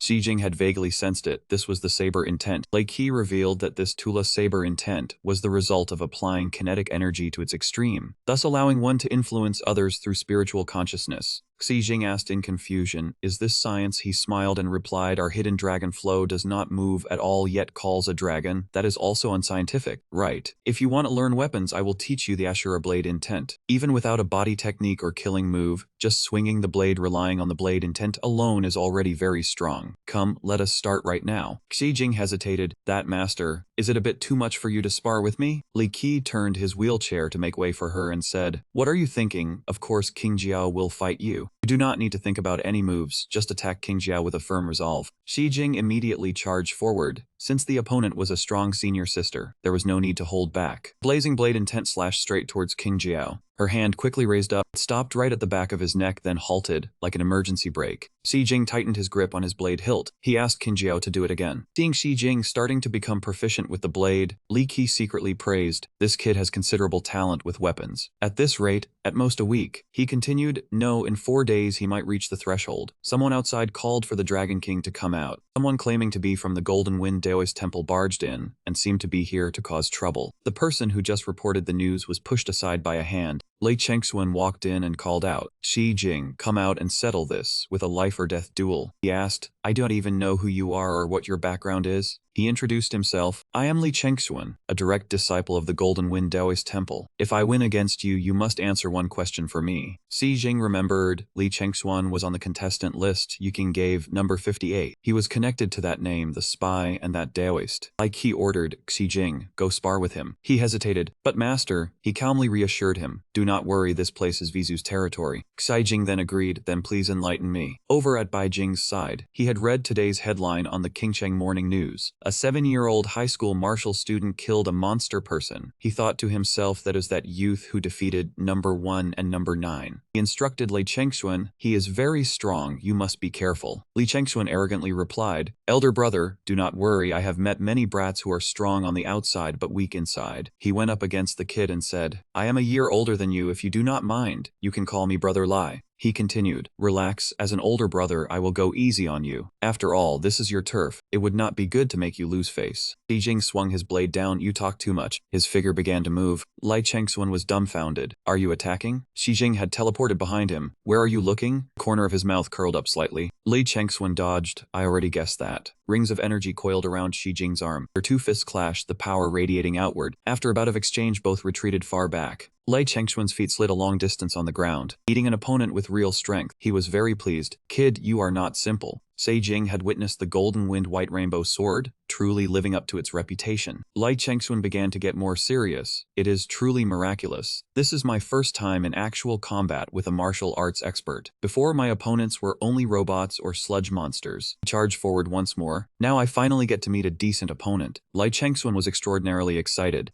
Sei Jing used his arm to block that overwhelming strike. On his hand, a layer of golden scale skin covered, protecting the flesh. Lai Chengxuan was astonished. "Golden scale skin? You are only 17, how can you train it out?" Xi Jing threw a punch over, less talking. To teach the opponent a lesson, he struck with the yellow fist. Li Qi cheered, "Little Jing, keep it up." Zhu Shaining was surprised. Little junior brother's progress is too great. He silently assessed. Could training the Golden Wind White Rainbow Sword increase body hardness? If it were someone else, taking 2 or 3 punches would be their limit. But Lai Chengxuan took dozens of hits without even budging, like a humanoid steel block. Xi Jing noticed an opening in his abdomen area. He then activated Twin Birth, his fists becoming much stronger. Just then, someone ordered, "Stop." Xi Jing immediately turned and retreated backward. Hong Yuan stepped forward to protect his disciple. "This young friend, it is just a friendly spar. Is there a need to kill?" He asked coldly. "Do you people from the Golden Wind Taoist Temple have a sickness?" He continued, "One guy bursts in here mumbling about a life or death duel with me. Another says it is just a friendly spar, do not kill." He concluded, "Maybe you guys should go back and discuss things properly before coming." Hong Yuan was rendered speechless by his words, his gaze sharp as a blade staring at him. Li Qi laughed heartily upon hearing this. "No wonder you are this old buzzard's disciple." He changed his attitude, his face stern as he looked at the uninvited guest. "But Xiao Hongyuan, my disciple is not wrong. Making trouble was you lot. Calling peace was also you lot. This point is a bit improper." The master and disciple exchanged a glance. Li Chengxuan bowed his head in embarrassment. He let out a long, deeply dejected sigh. Hong Yuan shamelessly said, "Hearing that your disciple will also participate in the U19 free martial arts tournament, how about he and I trade a few blows?" Zhu Shaining retorted hotly, "What do you mean by that? Your people were the ones who were rude first, and now you want to make a move on my junior brother?" Li Qi stopped her. He then asked him, "Xiaojing, what do you think?" He pondered silently. Sparring with this old man could allow him to comprehend the essence of the Golden Wind White Rainbow Sword, but what if the old man had other intentions? Earlier, Li Qi had assured him, "Don't worry, this is my territory," which made him more at ease. That was right, with his master here he had no need to worry. Xi Jing made his decision. He gripped the hilt of his blade. Xi Jing had already assumed a stance. "Then please, senior, instruct me." He rose up high on his tiptoes for momentum. Hong Yuan still had his hands clasped behind his back, like a man taking a blow. His eyes narrowed as he assessed his opponent. Hong Yuan saw the opening he left. This brat, still too young, he aimed a strike at Xi Jing's shoulder. He twisted his wrist, bringing his blade up. One slash swung towards him. Hong Yuan received it. Xi Jing's blade momentum hacked forward in a thick, relentless manner. He successfully left a scratch on Hong Yuan's face, startling the man. "This brat, to have such talent in wielding weapons, I need to find a way to capture him and use him as a test subject." Notification update, new skill can be unlocked, weapon mastery level 1 in 28 out of 300. Xi Jing realized it truly took a professional to unlock a new skill in one move. He invited Hong Yuan again, "Senior." The man waved his hand in refusal. "Enough, enough. I still need to take this worthless disciple of mine back to treat his wounds." He turned and called out to him, "So Lai Chengxuan, we will meet on the stage, and when we do not underestimate your opponent." The latter gritted his teeth in anger. "Let's go." Seeing Xi Jing return, Zhu Shaining scolded, "Little junior brother, you're too skillful, even putting the old man in his place." He replied, "I only spoke the truth." At that time, Li Chengxuan's energy was not yet fully focused. It seemed he had blocked his attack, but in reality, he had suffered heavy damage, leaving him nearly only capable of defense afterward. "His true strength is not inferior to mine." Hearing this, Li Qi nodded in satisfaction and praised Qingjiao. "Hand me the blade. This little brat Xiao Jing has sharper and sharper eyes." He stood up from the carriage. "Then let's push him a little further." Qingjiao raised the long blade and handed it to Li. He immediately grasped the hilt of the blade. Countless sword paths filled with killing intent slashed out. Xi Jing pursed his lips, thinking this is the Asura blade intent. The hand holding his own blade was trembling. Beads of sweat rolled down his face if he also wished to comprehend the Asura blade intent. Even if Xi Jing's blade intent materialized into a fierce giant dragon, he would still need to harbor the resolve to face death. Two blades clashed, throwing off sparks. They maintained that stance of confrontation. Xu Shanying asked curiously, "It's been 3 minutes. What are Master and Junior Brother doing?" Chen Fugung appeared beside her, revealing they are clashing within the spiritual world. Where did he pop out from? If one wants to resist killing intent, they can only release a stronger, purer killing intent. With the determination to annihilate the opponent, the blade that comes out is naturally unstoppable, a terrifying demonic power. They were dueling fiercely with their blades. His eyes turned a blazing red. Chen Fuguang recognized it at a glance. Asura blade intent. Little Junior Brother has learned it. A series of update notifications. You are undergoing actual combat training. Weapon mastery experience points plus 88. You are undergoing actual combat training. Visualization experience points plus 38. You are undergoing actual combat training. Body tempering experience points plus 73. You are undergoing actual combat training. Hidden Dragon Force experience points plus 66. Visualization level 5, 688 out of 2000. Asura Blade intent level 1, he exclaimed with true anticipation. Just how far can a genius of his level go? On Lai Chengxuan's side, he was kneeling upright. Hong Yuan scolded him. "Tell me, why did you go stirring up trouble before the competition, huh? That Dragon King, even I have to yield to him somewhat. How dare you go and destroy his dojo?" He was scolded until he started to cry. "Master, I already know about Senior Brother Kaiping's matter. Senior Brother Kaiping was very good to me. He died for no reason. I cannot pretend nothing happened. Why did he die at Qijing School? What exactly happened between them? I just wanted to go and ask him clearly." Hong Yuan promised, "Good child, if you win the championship at the free martial arts tournament, I will tell you the truth of the matter 2 years later." Having received this assurance, Li Chengxuan obediently replied yes. Qijing went to the bamboo forest to practice his blade. In his mind, images of the opponents he had fought flashed by. Shai Jing's eyes closed. When he opened them, his eyes shone with determination. The first slash cut straight into an illusion of the paper man. The second strike aimed at Lai Chengxuan, and the third was for the last one. Xi Jing used his blade to cut each falling leaf in two. The system constantly announced during his blade training. He comprehended the Asura true intent, gaining 6667 Polarm experience points. Then he comprehended it again, gaining 689 points. His Polarm skill rose to level 3290 out of 800. He thought to himself he did not expect actual combat to give so much experience. Indeed, enlightenment was very powerful. If he could comprehend the Tao several times every day, then there would be no need to go out and look for trouble. To be invincible under heaven, he only needed to shut himself in and cultivate for a few years to reach the peak directly. Only the artistic conception of the Asura blade was truly excruciatingly painful. Asura specialized in slaughter, holding the power to destroy all things but lacking the autonomy to stop. He did not want to one day in the future have to feel heartache over the people he loved. He planned to later transform enlightenment into Asura blade intent. But then the phone in his pants pocket suddenly rang. Xi Jing answered the call, wondering who would be looking for him so early. He spoke, "Hello." Upon hearing what the person on the other end said, Xi Jing was surprised. "Sign a contract." He immediately went to the meeting point that was informed over the phone. The professional manager Jiang Sui came to receive him and introduced herself. "Hello, I am Jiang Sui. From today on, I will be in charge of all matters related to your participation in the U19 martial arts tournament." She led him inside, saying she would take him to complete the procedures. Xi Jing curiously asked about the things on the wall. Jiang Sui explained that was where the list of champions from all previous U19 tournaments was hung. Xi Jing looked up at the photos hanging on the wall, noticed a picture of the 19th U19 champion, Suzuka Otogi. Xi Jing's expression turned heavy when he realized that man was that person. He asked Sister Wei if she knew anything about this person. Jiang Sui informed him that he was Suzuka Otogi, last year's champion, so this year he was given a special exemption to enter the finals directly. She pointed at the poster, saying Suzuka Otogi was the third successor of the Suzuka Otogi Zaibatsu, and the legitimate heir of the Sosoryu school. Xi Jing was surprised. "Sosoryu?" He confirmed that was right. This the Far Eastern war god, Sakano Tamuramaro. The Suzuka Otogi family was his descendant, using the name of the double-edged sword Sosoryu to establish this martial arts school. Sosoryu was famous for its extremely fast strikes, at the highest realm capable of slashing 1,000 times in 1 second. Xi Jing noted the detail, 1,000 slashes in 1 second. He immediately activated enlightenment. He was still curious in his heart whether such speed truly existed. The sword lines of Suzuka Otogi began to replay in his mind.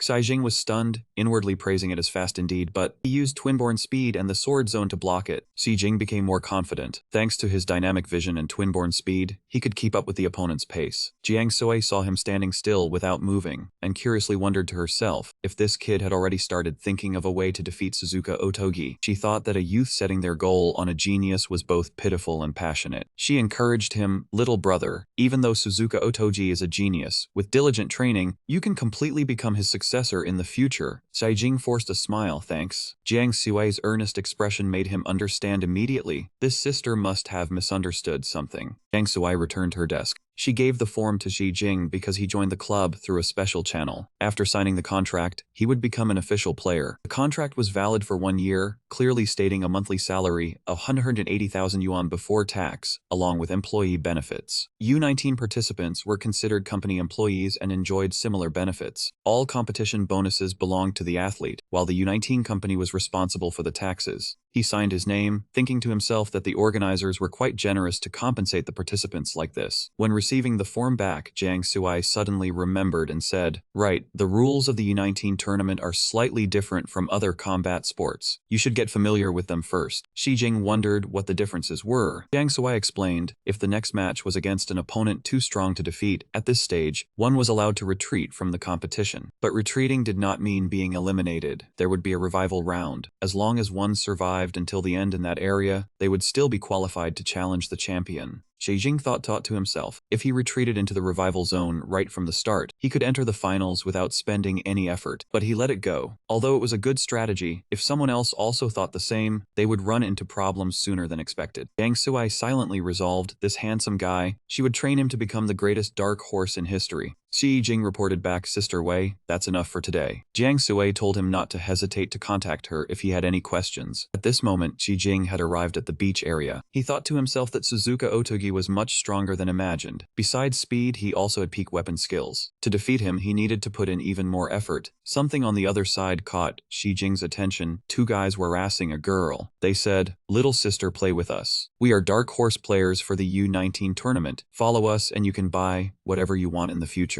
They also said that when he won the championship, she would be the champion's wife and become the big star of Fengcheng. Xi Jing realized this was the organization of ordinary players. No wonder Yuking did not let him participate in the preliminaries. He looked at the energy emanating from that girl's neck area. He was shocked. Wait, that girl is... Xi Jing recognized her as the original owner's cousin, named Xu Wan. Xu Wan had been beautiful since childhood, always the school beauty, and her academic achievements were also at the top. But she was not as perfect as she appeared. She often overslept. When playing games, she liked to use small tricks, had very poor character, and even used his name to deceive others. Xu Wan once said to some other girls, "Whoever treats me to a meal, I will introduce my little brother to them." What was even more frightening was the way she faced danger. She always had unexpected solutions against these 2 troublesome guys. Xu Wan had summoned a plant. Tentacles emerged from the ground, tightly wrapping around one guy's wrist. The remaining guy also had his neck tightly coiled by tentacles. The tentacles pulled these 2 guys close together, causing their lips to touch. Next, she called out, "Come on, smile." She happily admired this photo. How affectionate it was. This is a major moment in your lives, don't act like that. The 2 of them were so embarrassed they wanted to die. Xu Wan laughed even more gleefully seeing this. Xi Jing couldn't help but be curious and called out, "Sis." He pointed at that tree and asked, "What is this thing?" It immediately burrowed down into the ground. Xu Wan was delighted to see him. "Oh, isn't this little Jing? How did you end up in Fengcheng? We haven't seen each other in a year, you've grown so much. And this face, did you get some beauty work done?" She even poked Xi Jing's chest. "And these muscles too." He pointed to one side. "Enough already, sis. I just want to ask you what that thing that burrowed underground was earlier." Xu Wan dodged the question.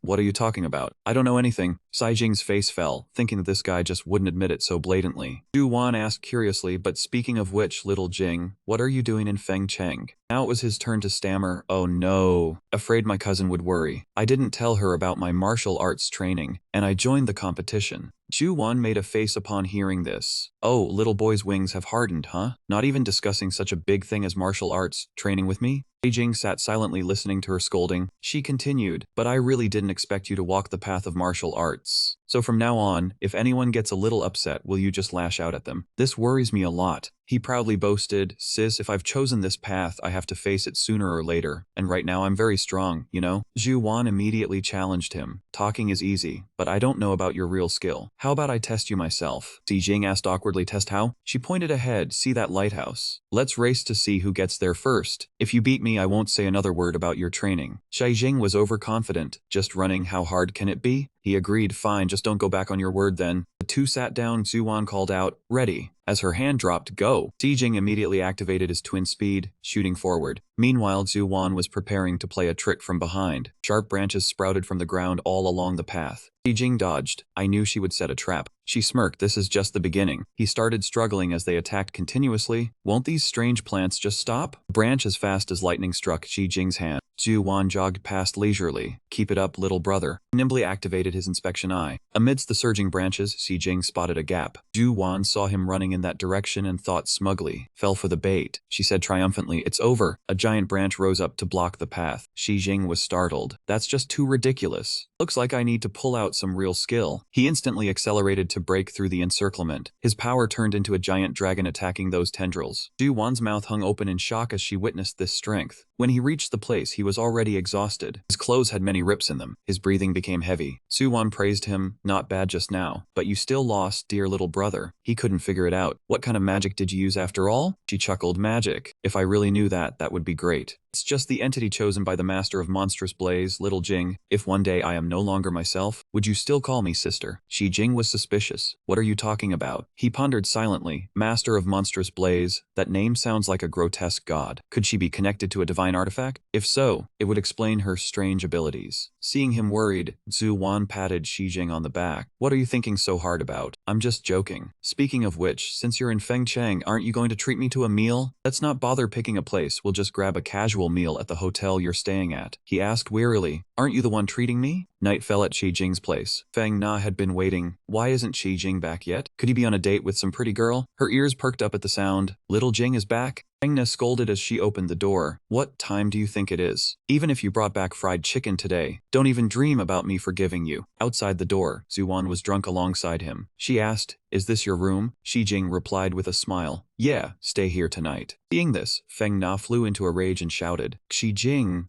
That shout snapped the other two out of their drunkenness. Xijing quickly said, Feng Na, let me explain, it's not what you think. Actually, she is. Zuwan curved her lips into a subtle smile. She hooked her arm through his. Xijing, who is she? Why is she in your house? Xijing had a bad feeling. What is this person trying to do? Feng Na misunderstood. Xijing, what exactly is your relationship with each other? Does Zuwan groping you still need to be asked? Xijing, how much longer are we standing outside the door? Xijing understood. Sister Xuan just wanted to have fun and didn't care about her own life. She pulled him inside. Come on, get in the house quickly. Xijing explained. Feng Na, she is actually my sister. Jiwan placed her index finger on his lips. Her next sentence turned Xijing to stone. What sister? I told you to call me Wan. He saw the trouble, being so childish already. Xijing smiled wryly. Feng Na, it really isn't what you think. She is truly my sister. Zuwan was still in the mood to tease. Fine, fine, call me whatever you want. Now can we go inside? Feng Na immediately grabbed him by the collar. He threatened Xijing. If you dare take one more step with her, don't ever think of seeing me again.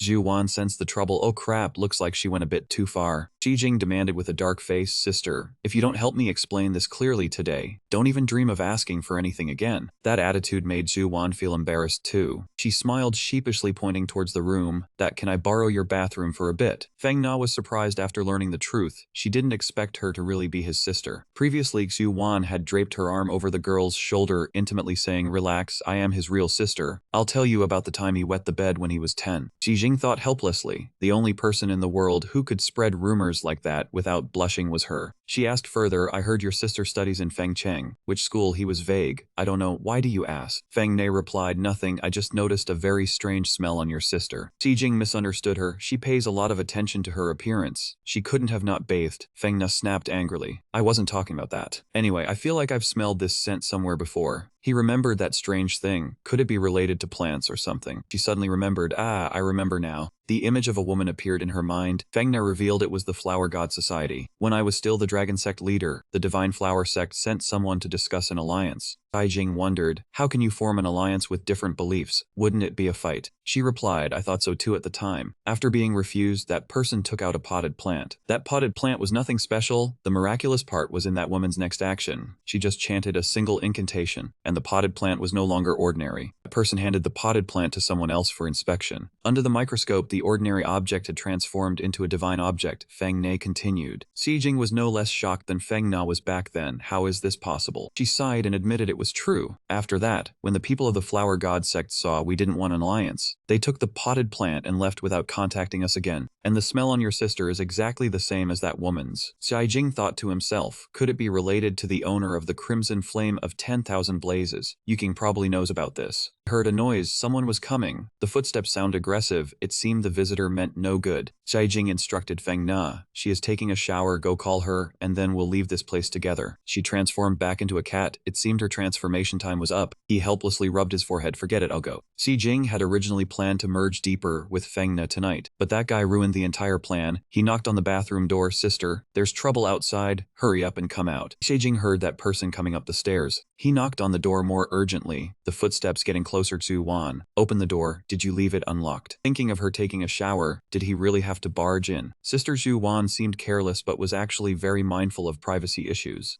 Xijing was about to turn the doorknob, knowing full well that after this he would inevitably get a beating. Fine, I'll take the beating. It's still better than letting someone attack her while she's not dressed. With a click, he turned the doorknob down. Xijing shouted, big sister, danger is coming. You and Feng Na hide quickly. There was no one inside. He was shocked. Where did she go? Xijing then activated his visualization. He saw Zhu Wan sneaking out through the window. He realized she had escaped not long after entering the bathroom. The door outside was kicked open by the opponent. Xijing turned his head coldly to look. Scene shift to Fengcheng University when Zhu Wan returned. Lin seemed to be waiting to ask her, another one of your family members. Zhu Wan became wary. Is there a problem? I'm here to accuse you. You are the one chosen by the owner of the crimson flame of 10,000 blazes. The familial bonds of mortals mean nothing. Why haven't you abandoned them? Zhu Wan retorted. Why are you bringing this up again, miss? We are only inheritors, not actual gods. I am still a normal person now, and my younger brother has started martial arts training recently. His talent isn't bad. Who knows, he might become a martial arts genius. Lin found this laughable. A mortal's martial arts wanting to become a god. Human lifespans are limited. If you truly wish to stay with that mortal brother of yours and refuse to sever ties, then it would be better to let him serve the master of the crimson myriad flames, so he might receive the true god's favor and ascend the path to godhood alongside you. Zhu Wan reminded unhappily.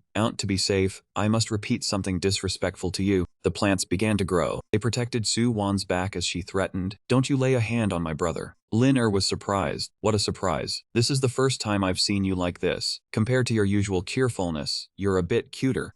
The aura is showing, but your warning came too late. Xijing was rushing out to the living room calling, Feng Na. A thin red gleam flickered in his eyes. Xijing dodged instantly as if evading a surprise attack. His hand caught whatever had flown toward him. The notification displayed a discovery of divine matter, absorbing it. He was surprised it was a divine object, and a plant at that. Xijing yanked the vine he was holding. He exposed the truth. Fortunately, it's someone from the Flower God Society. The notification displayed absorbing divinity, reaching 57 out of 300. The opponent was Liu Si, a recipient of the Flower God Society's boon. Looks like you know already. Come here, join the Flower God Society, embrace the Lord of the Crimson Myriad Flames, and the warmth of a loving mother. Xijing found the invitation utterly ridiculous. But as the momentum surged in, the notification updated absorbing divinity 157 out of 300. He understood, but I can't outright refuse right now. Xijing intended to stall for time. He needed to delay a bit more, so he taunted, is your brain broken? Liu Sisi said arrogantly, only the great existence wielding the crimson myriad flames can guide humanity on the right path. You have no choice but to join us. Notification updated currently absorbing divinity 239 out of 300. Xijing noted the crimson myriad flames his sister had mentioned before. He probed, oh, is that so? What benefit is there in joining you people? Black aura appeared at Xijing's fingertips, intending to use shadow flame to control her, and ask about his sister. Liu Sisi saw the black aura approaching and was surprised. Well, so you too are a boon recipient. He was also surprised just by seeing the shadow flame. She knew he was a boon recipient. Was this thing that famous? The notification updated currently absorbing divinity 279 out of 300. Liu Sisi spoke at length. If you are a boon recipient, understand how difficult it is to receive that blessing. Join us, and you will gain the power to control plants and transform into any form you imagine. Xijing sneered, your society's boon ritual must have a low success rate, right? She was left speechless, choked with anger. A command rang inside her earpiece. Liu Sisi, focus on the mission. The notification updated just in time, divinity absorption complete. Liu Sisi spoke, you're not wrong. My boon ritual was incomplete, only receiving the power without the outer boon. Notification reminded Shadow Flame level 2 upgrade requires 300 divinity. Do you wish to upgrade? He immediately pressed the Z button. Success. Staging began. You don't need to say any more. I refuse to join. A series of notifications displayed Shadow Flame Level 2. Control range increased by 20%. Passive effect adheres to all surfaces. Slow effect plus 10%. Adhesion rate plus 100%. Shijing's eyes lit up. The Shadow Flame upgrade had now significantly increased control effectiveness. And playing like that is still usable, isn't it? Liu Sisi asked with a dark expression. Why? He replied, I'm young and born with a rebellious spirit. Shijing sat down to play with Feng Na. What I like most is going against others. If you all have the patience to wait for me for decades, that works too. He thought to himself, the Flower God Society finding out so quickly must be because of his sister. But why did his sister run? Still, he couldn't stay here any longer. Green energy flared around Liu Sisi as tentacles rose from the floor. Sorry. My mission is to bring you back if you don't cooperate. All shot toward him. Then I have no choice but to use this. Xijing held Feng Na and backed away, realizing that dragging him into this wasn't impulsive but premeditated. He walked up to the glass door, Feng Na holding on tightly. Xijing's gaze flicked behind him, broke the glass door, preparing to escape. Seeing this, Liu Sisi rushed forward and called out, We're on the 32nd floor, do you have a death wish? Xijing activated mental focus, using Shadow Flame to grip tightly onto the wall. A streak of black aura clung to the glass door below. He clung to it, successfully fixed on the glass door. Impressive, the smooth wall didn't even budge. It's just a bit difficult to control. Xijing slowly climbed down, needing to focus all his mental energy. He finally landed safely, barely avoiding slipping. Just as he descended, Xijing met an acquaintance, junior brother. Zhu Shenying asked curiously, How did you get down from up there? Her gaze sharpened as she sensed danger. Xu Shenying grabbed his arm and pulled him. Follow me. Liu Sisi chased behind, don't run. The person on the other end commanded. Forget it, come back. She was exhausted, barely catching her breath as she replied. Understood. Their images were monitored through the surveillance screen. Seeing he was safe, Zhu finally breathed a sigh of relief. Lin Nai darkened her face as she stepped forward. How interesting, her younger brother turned out to be a blessed one too. I blame myself for not investigating more thoroughly. I am truly curious. I wonder which aberrant god your brother is serving.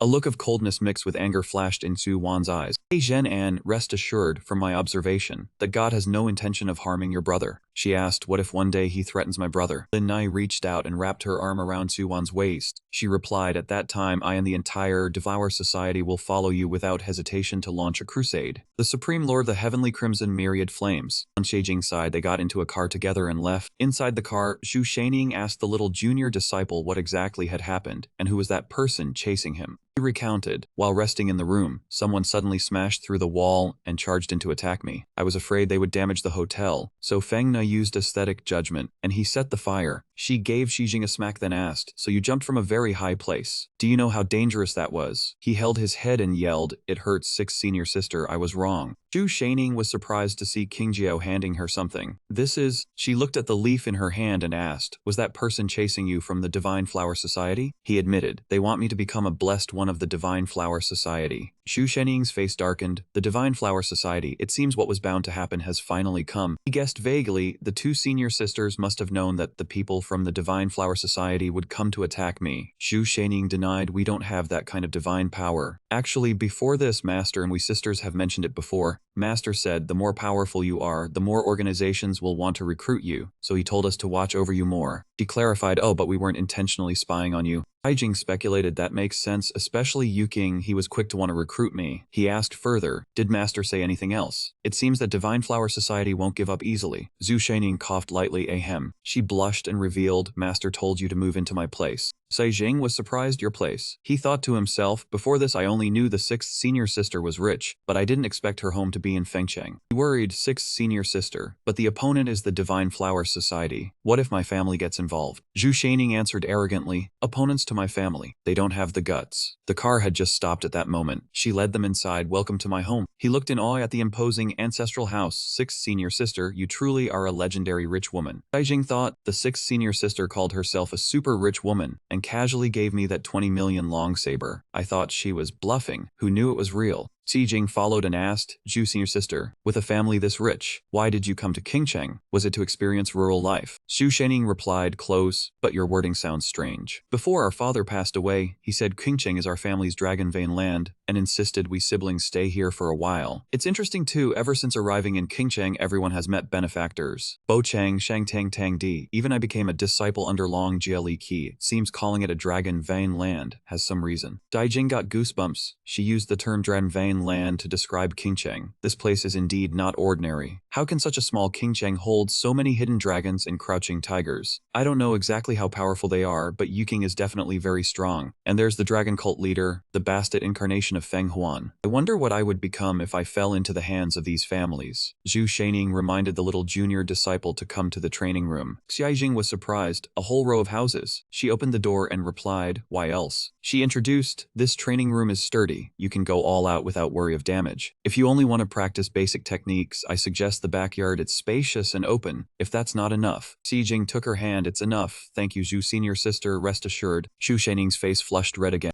She shyly ran off. "In that case, senior sister Meng and I will sleep first. You should rest early too. I'll come call you for breakfast tomorrow." When they were alone, Feng Na asked, "Has your sixth senior sister become our sugar mommy now?" He replied awkwardly, "Don't say it, I feel the same." Late at night, the eerie moonlight outside shone in. Feng Na saw his expression and asked, "What's wrong? Are you unhappy?" Xi Jing spoke, "Feng Na, what do you think? Can aberrant gods blessed one only be a single person?" She asked curiously, "Normally that's the case, but why the sudden question? Are you worried about your sister?" He admitted, "If a blessed one is unique, then why did that girl claim to be one, and why did she invite me? I can't figure it out. But if they dare to touch a single hair on my sister's head, I will not spare them." Feng Na replied, "Just do what you want, no matter what you do, I will support you." He then picked up his phone to look. Xi Jing realized the Divine Flower Society is a cult in the eyes of the authorities. Baiya probably has intelligence on them. When reaching the bustling street, a few scantily dressed girls pulled at him. "Hey little brother, come here, big sister will have fun with you." Xi Jing stopped. Baiya's aesthetic is hard to grasp. To actually set up a base here. The Void Blade's location is exactly here. The earlier Void message said, "Inside, press the bell at the counter in the rhythm of 31. Someone will guide you." He did just that. The greeter handed him a room card, a blessed one. Those Baiya people are getting more and more arrogant. Saijing was suspicious. Why all the secrecy? Is it really necessary? Baiya is a government organization. Why are they acting like some shady group? Could there be a trap? He opened the door he had just pulled out. Seeing the empty interior, Saijing felt dazed. It was just a base. No, what exactly was he expecting? Void asked proactively, what news about the Flower God Society did he want to know? Their personnel structure, main locations of activity, or their actual travel itinerary? He wanted to know everything, especially their movements in Wind City over the past 3 days. She guessed it. What had they angered him? Xi Jing replied, "Consider it that way." Void asked further, what did he plan to do next? He had no specific plan yet. Everything depended on the information she provided. The Void wanted to make a deal. The intelligence could be given to him, but in return he had to help her with a task. Xi Jing went on alert. What is it? It was not asking him to sacrifice himself, was it? Or to do something illegal? Void lowered her voice to remind him, "What are you thinking?" She assured it was a proper matter, with no harm to him. Hearing this, he felt relieved. "Fine, then tell me." The Void revealed, the Flower God Society was a cult organization in Wind City. Their faith was the Lord of Heavenly Crimson Blaze. The leader was a woman around 35, her identity currently unknown. During this time, they had been searching for his sister, and it was possible Xu Wan had already fallen into their hands. Xi Jing said angrily, it was exactly as he had predicted. She added, Xu Wan was one of their key targets. The information about her was recorded as female, 20 years old, a botany student at Wind City University, and a Grace recipient. Thanks to her, they had learned quite a few secrets of the Flower God Society. Xi Jing asked irritably, "You knew she was my sister, yet you stood by and let her die?" Void explained, it was not that they would not save her, but that they could not save her. This was exactly what made the Flower God Society so difficult to deal with. Xi Jing was curious, "What do you mean?" She replied, other cults usually only had one Grace recipient, so it was manageable even without strict control. But with the Flower God Society, all their followers were Grace recipients. He was astonished, all of them? She confirmed that is correct. Once separated from the nourishment source of the Lord of Heavenly Crimson Blaze, they would die immediately. I am truly sorry, but this was the only way for us to investigate. Please trust me, once we find the worship site of the god, our first action will be to rescue your sister. Xi Jing sighed, I am the one who should apologize. I was too impulsive.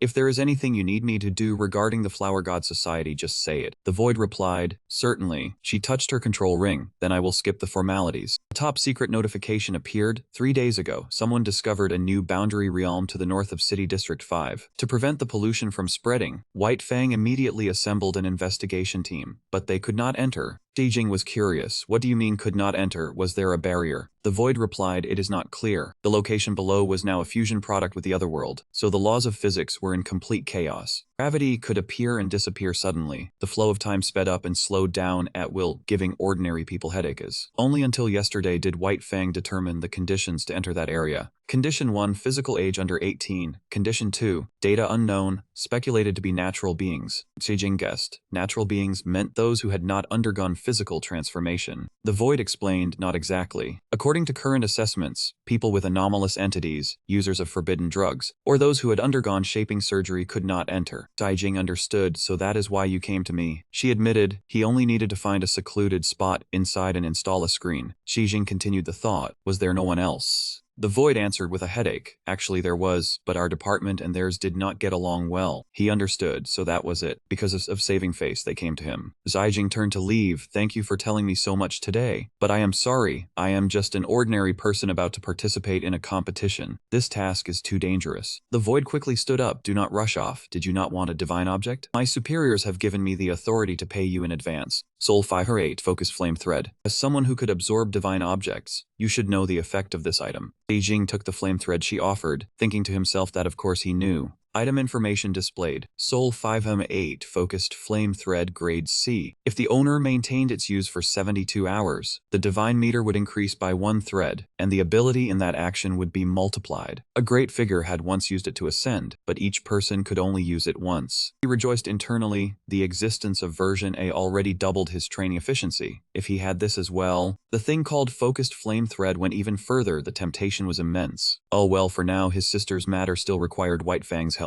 Xijing asked eagerly, when do we depart? Void reported back, tonight. Any problem? He replied casually, no problem, but I need to go home and inform my family first. The void opened a drawer, almost forgot, this is what Yuking asked me to give you. Xijing looked curiously at the small wooden box. Why did Yuking give him this? She answered, I do not know, she just said you might need it, with no further explanation. Xijing set the time, alright, I will head back first. See you in an hour. Then returned to Zhu Shaning's house. When he saw the gift inside, Xijing compared, why did these glasses look like the common glasses of God? 180. What did Yuking give him these for? He tried putting the glasses on. Would they have the same effect as common glasses, making him less conspicuous? The lenses began to activate. A 3D model of the entire structure appeared. Xijing was astounded. This is... He was panicked. What is going on? Someone walked over and called out, Xijing. Long time no see. Xijing was astonished. Boss Wu? I am in your consciousness right now. Yuking revealed, the glasses you are wearing are called the Margot 185 Phantom. The person you see is merely a reflection of myself. Xijing understood, so that was it. Yuking continued, honestly, I am very glad you accepted this mission. He was startled. Wait, how did she know he accepted that mission? Could she have been watching him all along? Yuking posed the question. Have you ever wondered why the Void Lock only targeted you? Why did the conditions for that Hell Realm specifically stipulate the age of 18 and natural creatures? Xijing was still confused. What exactly did she mean? She replied, because the hell below was waiting for you all along. Inside there is something that belongs only to you. Xijing sat down on the chair and asked further, what is that thing that belongs to me? Yuking revealed, I sense it as an item with extremely strong divine nature, but I am not sure of the specifics. I know the one targeting that item is not just me. He suspected you called me here, surely not just to say that. She confirmed, of course not. I came to tell you the correct use of the Red Stang Spear. Xijing took out the spear. Is it not just used for training to practice one pole fighting too? She replied, that is only the description in the documents. The real use is to unravel and train talent. Talent is also a passive skill. My talent is sensing items of divine nature. Xijing was curious if the red stabbing spear could really be upgraded. He wondered what the effect would be. Yuking's figure gradually disappeared. It seems you have thought it through. Once you enter, you must be careful. Xijing hurriedly called out, wait, you haven't told me the specific method. He returned to the same space. He was back. If a skill on the panel could be upgraded, then Sure Blade Intent and Weapon Strike would be no problem. Anyway, he had to try first. Xijing activated Reverie to gather more information. He discovered that Shura Long Slash was also a Heaven's Mandate. If he let that man know, he could not know. There was a blade intent that stood above even the Shura. That blade technique was called Heavenly Intent Blade. A series of inspection notifications saw that special power had met the specialization condition. Could Reverie be specialized into a new skill? Did he want to specialize? Xijing then accepted yes. Notification updated specialization successful. Skill Reverie transformed into True Reverie. Level 4 Experience 4 in 668 out of 4,000. Seeing the spear lengthen, he was secretly pleased. Indeed it had grown. True Reverie. Could it be that the previous reverie was just a small tip of the iceberg? Suddenly, Xi Jing's head ached as if struck by a hammer. Fragments of memories surfaced. What was going on? It felt like someone was trying to tear him apart. Xi Jing's consciousness drifted into a pitch-black place. A blazing golden light radiated from his body. Wait, where is this? He had already taken off the glasses. What were these things again? A shimmering gold. Xi Jing instinctively sensed something was wrong. They seemed to be a part of his body. Could it be that after leveling up, the power would tear him to pieces? Leveling up just one level, why would it shatter the body like this? But if he could return to his original place, then it should be fine, right? Xi Jing realized he could not return. He closed his eyes. Calm down first. Reverie has been upgraded. Perhaps he could use this power to do something. He had to recall who he was. He had to keep his original self. Xi Jing dug up his own information. He was Xi Jing, 18 years old, originally studying at Qingcheng High School, specializing in martial arts. He had not gone to school for a long time. In the process of training, he had met many fellow practitioners. Now he was very happy. No, that was wrong. Xi Jing was just a clone. He came from another world and carried resentment. Practicing martial arts was fine. Becoming stronger was fine. He had a goal. He just did not want to live a miserable life anymore. When he opened his eyes and saw himself in the bedroom, Xi Jing was overjoyed. Success. He was back. His body suddenly felt lighter. His grip on his internal energy also felt much more real. His hair stood up. He needed to test it. Indeed, the internal energy had spread to his limbs. Now he could control his hair like controlling his arms and legs. Xi Jing glanced at the ball on the ground. What if he switched to another object? His thoughts began to move. His whole body trembled slightly. The ball floated up. Xi Jing was delighted. Indeed, it worked. True reverie, my foot. This was clearly telekinesis. Feng Ne saw him and called out Xiaojing. She rubbed her sleepy eyes and asked, "You said you had urgent business to go out. Why are you still here?" Xi Jing's gaze shifted towards her. He softly called her name, Feng Na. Xi Jing saw the true body behind her. Feng Na was clearly in her cat form, yet he could see the true body. A notification reminded him. Someone has developed a worshipful devotion towards you. Artistic experience points, plus 1026. He was bewildered. What was worshipful devotion? The phone on the bed rang. He picked up. The other side reported, "The time has come. I am waiting for you outside the door." Xi Jing then replied, "Coming." He turned and said to Feng Na, "I am off now." Xi Jing turned her head. "Wait obediently for me to return." And he took the blade,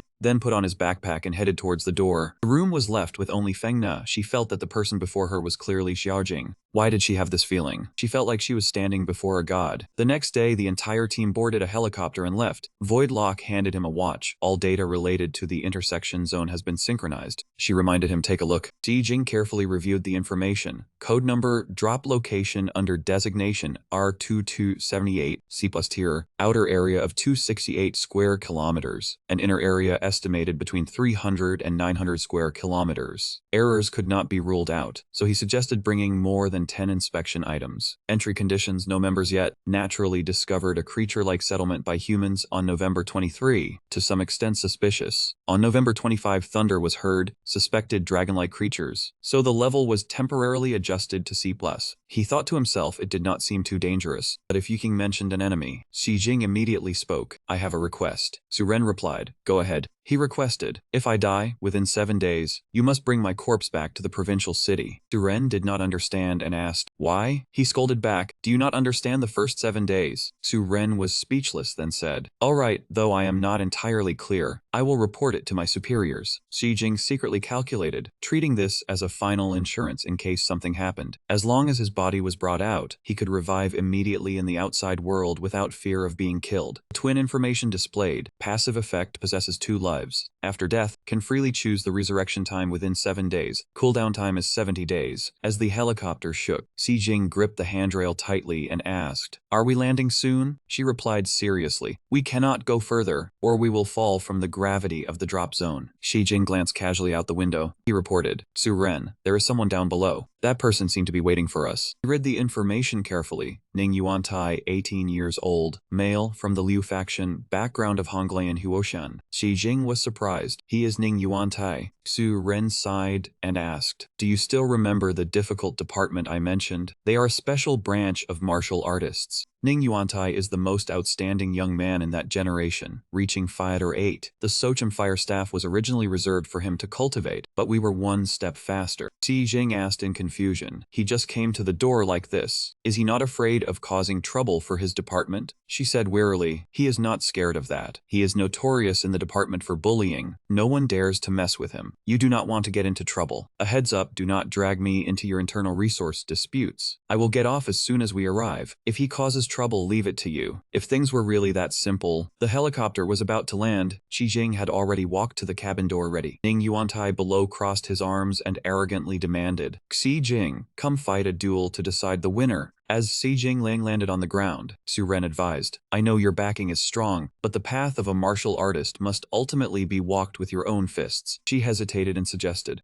young Master Ning, we are about to set off on a mission. Can we put this aside for now? Ning Yuantai raised his voice and asked unhappily, put aside? He patted him on the shoulder. Impossible. Xi Jing disgustedly shook off his hand. I am just a mission executor in the borderlands. What is the relationship between us? Ning Yuantai then said reasonably, how is there no relationship? The fact that the superiors gave you that thing proves that in their eyes, you are better than me. But I do not accept it. If you have the skill, defeat me and prove you are worthy of the Sochim Fire Staff. Xi Jing pointed at Ning Yuantai in disgust and asked Su Ren, is there something wrong with his head? She sighed. The only way is to just treat him like he is sick and bear with it. Xi Jing took off his backpack. All right, fighting is fine, but do not hinder me from entering the borderlands. Quick victory. He thought to himself, saying that he did not know how strong the backing was. Better not to escalate. Stop at the right point. But Ning Yuantai was waiting for these words, his whole body brimming with aura. Very good. Then let me show you my strength. As soon as he finished speaking, Xi Jing closed in. Punch with no mercy sent the opponent flying far away. Xi Jing brushed the dust off his shoulder and asked, can I go now? He was surprised by the weak strength. The most outstanding younger generation? Is that all? On the helicopter, a member asked, Captain, are you not stopping young Master Ning? If he gets beaten to a pulp by Xi Jing, we will definitely be scolded badly when we return. Su Ren said confidently, relax, young Master Ning's strength is not weak. Since he dared to come, he must be prepared. After the first defeat, young Master Ning grew even angrier, his palms blazing with fire power touching the ground. Xi Jing, it would not be easy to defeat him. Seeing this move for the first time, he asked curiously, what is this? Looking at the opponent's body radiating flames, Xi Jing commented, a mutant entity and also some special faction. Looks really strange. He tentatively decided, not knowing the actual power, first try a head-on fight. Two powerful fists collided. A look of surprise appeared in his eyes. Xi Jing himself was pushed back by the strong force. Ning Yuantai asked arrogantly, how about it? This is the power of the Huoshan mutant. Xi Jing, are you scared? Faced with that challenge, Xi Jing smiled lightly because he had not yet used his own abilities. The twin perception was activated. He had guessed the cause, so it is a new type of martial body from taking forbidden drugs. Ning Yuantai was initially surprised to see Xi Jing's figure disappear. While he was still bewildered, Xi Jing touched him. Hey, do you have a fever? Ning Yuantai instinctively swung his fist, but Xi Jing easily dodged. He commented, simple moves, no change after being resisted. It seems this type of power from forbidden drugs is very hard to control precisely. Hearing this, Ning Yuantai's eyes seemed to blaze with fire. Damn it, you dare insult me? His tone was calm as flowing clouds and water. I am just stating the truth. Ning Yuantai seemed to realize some truth. His cheeks flushed abnormally. Suddenly, Ning Yuantai fell to his knees.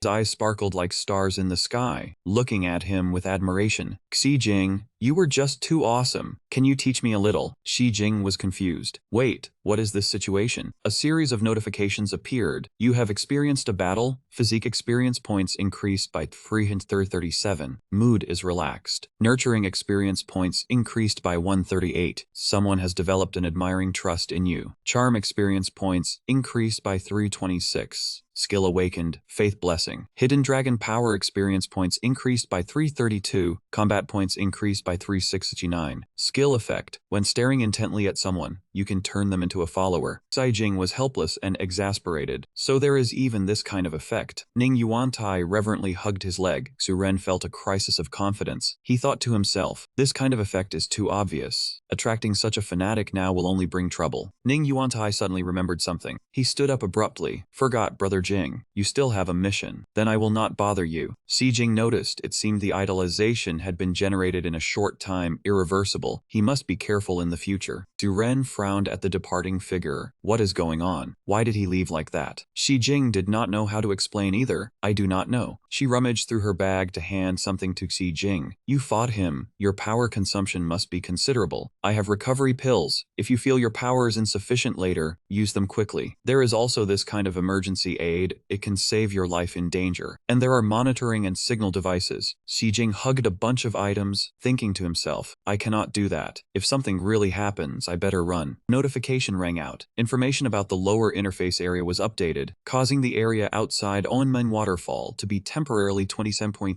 km2 and the inside 5.3 km2, a real surprise. The screen switched to reminder mode. The entry conditions had been verified. It must be a natural human with a biological age of no more than 6.313 days. On December 2, a suspected divine artifact appeared, bearing the serial number God005. Both were extremely astonished by the divine artifact in the interface zone. Why would such a top-tier divine artifact appear? Xijing rubbed his chin in thought and said, God005, I know this thing. He recalled half a month ago, when Xijing had asked Yuking, Boss, I'm curious, why does that divine artifact ahead have such high treasure attributes? With my current authority, I can only see the names of the top 300 items on the list. She immediately replied, because those things were too illogical. Yuking compared it. If the world is a meticulous blueprint, then divine relics are like anomalies caused by a naughty child scribbling on it. Turned back to ask, no matter how anomalous it is, there must be rules, so why be so cautious? Yuking posed the question, if there was a divine artifact that could help you reverse time and restart your life, would you be willing to do anything to obtain it? Xijing vaguely guessed her meaning. Are these divine artifacts too alluring? Yuking nodded slightly in confirmation. Among them were things with the power to change or destroy the world. Imagine if a prisoner with antisocial personality disorder possessed it. He knew the detailed information about a certain divine treasure. Hearing this, Xijing's expression turned serious. She continued, but if you're really curious, I'll reveal something to you. Now Xijing recounted what he had heard before. God, there was in 5, the mirror world is a thing that reflects the current world, opening up countless possibilities. Under its light, numerous parallel worlds are continuously born within reality.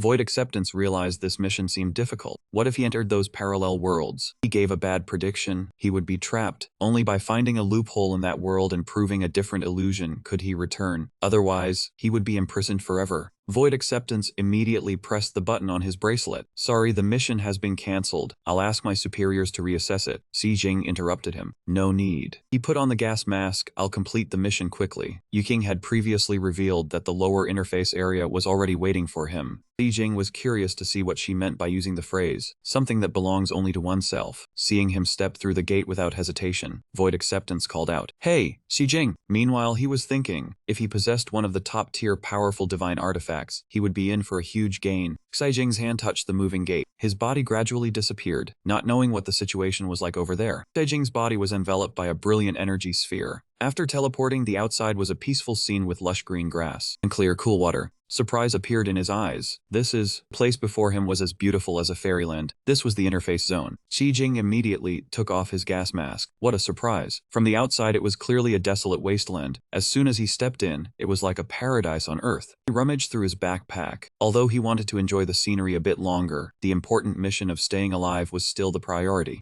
Xijing set a device on the ground. Let's place a checkpoint here first. Then he felt at ease exploring this beautiful place. Next was to head to the next point. Knowing the lower interface area was like this, there was no need to be tense. Suddenly a sound of drew Xijing's attention. He became alert seeing a person running away in panic, with a huge thing chasing behind. It was a long-tongued monster chasing a girl in a dress with ethnic patterns. Xijing recognized her. This is a native. This young lady Renia spoke her tribe's language, which he didn't understand at all. Xijing looked at the situation and could roughly guess, but it seemed she was in danger. He released black energy. If he could rescue her, he might be able to gather some information about this place. The monster's entire body was invaded by the black energy. A notification updated, eliminated a creature containing special divinity. Xijing was overjoyed. Divinity increased by 12. Eliminating this thing actually gave him divinity. He approached the girl. This place really had too many surprises. He would have to ask her thoroughly later. Xijing asked, Are you okay? Seeing Renia's cautious look, he realized, right, she probably couldn't understand the language he spoke. Xijing immediately handed her a translator to wear. He smiled warmly. Come on, put this on. First, Xijing put one on himself to show Renia as an example. She put it on as well and could now understand his words. Can you understand me now? Renia was amazed. It's on my hand, it can speak. What is this? So magical, Xijing thought to himself. He didn't expect Void Acceptance's equipment to actually work. He introduced it. This is a small item from my hometown. Basically, we can communicate if you wear it. Renia was surprised. Someone from outside. He spread his hands in greeting. I am Xijing. And you? She reached out and touched his hand. After chatting, Xijing pointed at the monster's corpse curiously. and asked, Renia, what was that monster just now? Are there many monsters like this in your place? Renia didn't hide it, revealing that it was a Daruka beast, a Daruka that uses vomit as its attack method. They are plentiful in the dense forests to the south. Hearing this, his eyes lit up. Plenty. Can you take me there? He was calculating inwardly. 1 gives 12 divinity points. If I kill 1,000,000 of them here, won't I ascend to godhood on the spot? That excited attitude made Renia bewildered. But she still reported the location. The forest is right ahead, not far. He had already decided the next checkpoint would be placed in the forest. Saijing walked and chatted. You call that Daruka beast a Daruka? Renia confirmed. We can subdue Daruka and turn them into tamed beasts. Daruka will help us work, hunt, and even fight and protect us. He was curious. Can these tamed beasts evolve? Saijing asked. Besides the forest, where else can I find many Daruka beasts? Are there any more powerful ones? Renia immediately thought that would only be dragons. Saijing was startled upon hearing this. Can dragons also be caught as tame beasts? He was also startled by the question of course not. Dragons are the most sacred Daruka here. Renia recounted. Legend says that all dragons are the children of the dragon god. On our land, only the dragon god's queen is qualified to be the master of the dragons. Saijing pondered the ancient words. The boundary between this land and reality seemed quite distinct. He wondered if this girl knew any clues about the divine items. Renia stopped and pointed ahead. We have arrived. There was a majestic waterfall there, she introduced, but it was better he did not enter, because the dragon god resided inside. Saijing listened attentively to every word. Renia pointed at the waterfall, saying the dragon's body had very volatile and irritable vital energy. She recounted a past incident where a stranger tried to steal a dragon egg and was subsequently torn apart and turned into charred remains. The top of the waterfall suddenly exploded. He noted, it seems the dragon god's lair has already been blown up. Renia was stunned. At the top of the waterfall's source, a dragon was flying, with lightning rumbling all around it. They both climbed to higher ground to observe. Renia discovered, those are the dragon hunters of my country. Saijing activated his vision. They were hunting the dragon. Renia grabbed his arm and pleaded, they want to kill the divine dragon and use its golden blood to forge weapons. Saijing wondered what was so special about weapons forged from golden blood. She revealed, the golden blood flowing in the dragon race is a form of concentrated lightning power. Just a single drop can create a weapon strong enough to split stone in two. Renia's voice was filled with indignation. These madmen, to become stronger, clearly know that killing the dragon god will destroy the world, yet they are not afraid. Saijing was alarmed. If killing the dragon god would destroy the world, then wouldn't he be trapped here? If that was the case, he also needed to stop them. He glanced towards that area with his color-changing eyes. Seeing that mighty dragon create a shockwave, Saijing believed that, however, it seemed they would have a hard time succeeding for now. He continued to scan the dragon hunters. These people were not weak, and they cooperated very well, so a direct frontal assault would be too dangerous. Saijing spotted a hiding spot behind the hunters, a large rock. He first needed to get a bit closer, then look for an opportunity to cause them some trouble. He needed more information. What are the weaknesses of the dragon hunters? Renia immediately thought of their kites. Weaknesses. Their weapons need to charge energy. After each shot, they have to wait a moment before attacking again. This information was very useful to Saijing. He said, I understand. The dragon below roared in fury at those who dared to trespass its territory. Sola, the leader of the dragon hunting team, immediately devised a plan. Position 3, suppress the left wing. And Luo, get ready. She confidently spun the weapon in her hand. Already prepared, Captain. If we can take this one down. The drill-like weapon in Luo's hand emanated a powerful force. When we get back, you have to treat me to the strongest liquor. It was about to pierce the tough dragon hide. That thing, like a drill, pierced the dragon's claw. And Luo proudly commanded, its torn signal, anchor point embedded deeper into the dragon's claw.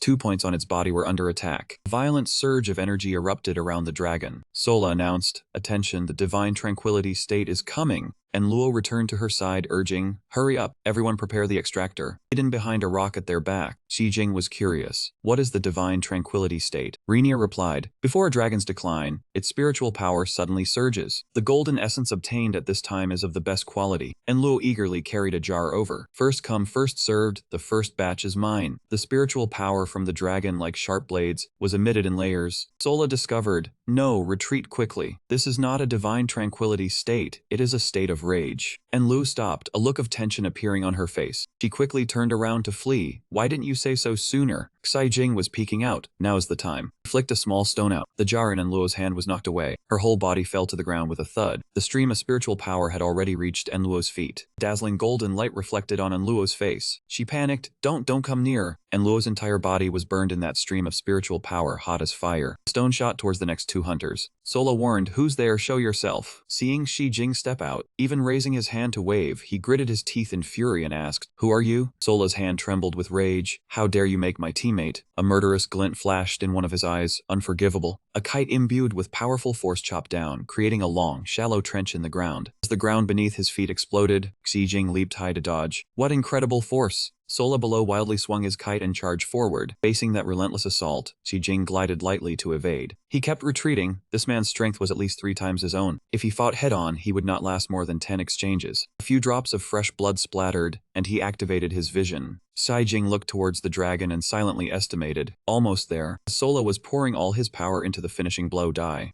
Xi Jing had successfully stalled for time. The timing was just right. A surging bolt of lightning crashed down onto Sola. His entire body was electrocuted, covered in soot and grime. Sola lost consciousness and fell backward onto the ground. Xi Jing breathed a sigh of relief. It seemed the danger had passed. He went to comfort it. Dragon God, it's all right now. Seeing that the dragon god had a mass of power in its mouth, it looked at him with hostility. Xi Jing realized he was putting his head in the lion's mouth. This was bad. His wings were struck by lightning, and he cursed indignantly, "Hey, I came to save you." For now, he could only retreat. Renia revealed that Lord Dragon God was still in a state of divine rage, his consciousness very alert. He would probably be fine soon. Xi Jing was frightened by that relentless assault, but he couldn't keep hiding forever. Renia offered a solution. "Unless you can control Lord Dragon God." Xi Jing interrupted, finding this absurd. "The Dragon God is so powerful. How could I possibly control him?" But upon closer inspection, he noticed that it seemed to be releasing fewer lightning bolts. It appeared that group had expended quite a bit of energy. If that's the case, then get closer to find its weakness. Xi Jing immediately activated it, releasing all the shadow flames. He shot towards the dragon god. From Xi Jing's palm, a ribbon of shadow flames shot out. It clung to the dragon scales, and he used that momentum to fly upward. Xi Jing successfully latched onto the dragon god's body. "Excellent. I'm on," he said confidently. "Now let's see how you're going to attack us." Update notification. Divine substance detected. Extracting divinity. A series of notifications rang out in succession. Divinity +10.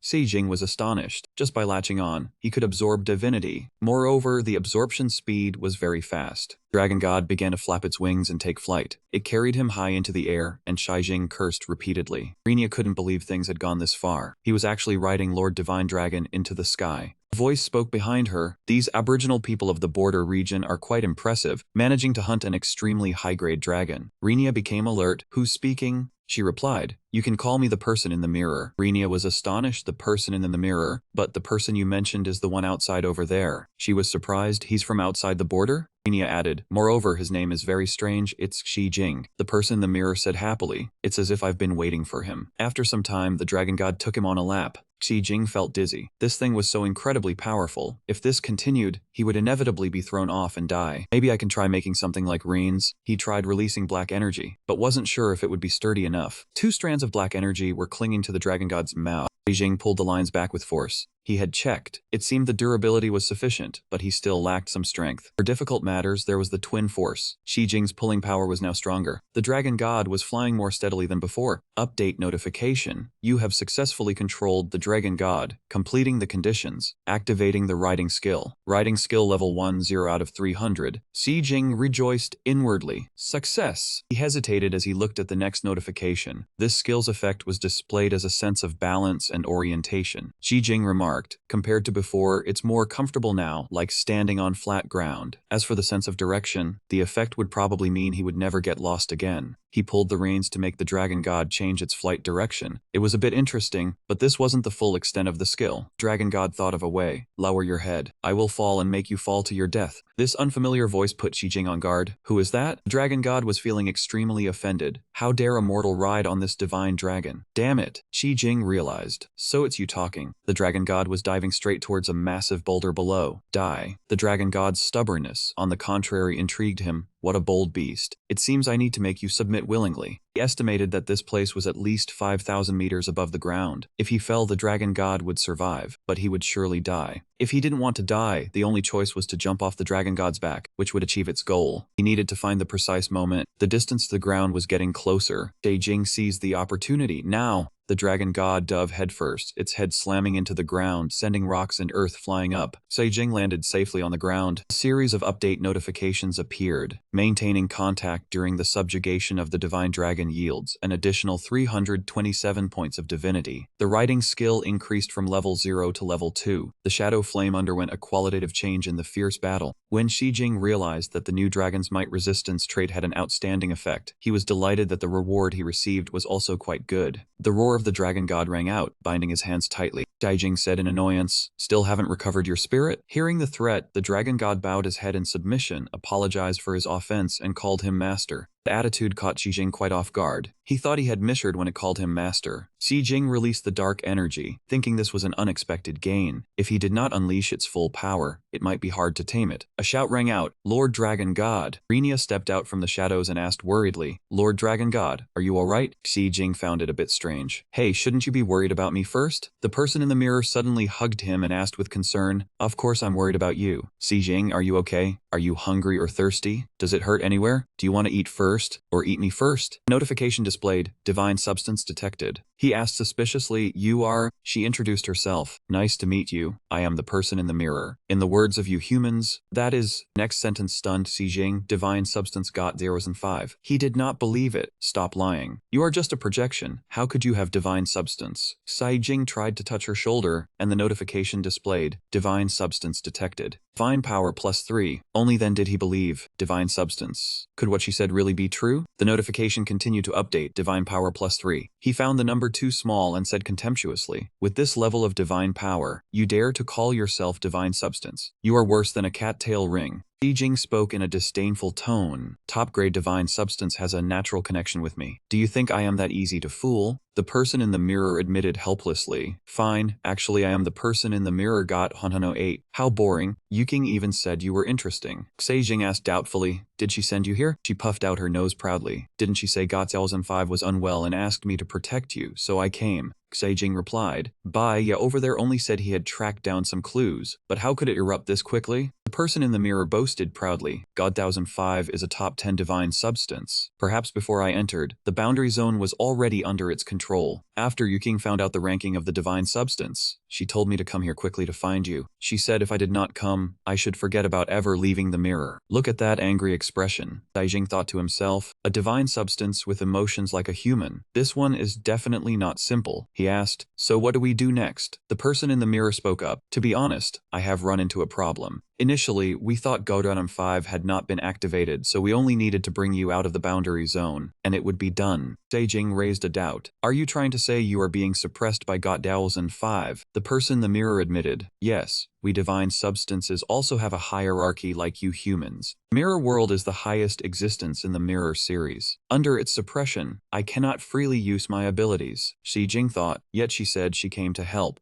She pointed at the watch on his wrist. "I should have been able to enter your watch face and hide, but I was suppressed by it and could not, unless we find the core of the boundary zone and turn its power into our own." Xijing recalled Renia's words. "These madmen, wanting to become stronger, do not care even if killing the divine dragon destroys the world." Renia said that after killing the divine dragon, the world will be destroyed. Xijing pointed at the dragon god. Could it be the core of the boundary zone? The person in the mirror obviously did not believe it. "Don't joke. How could something so important be here?" Renia confirmed that the Lord Divine Dragon was indeed the core of the boundary land. She pointed at the huge dragon in disbelief. "Him?" Renia replied, "That is correct." An expression of calculation appeared on the face of the person in the mirror. "Then that is good. As long as I absorb him, the mirror world will not be able to imprison us anymore." Xijing grabbed her wrist to stop her. The person in the mirror struggled to break free. "What are you doing? Let me go." He reminded her, "Please use your brain for a moment. If the core breaks, what will happen to this world? Surely you are clear on that, right? If you kill him, you will be personally destroying our way out." The person in the mirror asked dejectedly, "Then what do you suggest we do? We cannot just leave it like this." He replied, "Yuking said it. We only need to prove that this world is an illusion to get out." Daijing thought, the state of Gozanzen 5's existence is still unclear. Does it have its own consciousness like her? Has it even infiltrated the side of our people? If that is really the case, confrontation is not the best strategy. We need to be smarter. The dragon god stepped forward and said, "Master, perhaps I can help you." Xijing communicated in his mind, "Are you willing to give your power to her?" It replied, "Yes, master." He rejoiced secretly. "That is excellent." Xijing asked, "If I can help you become stronger, do you have a way to resist Gotdeosen 5? She was surprised. "Just you?" Xijing changed his words. "Yes, to be more precise. I will grant you the power of the divine dragon. If he agrees, we can try." The dragon god expressed concern, "But Gotdeosen 5 is extremely powerful. Even if I share my power with her, she might still not be able to fight it." The person in the mirror agreed. "That is right. Gotdeosen 5 is the highest position in the mirror system. Even if the dragon god gave gave me all his power, I would still be like an egg striking a stone. The dragon god confirmed, the person in the mirror is correct. She can only open a passage to God 5's true body. The real solution still depends on you yourself, master. Si Jing pointed at himself in surprise. Me? It confirmed, that is correct, master. If you use your substance power on her, the effect will be better. An idea flashed through Shi Jing's mind. Took out that item, the spirit lasso? Seeing the lasso materialize in his hand, Shi Jing was surprised. It actually turned an image into a physical object. The previous spirit lasso had already been used, but now it has recovered to its original state. Oh well, no matter the reason, this is a godsend. Shi Jing was mentally prepared. Let us begin. The dragon god obeyed. Yes, master. A stream of spiritual energy seeped into the person in the mirror. The dragon's sharp claw touched her forehead. Spiritual energy continued to flow into her. The stream of spiritual energy ran like veins through both their bodies. Shi Jing grasped the staff, pouring his spiritual power into it. The system displayed that it was analyzing the divine material, and the object began to evolve. From the person in the mirror, spiritual energy radiated outward. Divine nature increased by 35. Blue body slowly turned yellow. Many small mirror shards flew apart as the energy burst forth. Renia worriedly tried to run over, but the girl in the mirror and Shi Jing raised their hands to stop her, telling her to wait a moment. The fragments fell onto the grass, then they merged together. Renia covered her mouth in shock as she saw the pieces reassemble themselves. The new body parts of the person in the mirror were gradually reconstructed. That body had reached a state of perfection. The person in the mirror was stunned. My body has become larger now. Shi Jing stepped forward with a serious expression and asked, "How do you feel? Is there any change?"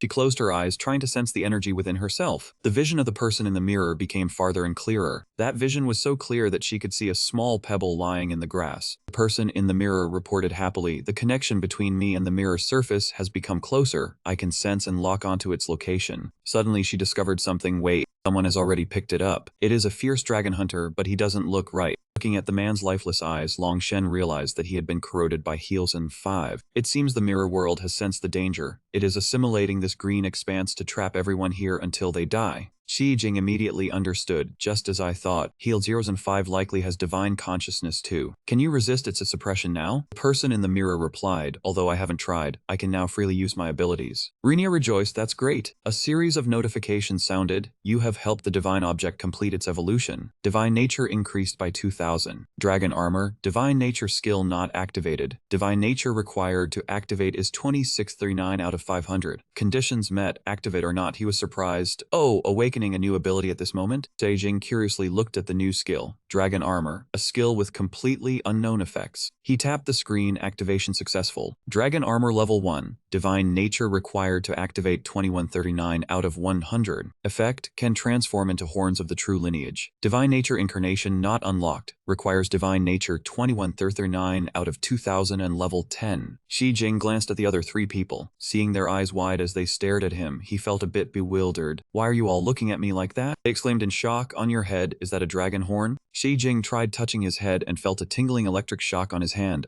Long Shen announced, Master, congratulations on gaining new power. The power of dragon armor originates from divine nature, resonating with your dragon lineage. Try to feel the flow of power surging within your body. The power of dragon armor can control the horn bones. Shi Jing felt the electric current running through his body. Is this the power of the lightning attribute? Long Shen suggested, there is also another kind of power. Master, try it out. Shi Jing tried releasing lightning towards the stone pillar beside him. He was a bit disappointed. Is this just a whip made of lightning? Can it only bind objects? He saw the stone pillar being lifted high up. It then shattered into many pieces. Shi Jing was astonished. I don't think I used any force. He released lightning at a larger piece of stone. Let me try this one. Shi Jing rubbed his chin thoughtfully as he observed this skill. I understand now. He could lift the entire large stone. It turns out I wasn't lifting it but using dragon armor to reduce its gravity. Then Shi Jing casually threw it down. He released lightning onto his own feet, so what if I use it on myself? Seeing himself being propelled upward, Shi Jing rejoiced silently. I can really fly. Long Shen praised, not bad. The other two girls exclaimed, amazing, how interesting. It seems Yuking wasn't lying to me. Suddenly, a commotion from afar caused Renia to panic. Oh, what happened? He looked towards the group of dragons flying in from the distance. Leading them was a mighty dragon. Divine Dragon reported, Master, they were once my companions, but now they have been corrupted by Heelsen 5 and turned into puppets of the mirror world. Shi Jing asked if there was a way to save them. It replied, the only way is to defeat them and absorb the divine nature within them. Only then can they be freed from the mirror world's control. Shi Jing noted, I understand. He ordered the person in the mirror, you must always know your position in the mirror world and do everything to control it. She obeyed, I understand. Shi Jing activated two skills, Dragon Armor and Shadow Flame. Using Dragon Armor to fly is too wasteful. I still need to find a way to get a new mount. He targeted a dragon, decided it's that one. Xijing immediately launched himself into the air. Shadow flame wrapped around this dragon's body, let out a ferocious roar. Xijing landed on the dragon's head. You also want to help me liberate your kin, right? Then help me. A series of notifications sounded. You have successfully tamed your second dragon. Experience points increased greatly. Riding skill from level 2 has increased to level 4. Conditions met. Skill activated. The knight uses it. Knight of Line level 1 reached 0 out of 300. Skill effect doubles experience gained from line monsters. Seeing the dragon had calmed down, Xijing stood up, clung to its horn and asked, "This means you accept me, right?" A monster from the opposite side charged at him. Xijing immediately activated both the Trash Dragon and Shadow Flame. A single Rolling Dragon Thunderbolt strike shattered the monster into pieces. Notification appeared. Eliminated a special being with divinity. Received 58 points of divinity. He thought to himself, just taming the dragon earlier had given him over 300 divinity. Ordinary monsters could not compare, but if the quantity was large enough, a qualitative change would occur. 2 hours later, after eliminating a large number, the notification updated. Combat level 8 reached 36633 out of 6000. Constitution level 10 reached 161 out of mystery. Health level 8 reached 5402 out of 6000. Aim level 8 reached 3596 out of 6000. Sprint level 8 reached 2169 out of 6000.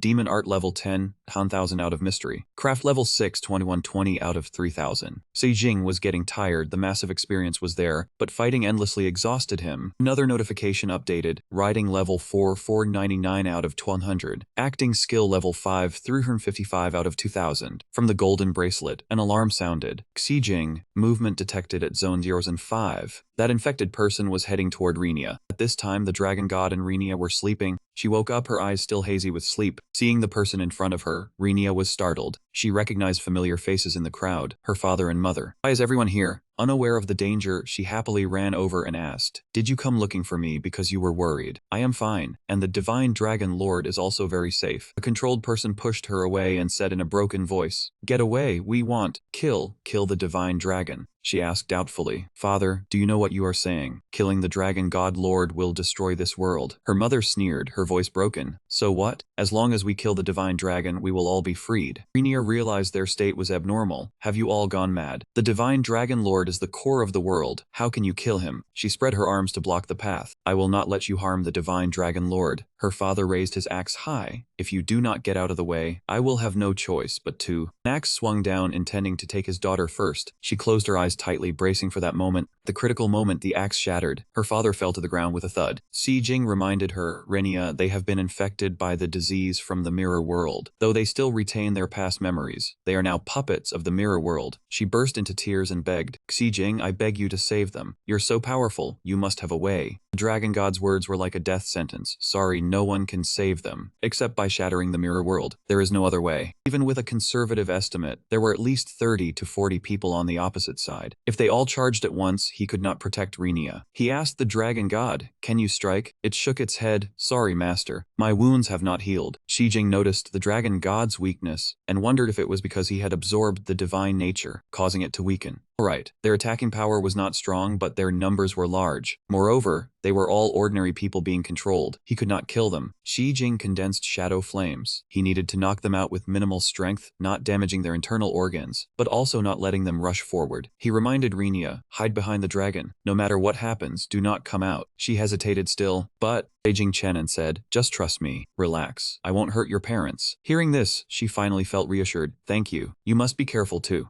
A man wielding an axe rushed forward. Xijing dodged, causing the axe blow to miss and strike the ground. He struck the opponent's neck heavily with his hand. Watching that person fall unconscious, Xijing realized his force was still a bit too heavy. The remaining crowd crazily rushed over. He teleported away from his current position. Xijing struck each one on the neck. The speed was incredibly fast. Watching them stagger and fall, he breathed a sigh of relief. Fortunately, they were all ordinary people who had never trained in martial arts. One blow was enough to topple them, but as soon as he knocked one down, another immediately immediately rushed up. Indeed, he needed to finish this decisively. Using shadow flames to bind them was possible, but they were innocent people. Shadow flames would injure them. Was there a way to prevent the shadow flames from causing harm? For example, remove the destructive attribute and keep only the suppression effect. Saijing tried channeling energy into the ground. Oh well, I'll just try and see. A circle of energy radiated outward. Pieces of stone debris flew towards them. Saijing saw the entire group fall backward, overjoyed. It really worked. After finishing, he wiped his sweat. This way, there's no problem. Right then, only the man holding the mirror remains. Could it be that he isn't among these villagers? From the bracelet, the mirror person's voice warned, Saijing, behind you. Saijing dodged just in time, a yellow stone grazing his arm, cutting through the skin and drawing blood. Saijing noticed a person standing at the edge of the forest. He had clearly seen the opponent's face. It was the person in the mirror from before. Goddess M5 was chanting something in an ancient language. The yellow energy crystal floated, releasing a powerful source of energy around it. Seeing those people stand up one by one, Saijing suddenly understood. He was controlling all the villagers. Rainier realized he said he wanted to kill everyone. He instructed her to prioritize getting those who could still walk out first, and leave this matter to him. The person in the mirror warned, Saijing, that person has already been assimilated by the mirror world. Gozen 5 continued to chant the incantation Sayuakaka. That stone was already embedded deeply into his chest. Countless fragments shot out from God M5's palm. They flew straight towards the standing villagers. As for Saijing, he had to keep dodging. He cast his gaze towards the backpack and the blade lying beside the rock. Saijing quickly retrieved the blade and swung it, cleaving those fragments away. At this moment, Gozen 5 spoke in a language he could understand. Who are you? Saijing declared confidently, the one who has come to subdue you.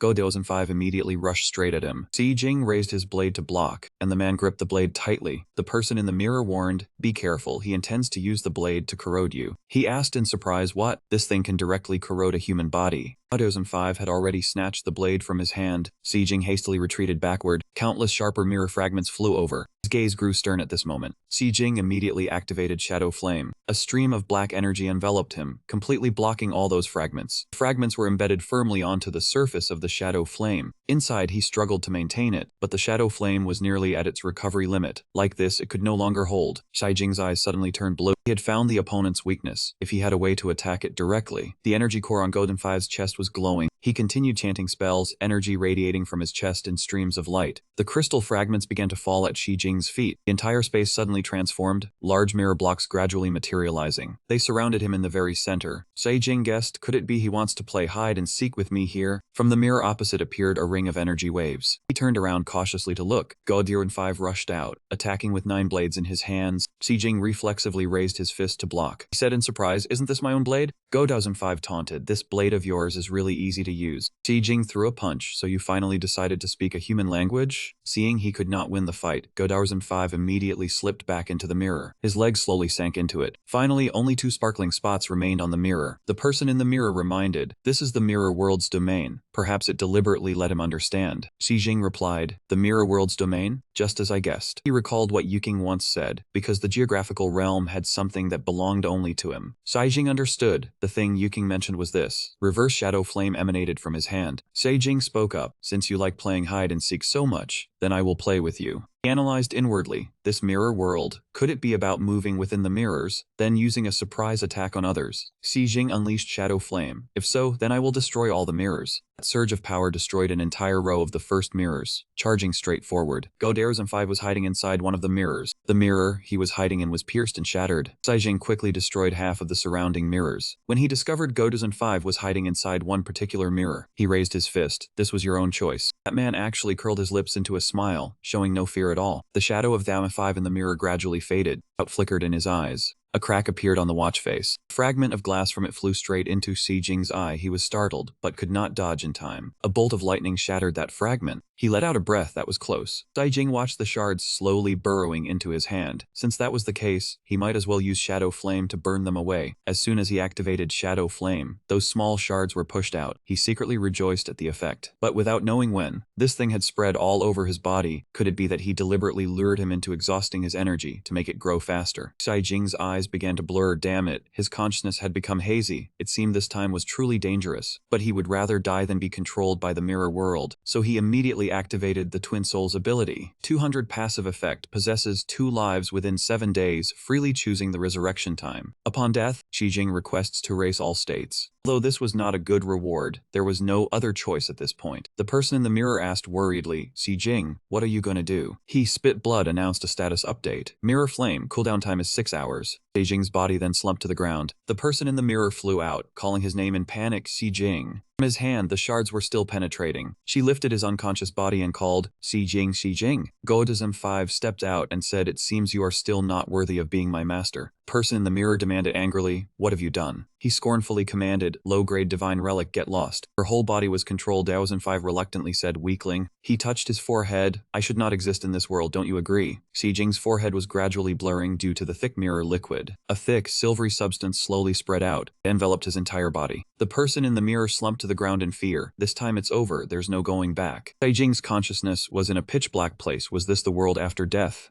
Strange, why did Mirror Flame's status seem more flexible than before? This feeling was like just awakening the mirror seed. Could it be that to truly use the mirror domain, one must first experience a death? A notification appeared. Special conditions have been met. He suddenly understood. So that was it. Death was not the end, but a turning point for the mirror domain to evolve. At this moment, Daozen 5 was warily watching the surging silver mucus. He opened his eyes, the shadow flame in his pupils emitting light. Si Jing used shadow flame to slowly tear open the mucus layer outside. He jumped up in shock. What is happening? Why did he come back to life? He pushed himself up from the ground, slowly sitting up. A notification displayed. Twin Souls cooldown 59 days, 23 hours, 59 minutes, 51 seconds. Specialization successful. Skill Shadow Flame has transformed into True Shadow Flame. Level 3 out of 1000. His hand clenched, shadow flame radiating from his fingers. Si Jing said coldly, "Daozen 5, you can prepare yourself now." His hand began to tremble slightly. His fingers gradually fused together into a single mass. It transformed into a sharp-pointed weapon. Daozen 5 charged forward madly. Si Jing's expression did not change. He was extremely calm. He vanished right before he could strike. Si Jing appeared behind him too slow. A straight punch into the opponent, fragments scattering everywhere. Five's entire body was sent flying backward. His feet skidded across the floor. God, Nerozen 5 could not figure it out. Why are you suddenly so strong? He glanced at the power in his hand after the upgrade. The speed and power of Shadow Flame had both increased by more than a rank. Daozen 5 summoned the surrounding fragments. He launched them all at him at once. Si Jing used the same trick again, vanishing from his position. This infuriated Daozen 5 vanished again. His voice echoed out, "Looking for me?" He quickly turned around. His head just happened to receive a punch from Si Jing. He asked Jing, "Was it not you who just said I was weak and unworthy of being your master?" God, Daozen 5's entire body trembled in pain. How could this be? The shattered pieces fell scattered on the floor. He turned hostile. I must have heard wrong. Someone so powerful is naturally very worthy. The mirror shards were slowly gathering together. He was plotting a scheme to harm him. Si Jing said calmly, "Is that so? But now I no longer want to." God, Daozen 5 said through gritted teeth, "You are given face but do not appreciate it." He touched his hand to the ground. The fragments flew up again. "Since you do not want to be the master, then die." The mirror shards shot toward him. Si Jing smashed them with his fists. God, Daozen 5 tried to crawl into a mirror. This guy was truly as strong as a monster. In escaping, he had not even touched him. "But as long as I stay here, I can make the mirror regenerate infinitely. You will never be able to do anything to me." Si Jing commanded the person in the mirror, "Open the passage and seal his original body." The person in the mirror obeyed, understood. A surge of energy radiated from her tightly clenched hands. The spiritual power pierced straight into the mirror where God Daozen 5 stood. He looked down at the core on his chest turning yellow. "What is this? What have you done to me?" Si Jing bent down to pick up the blade. He infused it with flame shadow. "You cannot escape now." God Daozen 5's face gradually showed cracks. He admitted that he was indeed as powerful as the rumors said. He swung a celestial Dao armor slash, cutting toward the black surge. The slash shot straight through the mirror where he was residing. The shattered mirror pieces flew wildly through the space. They all fell down at once. That mirror developed a crack. When it shattered, God Daozen 5's body was revealed. Next, he was destroyed, turning into countless fragments. He bent down to pick up a mirror shard and asked, "What did you mean by what you just said?" "What rumors?" "Only a small piece of God Daozen 5 remained, inside which the figure of a girl appeared and answered, 'It has been too long, I cannot remember clearly, but that person said you have a special power within you, so I have been waiting. My 2 previous masters were too weak, so I had to confirm the power the new master could withstand." Si Jing guessed, "So from the very beginning you were testing me." God Daozen 5 suggested, "It is fine, you have passed the test. Keep me by your side and wait patiently." The next awakening, she said it and then closed her eyes. Si Jing let out a breath of relief after the fierce battle. When he returned outside, he was surprised. "Huh? I can get out now?" The blade in his hand developed a crack. He held it up to examine it. After exceeding its limit, it could no longer withstand the power. The blade shattered into countless pieces. Thinking of Zhu Shaining hitting him, he turned pale with fear. If his senior sister found out her gift had ended up like this. The dragon god called out, "Master." The person in the mirror cheered like a child. "Finally I can go report." The dragon god bowed before him. "Thank you for saving this border border region. Xi Jing replied casually, do not mention it. Seeing the place was deserted, he suddenly remembered. Right, where have all the villagers gone? It reported that since the master entered the mirror world domain, the villagers had gradually regained consciousness and returned to the village. Rinja stepped forward and bowed in thanks. Brother Shijing, thank you for saving my parents. He smiled and replied, everyone is too polite. I just wanted to get out of here. Long cracks appeared in the sky. From those cracks, mirror pieces shattered out. The dragon god and everyone looked up. He asked curiously. The person in the mirror answered, this is the phenomenon when the mirror world is dispelled, since he has already absorbed it. If this place were a pure mirror world, it would have completely shattered by now. But this is a border region that was eroded, so it only separates the anomalies belonging to the mirror world. From now on, this land will no longer have mutations, and the creatures inside will develop naturally. Seijing felt that after absorbing Godsism 5, there seemed to be an additional strange power inside. Update notice, absorb divine relic, plus 2668. His heart rejoiced. 2,000 years of hard farming had not yielded this much. Dragon God spoke, Master, thank you for helping me and my people gain freedom. I want to give you a gift.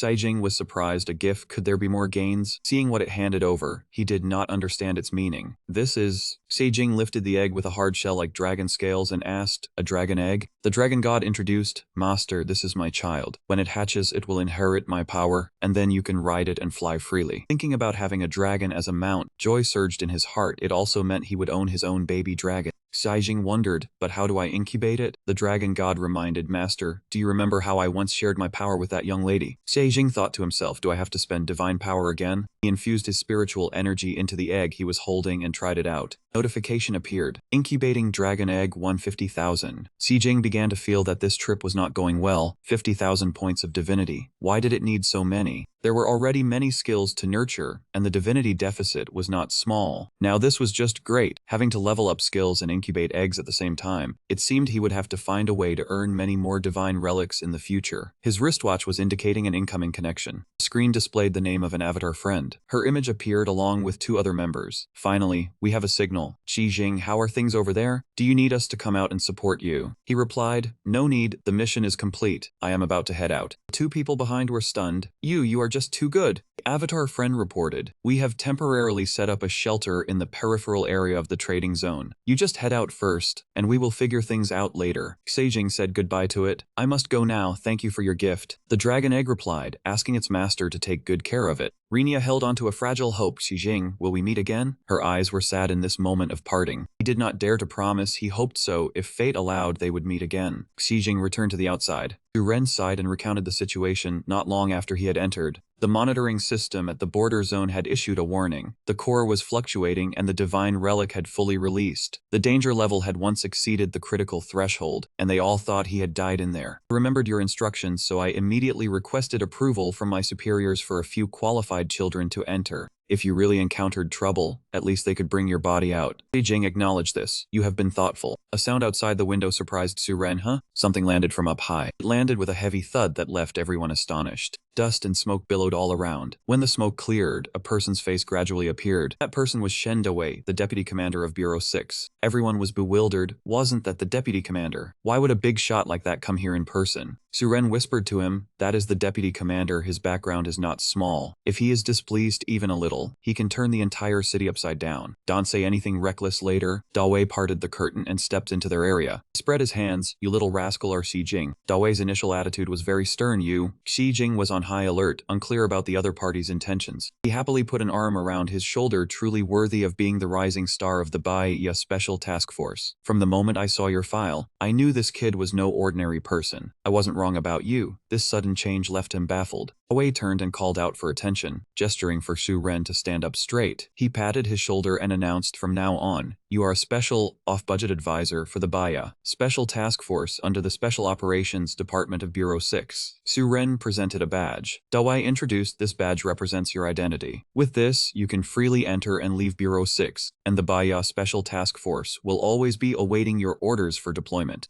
Xi Jing was a bit disappointed. He thought there would be a cash reward, but it turned out to be just this thing. Zhu spoke up. Commander, congratulations, sir. He was surprised. Commander? Xi Jing did not really like this title. It was too troublesome. Better to drop it. She was stunned. This kid dares to refuse. He continued, I never intended to join Biaya. Besides, your intelligence was not accurate at all. If it were not for my great luck, I would have died in the border world. Oe said calmly, the greater the ability, the greater the responsibility. Xi Jing knew it well. If something happens, in the end, I will still have to step in. He interrupted. Besides, although there are some high difficulty missions ahead, who knows, you might get a chance to come into contact with more divine relics. Isn't collecting divine relics also your mission? Xi Jing was curious. What do you mean? Aoi revealed, from the moment you accepted the appointment letter, all information from Bureau 6 will grant you access. Whenever you want, you can go in for a visit. Additionally, depending on the mission's difficulty, you can request to borrow some of the Bureau's 3-digit grade divine relics. Xi Jing noted this point, 3-digit grade divine relics. He agreed, alright, since you trust me, I will try accepting this appointment. Dawei handed that badge to Xi Jing. Su Ren did not expect that he had become his superior. Xi Jing reminded him, Deputy Commander sir, you must keep your word. He put on a trustworthy expression, of course. Dawei suddenly remembered, oh right, the letter has arranged a kind of travel mission for you. Take this opportunity to go relax a bit. Xi Jing opened the envelope and saw a ticket. He revealed, this is a ticket for a top-tier luxury cruise ship. I heard a single ticket costs several million, and even with money, it might not be easy to buy. The information inside displayed, boarding notice, invited guests this time must meet one of the following conditions. A. Possess a divine relic. B. Be a gifted recipient. Xi Jing had already pulled his suitcase and gone on the trip. He complained to Feng Ne on his shoulder. Pets are not allowed on the cruise ship. Later, you will have to pass the security check. Figure out your own way to board, no problem. She assured him, don't worry, we will meet again on the ship later. Then they split up and left. Xi Jing went inside, while Feng Ne sneaked off in another direction. The luxury ship was docked at the pier. He curiously looked at those people. Are they all waiting for the ship? Based on the boarding requirements, these people are all capable. Gathering them together, this surely is not an ordinary vacation. Twin Birth is still on cooldown. He hoped no major incident would occur. Suddenly, a hidden weapon shot towards Xi Jing's back. His penetrating eyes were activated. Xi Jing caught the dart. Sneaking up on someone is not a good habit. From atop the roof, people dressed in ancient garb flew out wielding swords. Xi Jing dodged a beautiful sword strike. Cold weapons, huh? Two of them were encircling him, attacking. Xi Jing agilely evaded each sword strike. He recognized these moves as Golden Wind Crimson Sword. Xi Jing identified the background of this group. You are people from the Golden Wind Daoist Temple. Hong Ping, having just stepped out, placed the blame on him. The master has gone missing. Your junior brothers are either dead or disbanded. The Golden Wind Daoist Temple became what it is today, all because of the harm caused by you people from the Hidden Dragon Daoist Temple. Xi Jing looked confused, asking what that had to do with him. That man insisted that if it were not for that Back Thang who injured his master, the Kim Fong Martial Arts School would not have been disbanded. Xi Jing replied with contempt, saying they were just weak and blamed their strong opponents, and that there were no people like them in the world. Hong Bang charged forward, declaring that even if he died today, he would drag him down with him. Xi Jing was not afraid and was ready to receive the blow. From his palm, powerful beams of light slashed out. Hong Bing could not fight back, so he started cursing, saying that was indeed the style of the Tang Long Martial Arts School, hiding everywhere in that sealed courtyard like turtles pulling their heads in. Xi Jing asked sarcastically, were they not the same, weak yet eager to fight, and then blaming others for not showing mercy when they lost? When it came to shamelessness, that Long Trash truly stood at the top. Lightning constantly struck down on Hong Bing. The Kim Fong Martial Arts School was the best under heaven. From his mouth, a burst of black smoke spread out. Hong Bing's entire body collapsed to the ground. Several other disciples prepared to rush forward, shouting for their brothers to take him. From inside the ship, a surge of energy shot out. At that moment, a voice rang out among the disciples, daring to cause trouble on our turf. That surge of energy bound them like chains, accompanied by the question, do you want to die? A man stepped out from the cabin. This man politely asked him, respectfully, esteemed guest, please forgive this guard's lack of thoroughness. This person is the manager of the Infinite Nova ship, Tang Yao. He led the way, saying the boss invited him aboard. Xi Jing was surprised by how easily he subdued others. Seeing the tight security inside, he realized that the auras of the guards were not weak. Xi Jing focused on Tang Yao. The manager's technique for subduing those people did not look like an ordinary ability. Could it be a divine artifact, or did he possess this kind of power himself? The act itself also gave off a strange vibe. He stopped before a room, saying they had arrived, and the boss was waiting for him inside. He was curious about what background the boss's yacht actually had. Xi Jing turned the door handle, and a blinding light flashed from within. It turned out to be Yuking waving her hand, saying long time no see, Xi Jing.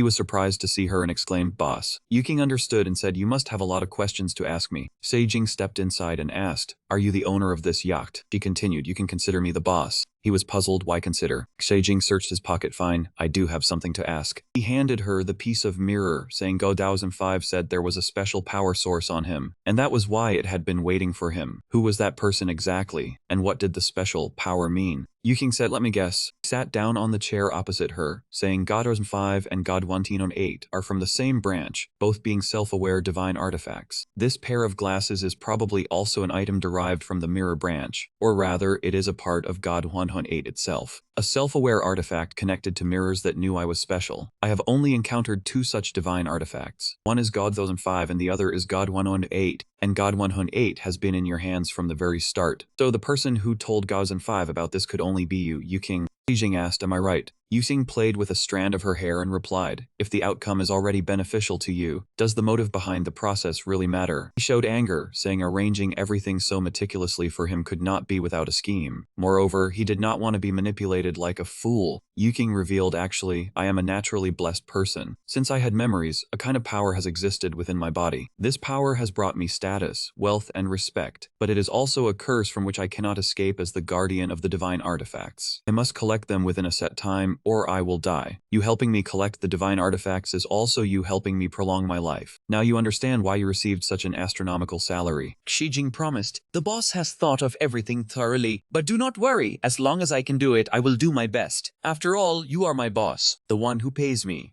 Yuking said happily, "Thank you, Seijing." Seijing changed the subject. "So what about this Gauzen Phi? How do you plan to deal with it?" She set her teacup aside and asked, "You must have already sensed the strange power within you. It will not be too late to hand it over to me after you have grasped it." Seijing was curious. What is that power, and how should he grasp it? Yuking replied, "If it has accepted you as its master, you will definitely find the answer." She added, "By the way, Godierosm 5 does have the ability to move through mirrors. If you manage to grasp this power, your self-defense capabilities will become even stronger in the future." Yuking saw him out. "Let us stop here for today. You go back to your room to rest. Make sure to attend the banquet tonight. There is a surprise waiting for you." Seijing arrived at his room, number 9723. He calmed himself down, trying to focus his energy on the mirror. A long crack appeared on the mirror's surface. A broken piece of glass appeared before him. He tried to touch it, so this is what the world inside the mirror is like. Next, let him try to pass through it. Seijing's hand could pass through the glass surface. His entire body slowly crawled into that mirror. Seijing quickly disappeared inside. When he opened his eyes, he found himself in a different place and wondered in surprise. Back already. It really wasn't that easy. His gaze shifted to one side. Seijing saw Feng Na waiting for him on the bed, and she said, "I just inspected the kitchen. The food on this ship isn't as good as yours, but it's quite varied, worth a try." He sighed and asked, "Aren't you afraid of being caught with such a showy display?" Feng Na explained, "With so many cameras here, it's hard not to be noticed." Seijing patted her head to comfort her. "It's fine, the owner here is very good. They probably won't say anything." He suddenly remembered and instructed, "Oh, right, Miss Huan, I'm trying to grasp this thing. If anything unexpected happens, remember to wake me up." Feng Na wrinkled her nose and covered it. "What is this that smells so bad?" "Another stray divine artifact." Seijing revealed, "This is a real divine artifact, the Mirror World 005. She was surprised. A single-digit divine artifact should have a purer smell. Why is it so strange? He thought to himself, could this be part of Yuking's ability? Feng Na promised, "No problem, if anything happens, I'll wake you up immediately." Seijing replied, "It doesn't have to be that extreme." He stepped through the newly activated mirror and had to try a few more times. Being pushed back out left Seijing a bit shocked. Feng Na asked curiously, "Failed?" He recounted, "I got halfway in and was pushed out. It felt like being rejected." Feng Na guided him. "Try relaxing your body and accepting the divine artifact. I don't know how you got 1005, but it seems a bit hostile toward you." Seijing tried and asked, "I feel like I've accepted it, but what exactly do I do?" Feng Na replied, "I can't explain it clearly either, but my strength was quite strong back then. Should I use a greater power to suppress it?" Hearing this, he was startled. "Greater power? Doesn't that mean the aversion?" "I can use the power of the aversion to suppress 005. However, it sounded simple, but was a bit difficult to execute." Seijing's palms began to emit light. A surge of power shot out from the system panel. The mirror absorbed all of this energy. Powerful spiritual energy shone brilliantly. A notification appeared, "Update, fusion successful." Seijing rejoiced. "Excellent. The notification says I've successfully fused with the divine artifact. Divinity increased by 7 and 88. Honor happily urged, "Try it again quickly." He turned back and stepped into the mirror. After a moment, Xijing returned. Huaner praised, not bad, succeeded in one go. He was still not entirely satisfied. The speed isn't fast enough, but at least I'm not being pushed out anymore. I need to practice more next. In the yacht's grand hall, luxurious banquet was underway. Sound of high heels clacked. Feng Na walked side by side with Xijing. A series of notifications displayed. Divine artifact detected. The people here all had divine artifacts. He was astonished. So many divine artifacts. Just touching them absorbs a lot of divinity. It shouldn't be long before the dragon egg hatches. Feng Na immediately headed toward the food table. Jiaojing, I'm going over there to check it out. You go ahead and look around. Xijing sighed at her greedy nature. Suddenly, someone linked arms with him and called out, handsome. Sister here is very lonely. How about we go over there and talk? Xijing saw the marks on her face and thought, even a protector on the yacht uses abnormal entities? He refused. Sorry, I have things to do. Ling Lan winked and pleaded, don't be so hasty to refuse. The good show is yet to come. Room's lights suddenly went out. Yuking's voice rang out. Welcome to the Infinite Nova. I hope the appetizer just now wasn't boring for everyone. The 3 protectors will bring out the treasures, starting now. These divine artifacts will be put in as stakes. Any one of them can grant you unimaginable power. All in or a meteoric rise, it all depends on your strength. Murmurs arose. Is that Yuking? She hasn't held a high-stakes game in 3 years. I heard nearly 60% of current divine artifacts are from her super collection. Ling Lan leaned on his shoulder and asked, hear that? Want to try a round with me? Xijing agreed. Alright, what are we playing? Interest focused in one direction. A certain high-stakes table, everyone was gathered and had discovered a divine artifact. Hey, is this real or fake? This is already the 9th round. Murmurs arose. I heard this guy has won 8 straight rounds here. Impossible, how many divine artifacts has he won already? Time to flip the cards. 21 points, I win again.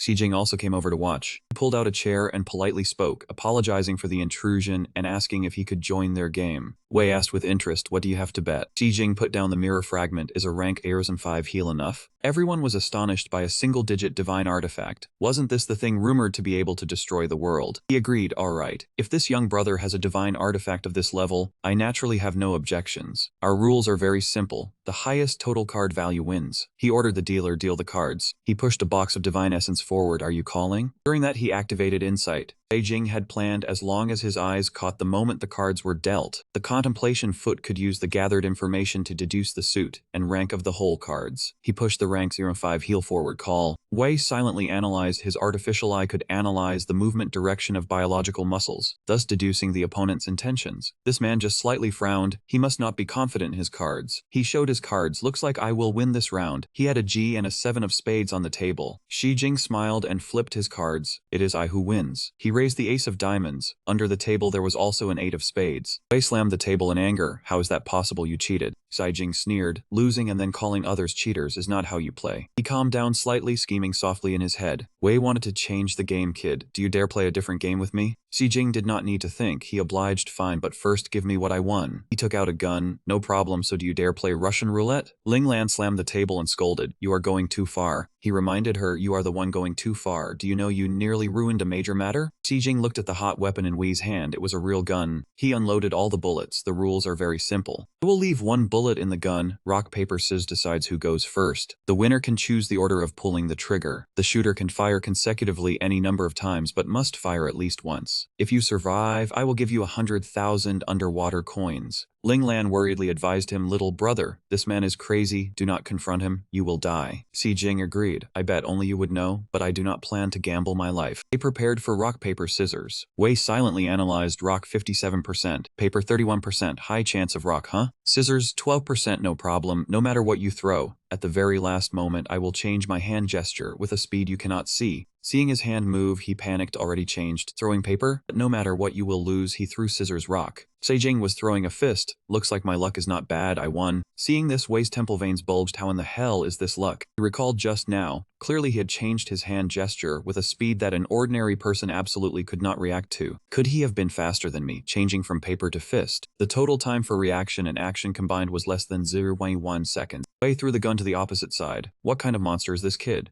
Xie Jing caught it. Thank you, then I will start from this side. Ling Lan thought to herself, I cannot believe he could win rock paper scissors like that. This handsome youth who makes one envious is truly not simple. Wei still held a sliver of hope. Logically speaking, this brat probably could not know the bullet was in the 5th chamber. As long as he is a bit cowardly and fires less than 4 shots, I can still win. He spoke up, speaking of which, may I ask your name? He immediately replied, my surname is Wei. Xie Jing pressed the gun to his temple, so you are Mr. Wei. The people around were shocked. He shot himself 3 times in a row. Who is this kid? Is he that brave? That is enough. The next pull of the trigger has a 1 in 3 chance of dying. Before pulling the trigger, Xie Jing asked further, I have one question. I want to ask Mr. Wei something. Wei coldly demanded, speak. Demanded, you are about to die. Explain clearly how you plan to pay me the 10 million. Can it be transferred? Wei answered, I will not break my word. He was inwardly anxious. It has been so long. Why is there still no movement? Earlier someone had asked him, are you sure this way you can meet the CBs? If you fail again, you will not meet them. Wei poured that liquid into the sea. Rest assured, the intelligence was provided by that Mr. Hu. It is reliable. Moreover, with this thing, there is no need to worry about them not coming. Xie Jing spoke up, then I will thank you in advance. The witnesses were terrified. The 4th shot, 4 consecutive misses. This luck is unbeatable. The probability of the 5th shot being an empty chamber is only 1 in 6, and the probability of it being a live round has already exceeded 80%. Someone reminded him, wait, you still want to take the 5th shot? Switch it, you have basically already won. He thought to himself, clearly he had no reaction to the previous 4 shots. But as soon as I was about to pull the trigger for the 5th, that twin instinct reacted again. Is this considered a death warning? Wei was gloating inwardly. The 5th shot is the live round, perfectly according to plan. This brat really wants to die. Daring to bet all 5 shots are empty? Stop as involved, pause for a moment. Mr. Xie Jing, the next shot carries too much risk. You may choose to concede. Even if you concede, I guarantee you will not suffer any penalty. His voice was eerily calm. Rest assured, it is fine. I never intended to fire the 5th shot anyway. Xie Jing tossed the gun back to him. Indeed, I should let Mr. Wei have some sense of participation. Wei's heart shook. Did this kid see through me? How did he do it? He had activated the contemplation foot earlier. Xie Jing thought to himself, the contemplation foot helped me simulate the outcome of this gamble, including the bullet's position and his trick move. From the moment he opened the cylinder, I had already won. He asked the opponent, why haven't you fired yet, Mr. Wei? You are not afraid, are you? He knew clearly this gun's power was immense against his mutated physique. One shot would not kill instantly, but would at least severely wound him further. Ling Lan communicated with him, then do not forget our mission. Wei gave a cold snort, grinding his teeth. He pointed the gun forward and said, sorry, but I can't die just yet. Xie Jing continued, are you going back on your word? It seems Mr. Wei is about to break his promise. Wei replied, I'll transfer the 10 million to your family. As for breaking my promise, do you remember what I said at the start? Someone recalled. It seemed he said if that brat lived, he'd have to pay 10 million, but if he died, nothing was needed. Xie Jing said coldly, Mr. Wei, isn't that just sophistry? He fired the gun. It was indeed sophistry, but sorry. A blue light suddenly flashed in his eyes. A surge of power shot straight forward. He withdrew his leg. This move was a soft force. It shouldn't have kicked people flying that far. Xie Jing recalled the moment he charged in to kick him. Right as the bullet left the barrel, he activated dual thought speed. After dodging the bullet, he used the soft force to kick head-on with dual thought speed. But the soft force was blocked, only bursting externally, which is why that man flew so far. This protective membrane countered martial arts too much. The bullet whizzed forward. Xie Jing slightly tilted his head, dodging it with ease. The others were stunned. Damn, he actually dodged the bullet. Knife stabbed towards him from behind. Xie Jing grabbed the opponent's wrist tightly. Mocked, you invited me earlier. Why the sudden change of heart? Ling Lan replied, sorry about that. Her wrist flung Xie Jing's hand away. Ignoring the opponent's sword swings, Xie Jing casually blocked them all with his hands.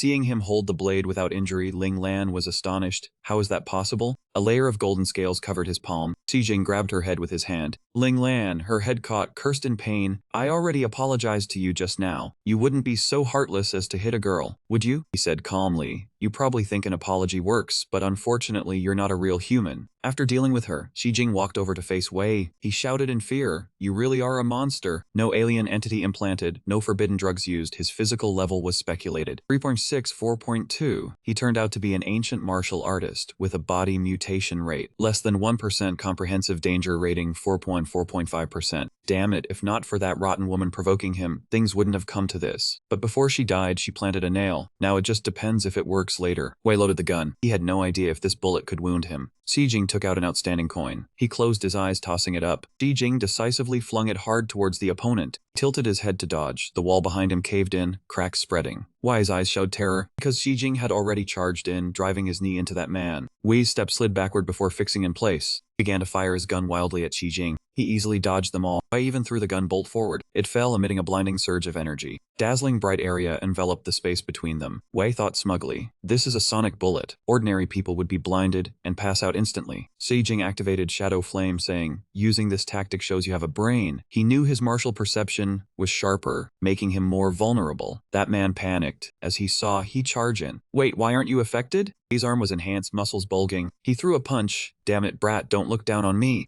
Shijing met his fist, absorbing power from it. Wei was terrified, not even budging. Shijing threw a punch forward. A stream of spiritual force pierced through his fist. His arm snapped in half and fell. He praised, this move of yours is quite interesting. How is this possible? Is it a type of alien entity? Wei stubbornly asked, old man, why should I tell you? Shijing glanced to the side. He asked Feng Na, who was holding Ling Lan's wrist. What's wrong with her? She replied, this woman seems to have come back to life. Then just swear an oath, damn it. Continued firing shots and shouted, run! Ling Lan took advantage of Feng Na being busy dodging bullets to run away. She simply dragged their legs back. Shijing is busy fighting the guards. Miss Huan, I'm leaving her to you. Feng Na immediately chased after her, rest assured. She followed along the high wall in pursuit. She won't escape. At that height, the guards can't shoot, open it. Shijing has already caught up. Have you run out of bullets in your gun? Under the young master's sharp eyes, his body froze. What happened? Why can't he move? Brother Diem is charging towards the guards. He was dazed, his eyes unusually vacant. The upper half of his body was cut off, revealing the wires inside. The entire ground trembled slightly from the crash. Shijing glanced to the side. The announcement speaker rang out. 7 CBs were attacking. Ling Lan was currently running outside. Ah, how smug. The swarm of CBs really came as expected from the intelligence provided by Mr. Hu. Feng Na was chasing closely behind. Do you still have the mind to think about other things? She slashed out with a claw, and that woman's body shattered. The pieces fell, the last shred of her consciousness thought. Too fast. How is this possible? In front of her, did she have no power to resist at all? Wenner approached and grabbed Ling Lan's head.